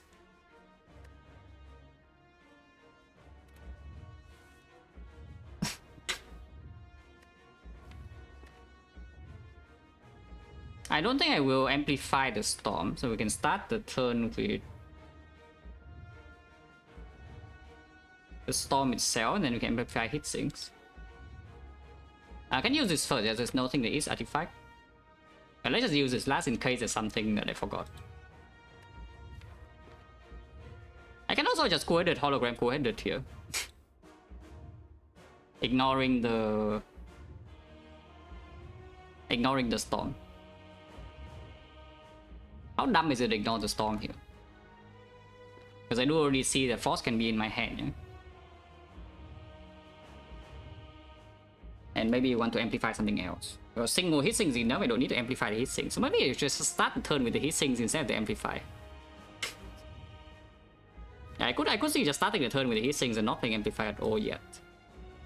Let's do that. Okay, amplify is discounted. Now what? I could go in with Giga Storm. We have 46 HP still, but this is a lot of beat of death, yeah. Yeah, I want to just to do co-edit, holo co-edit here, and then we can amplify a power. Essentially, that's what I'm thinking, and ignoring the storm for now. That could be stupid, especially with. But going in with storm right now with burner not set up to 4 is not easy, you know. Even if it's weak and they have 46, and you have Captain's Wheel, I still need to block a little bit. Because if I amplify the storm, it's really hard to actually get Frost in front to loop later, yeah?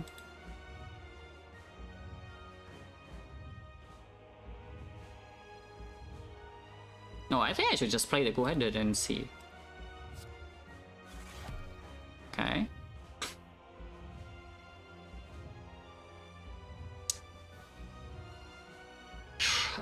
This is +2 draws, so I need to make hand space.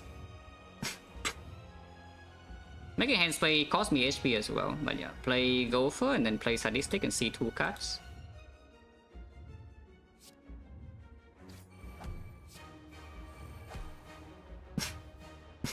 Okay, Charge Battery can be played and refund the energy, so we can play that.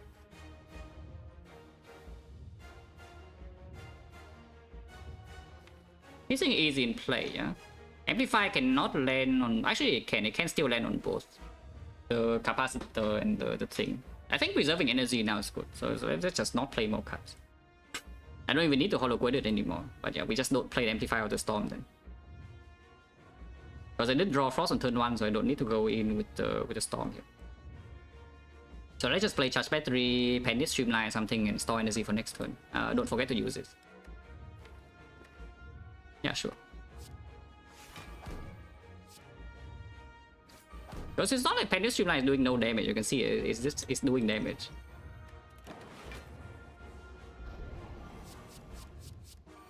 This turn still never die. Okay, Consume is here. If Consume is here, we are in pretty good shape. And I can seek 3 cards, yeah? So we seek for Loop, Capacitor, Hologram. And we can go crazy this turn immediately. I do not need to weak pot yet because we do have a blind in here and I can Dark Shackle this turn. Well, this turn takes so much hit of death, but next turn we have Cutter's Wheel, so and the most is like 33, so it's probably fine. It takes a massive amount of hit of death here though, but I think it's fine. How many cards am I playing? I seek for so 1, yeah? I guess 6 and then seek for 2, and then Hologram for the thing is like 3, and then Amplify is 4, 5, 6, 7, 8. I'm playing 8 cards. 9 cards with the Consume. So I'm losing 18, and this is gaining only 3, so I'm losing 15 the bit of death, that is 20, that is still okay, that's no problem. No problem. Okay, let's just do that then. The small problem here is that the lightning freaking in front, yeah? And I cannot get rid of this lightning if I double capacitor now. So here's, I guess we should ask another question, should I even amplify the capacitor? Should I actually amplify capacitor? Or should I amplify the Hello World? I will play the capacitor. But maybe I should amplify Hello World instead. To, you know, not die second cycle. Because first cycle I think we are like fine already. Okay. 6 for 6 and loop. And then second 6 is for hologram. Because yeah, we want to amplify the hologram. Any line to rebound instead? Not really, right? Because I need to rebound the holo. We can rebound the amplifier, but then it will draw immediately into it again. So not really. Oh, actually no. Rebound does go. It would be like this, yeah? So we seek for a rebound hologram, for example, and I rebound the hologram itself. We get back the amplify. I amplify the loop, we draw into the hologram again. And now with this hologram, I play hologram in the dual cast, and then we dual cast the lightning away, and now I have Frost in front to Giga Loop. The capacitor would not be amplified if I don't draw into it immediately. That's enough energy, right? We seek for rebound hologram, yeah? Rebounding hologram go to 5 energy. Play amplify go to 4 energy. Amplify the loop. Even if it doesn't discount this at all, it goes back to 2 energy. No. 5 energy, rebound hologram. Amplify 4 energy, this is 3 energy, consume is 2 energy. I would be short by 1 if it doesn't discount this or something similar. I would be actually short by 1 energy here, and I still have a void to draw. There's no guarantee to actually get Frost in front yet.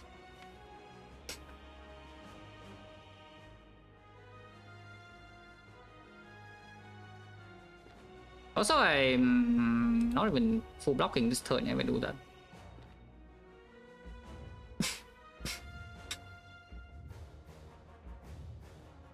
Pretty light. It is cool. It is certainly a cool line, but it's not guaranteed. If I play the slime first, that is still not guaranteed at all because the loop would discount potentially the Halo Wood, and then the Halo Wood will draw, and then we'll draw with the hit sinks. So the Halo Wood is not guaranteed to discount this either. And of course, I need to commit on energy to play the slime in the first place. That's not even good, yeah.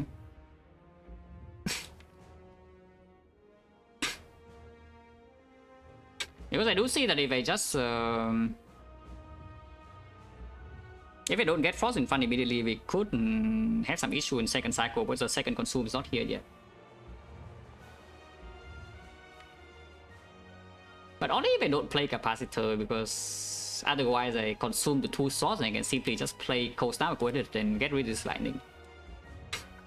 So maybe it's just that. Maybe it's just that. Let's not waste too much energy because I still need to deal damage to this later, yeah, because I didn't play Storm. So this line will just be, we definitely seek for the hologram and the hologram to amplify. And the second card I could see like Dark Shackles even. Yeah, seek for hologram, and the other card I could see like Dark Shackles or... Actually, get a Frost now. Just get a Frost now. Like what am I talking about? We just get a Frost now, and then it works. So seek for hologram and the Frost, and then we play consume.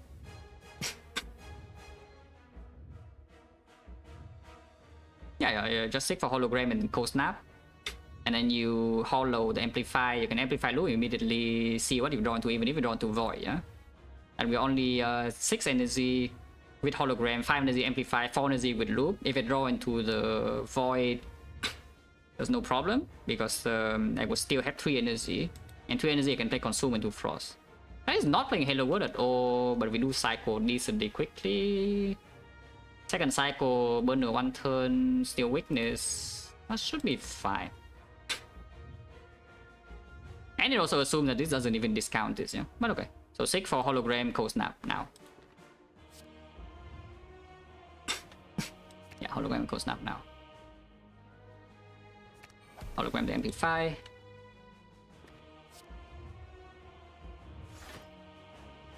Amplify the loop. Okay, this can consume immediately, that's great. They consume first. Play the Cold Snap.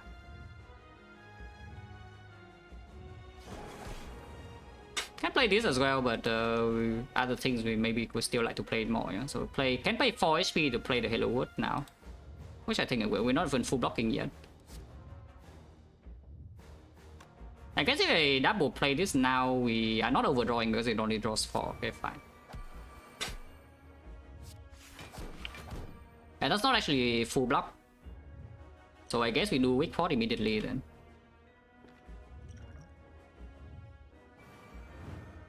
So this signature damage. Exhaust the slime.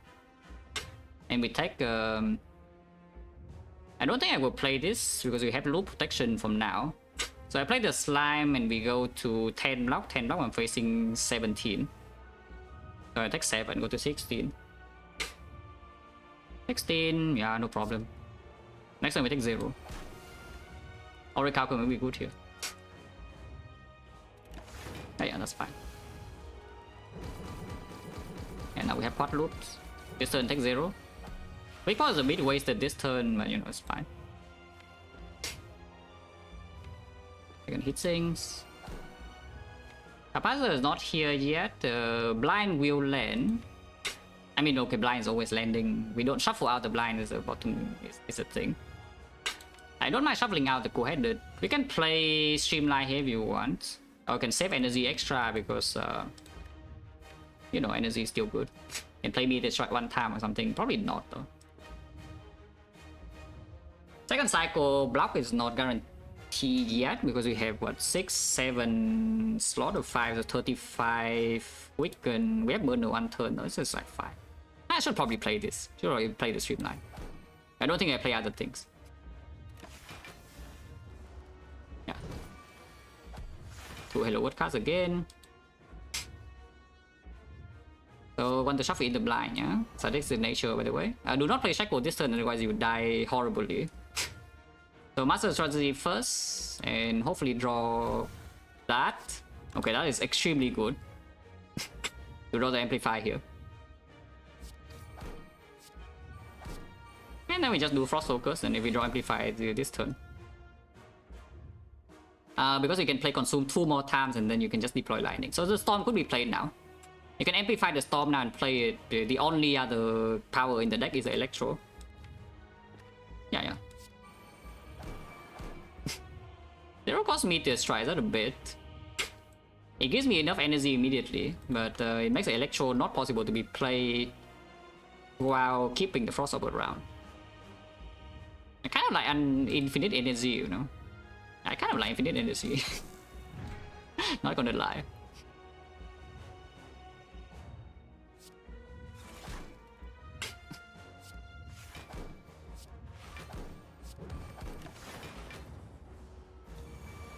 Here's a burner. I missed the 50-50. Doesn't matter too much though. Consume is here. And yeah, this consume will be full blocks next turn, yeah? And we can consume 1 more time, even 2 more times with the thing. Holy claw. But yeah, now we can attack because we have energy now. And we can take our time to deal damage. It's only 45 this turn. No problem. Easy block.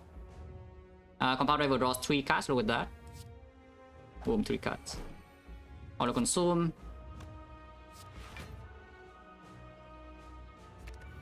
Either Frost Orb doesn't really matter.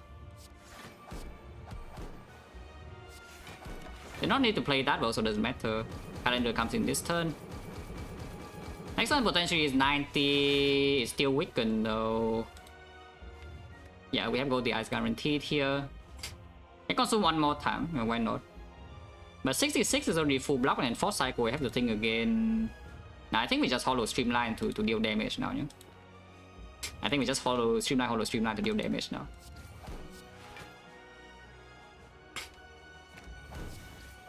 Now don't play this though.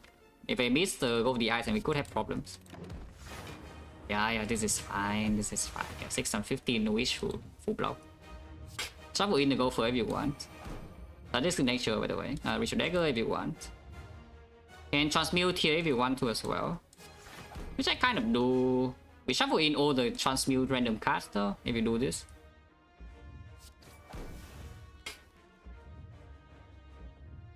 I guess I can play Coordinate first.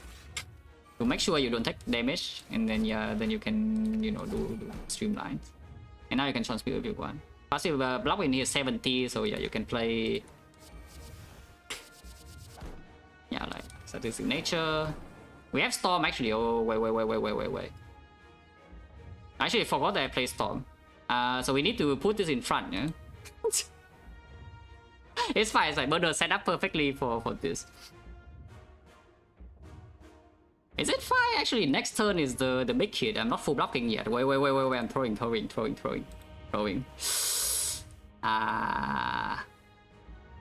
Oh, next turn is the big hit. Oh god. Okay, discount the close snap. Good. Discount the close snap, so at least we get block when it's still weakened. And I still have 16 HP, so it's fine. If we didn't discount the close snap, would have been problematic. It didn't discount the close snap though, so we are probably fine. It's still weakened next turn, and the attack is only 35, so yeah, I don't even die. I don't actually even die. Even the Halo Wood gives me nothing, and I also draw nothing. Okay, so if I don't die already, then we can just relax, you know, and play some cards. Can play 1 more card here, and play the blind. Yeah, relax. yeah, getting lazy multiple times in the run. I don't know, looks to be easy. And these are barely blocking, but they're enough to survive, and then it's dead.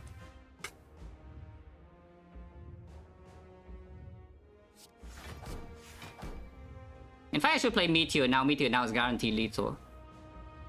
Yeah, Meteor now is guaranteed lethal. Meteor is block neutral.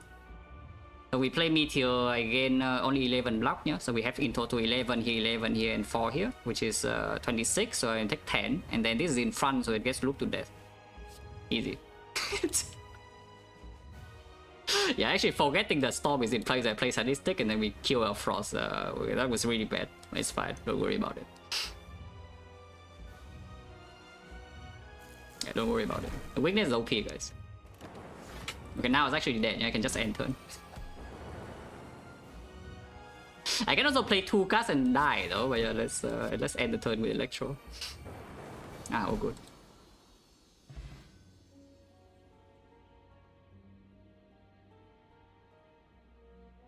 So this one's actually kind of cool, you know, ignoring the extremely sloppy play in Act 4. But as you can see, Act 4 is like a lot easier than the things before. Yeah? With the burner and the potions prepared, Act 4 is a lot easier, relatively speaking. But you ignore the completely sloppy play in Act 4, this one's kind of cool beforehand. First 3 acts is very nice, and then Act 4 I play, I don't even know like what the hell was those lines, but you know, I play some lines. Northfire was scary, was it? I was saying that Northfire we have like no chance to lure to die, you know, and it was true. In fact, I played the line that took the most damage there to make sure I never die. And we did go to 2. But 2 is not 0, and it was like basically no chance I go to 0 in that fight, so it was not scary. It was just annoying because it kills my burning elite potential, and it also means I need to rest 1 time. It was not actually scary. Retain 2011, it counts every single turn, so just assume, first of all, 1 turn you store 5, the turn afterwards you have 10. And then you don't even spend this 10, you store 10 again, so it becomes 20. So don't read too much into like some ice cream, energy retain, or calipers, block retain, those are all inflated. If you use them in any long fight at all, they get inflated like crazy, so that's irrelevant. Megan saved the run presenting burn. No, did she? I see that the reason these lines are so incredibly sloppy is because I have burner, yeah? If I do not have burner, these fights are a lot better. But I play giga terrible lines in here because I have burners. I cannot die in the turns the burners go off. So what if you say that the burner actually created a chance to lose here? Oh, actually, yes. Would I die to the bird without the burner? Because it probably is true. Actually true. Fine. I forgot about the bird. Yeah, it's probably true that I would die to the bird without the burner. But if we can play it... Now let's see if I don't... Let's pretend this relic is not here, yeah? Then what would be the line? I mean, I think it's still the same. I think it's basically the same. So we play... maybe this time I don't take the scheme. Yeah, I don't think we can actually afford to spend NZ on the scheme. So here's a sick, and the line will be different because I sick for that first, yeah. Okay, consume is here, so we sick for 3 cards. Sick for sick, and the cold snap. I can still amplify loop. Consume, no? Yeah, sick for 3 cards. I could see cold snap, loop, consume. I don't know, it still works, no? So sick for here, and then the amplify, and then the loop, and the cold snap. And we could play amplify loop first. It could discount dual cast meteor strike, I guess. If it does the discount dual cast meteor strike, then maybe it gets a little bit weird. But it's probably fine, right? It's probably fine. Yeah, sick for sick and amplify. And now we sick for loop and cold snap. I play amplify loop now. Okay, so now I consume. Play cold snap. Because last time I sick for like Ritual Dagger to just one-shot this, yeah? But if we don't have the burner next turn, then I would not go to 1 HP intentionally. And I would block extra and get loop frost immediately. So this line would be different. We take 16 still though, but potion could be used. Of course we're not using it this turn. And this turn we have the puzzle. Wait, what? Am I bad? Yeah, not resume. I mean, this happened last time too. You change your cut place order. You change your cut place order. The attack pattern is different. I don't know whether it's a run resumer thing or it's actually the game. Yeah? But like here, even if it multi hits this turn, how big is it? Okay, it's pretty big. Then I will need the weak pot. Essentially, what this means without the burner is I need the weak pot this turn. Because it would be hitting me for 12 times 4, yeah, that's like not blockable. So you know, last time I saved for different cuts. Last time I saved for Ritual Dagger to one-shot this immediately. And then go to 1 HP, but 1 HP is completely safe. And yeah, then they just lose a weak pot. Without the weak pot in Act 4, we can buy a new pot though. We are floating 72 gold. The fight is still the same. After weak pot, the fight is exactly the same. Like, burner doesn't matter. And then, what would I get here then? Potions are freaking useless, so probably nothing. Yeah, I guess the potion is not so good. So we don't have weak pot first cycle the heart, but the spear and shield dies instantly instead of taking 15. Yeah, we'll instantly kill the spear and shield on turn 1. Instead of taking the 15. So we have the... I mean, 15 also should not be taken, but you know, the line was stupid, which is why I'm saying the burner is making me play bad lines. In a sense.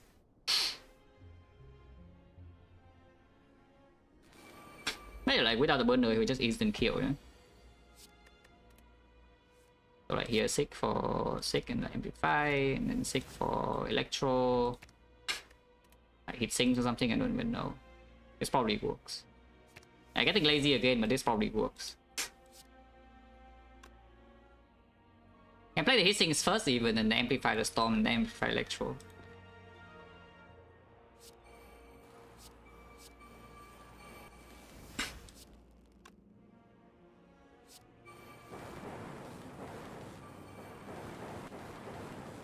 I mean, I don't know about you, it looks pretty dead to me. And this is what happens without the burner. Streak over? No, of course we won. Like, what do you mean? What do you mean streak over? I won.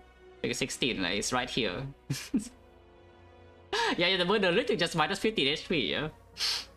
Because the burner in the hard fight didn't do anything. We did not need the burner helps to block second cycle because the setup was good enough. So the burner literally just minus 15 here. And the 15 HP you guess what the 15 is? Yeah, it's a weak pot. It's the same thing, it's basically nothing. Yeah, it's instantly die. I mean, if I don't care about the burner setup and I also don't need to do math. Die. And the hard fights are the same. Because the burner never blocked anything in the hard fight here with what we drew. Second cycle was completely safe, fourth cycle was never a problem because we don't even see the fourth cycle.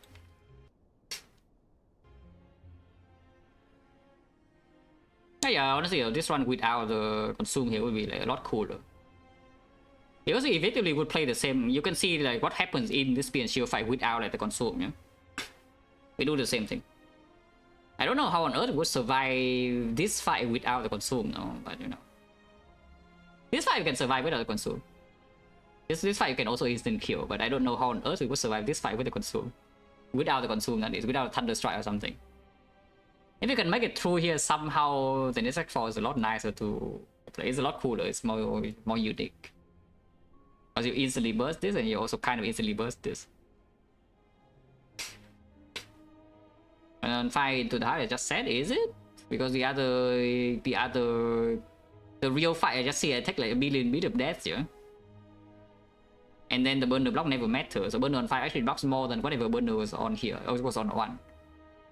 The intent was to block the first hit, second cycle in case the setup is too slow. The setup was not too slow, so I just took a bit of death.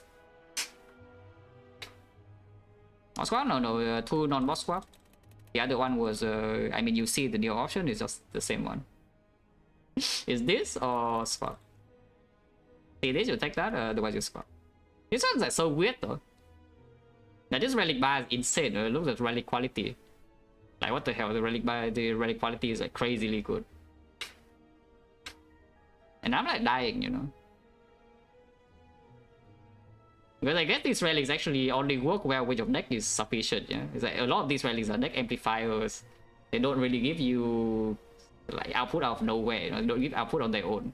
And this thing depends on your deck, and this thing also depends on your deck. This thing depends on your deck. This thing also depends on your deck. This thing to an extent also depends on your deck.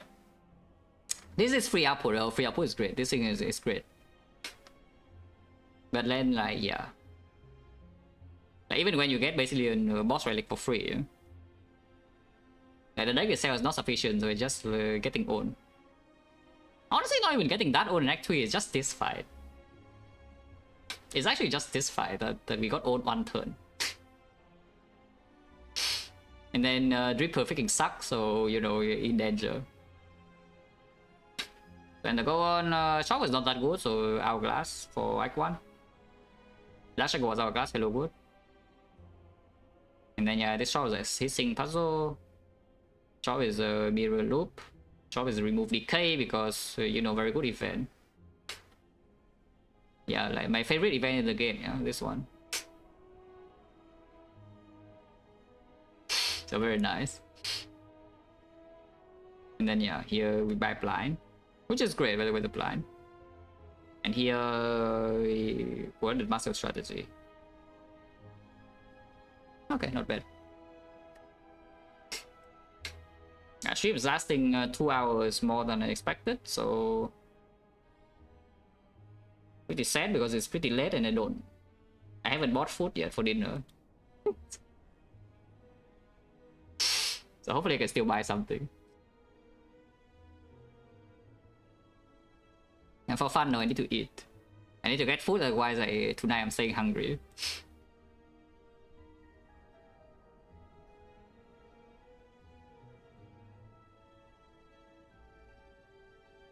Because I had this run of the streak, it's the scariest run for endgame. I wouldn't say it's actually hard. The things you need to do in this runs are fairly simple. It's just like maybe the storm is not that clear, and then transmutation maybe could be argued.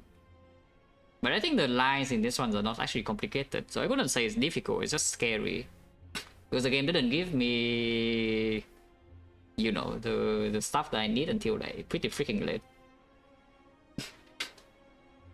But yeah, like for example, this one I could say is harder. Yeah, this one I could say is harder than this one.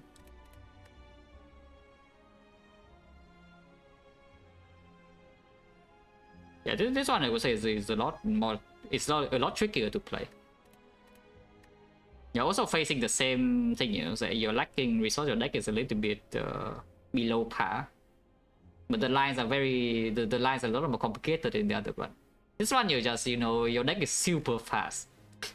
This deck is extremely fast. We are freaking gambling chip. At the end we were prep, yeah.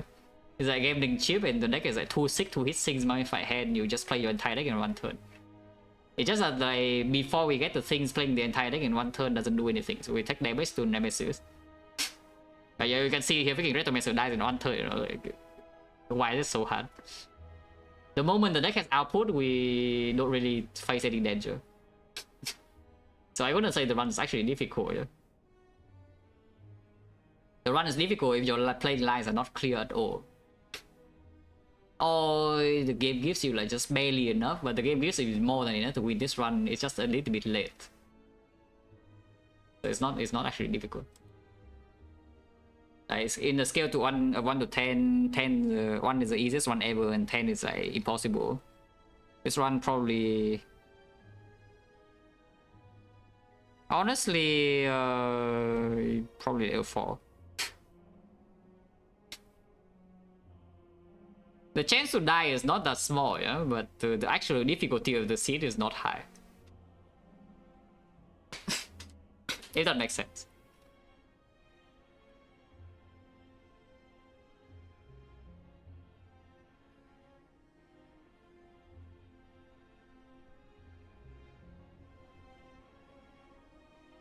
What's the difficulty with a console? It's a lot more complicated then. Because then you would actually need to heavily consider what you're seeking. Yeah? You cannot just go crazy with just amplify storm every single fight. I mean, you can do that for most fights. Same way you lose instead, it could be. But you could even look back to the automaton and think about how you could preserve the thing there. Yeah? Now, for example, this ritual dagger, if you took the 50 gold instead and not get the -6, there is a chance that you can play automaton without the focus spot, and then that focus spot is your lifeline in the awakened one. And then every other fight you do storm. That would be like, extremely cool. I will not really do science on that because, you know, retired. But I can see a way. I can see a way you can actually play a very, very cool run. Because you foresee that the deck is freaking worthless. You don't take Ritual Dagger. And then you save the focus spot in Act 2. And then you use it in the Awakened one and you storm everything else to death. Now that would be like extremely cool. But it don't happen though, you know, whatever. But thanks for watching guys, as always, and see you.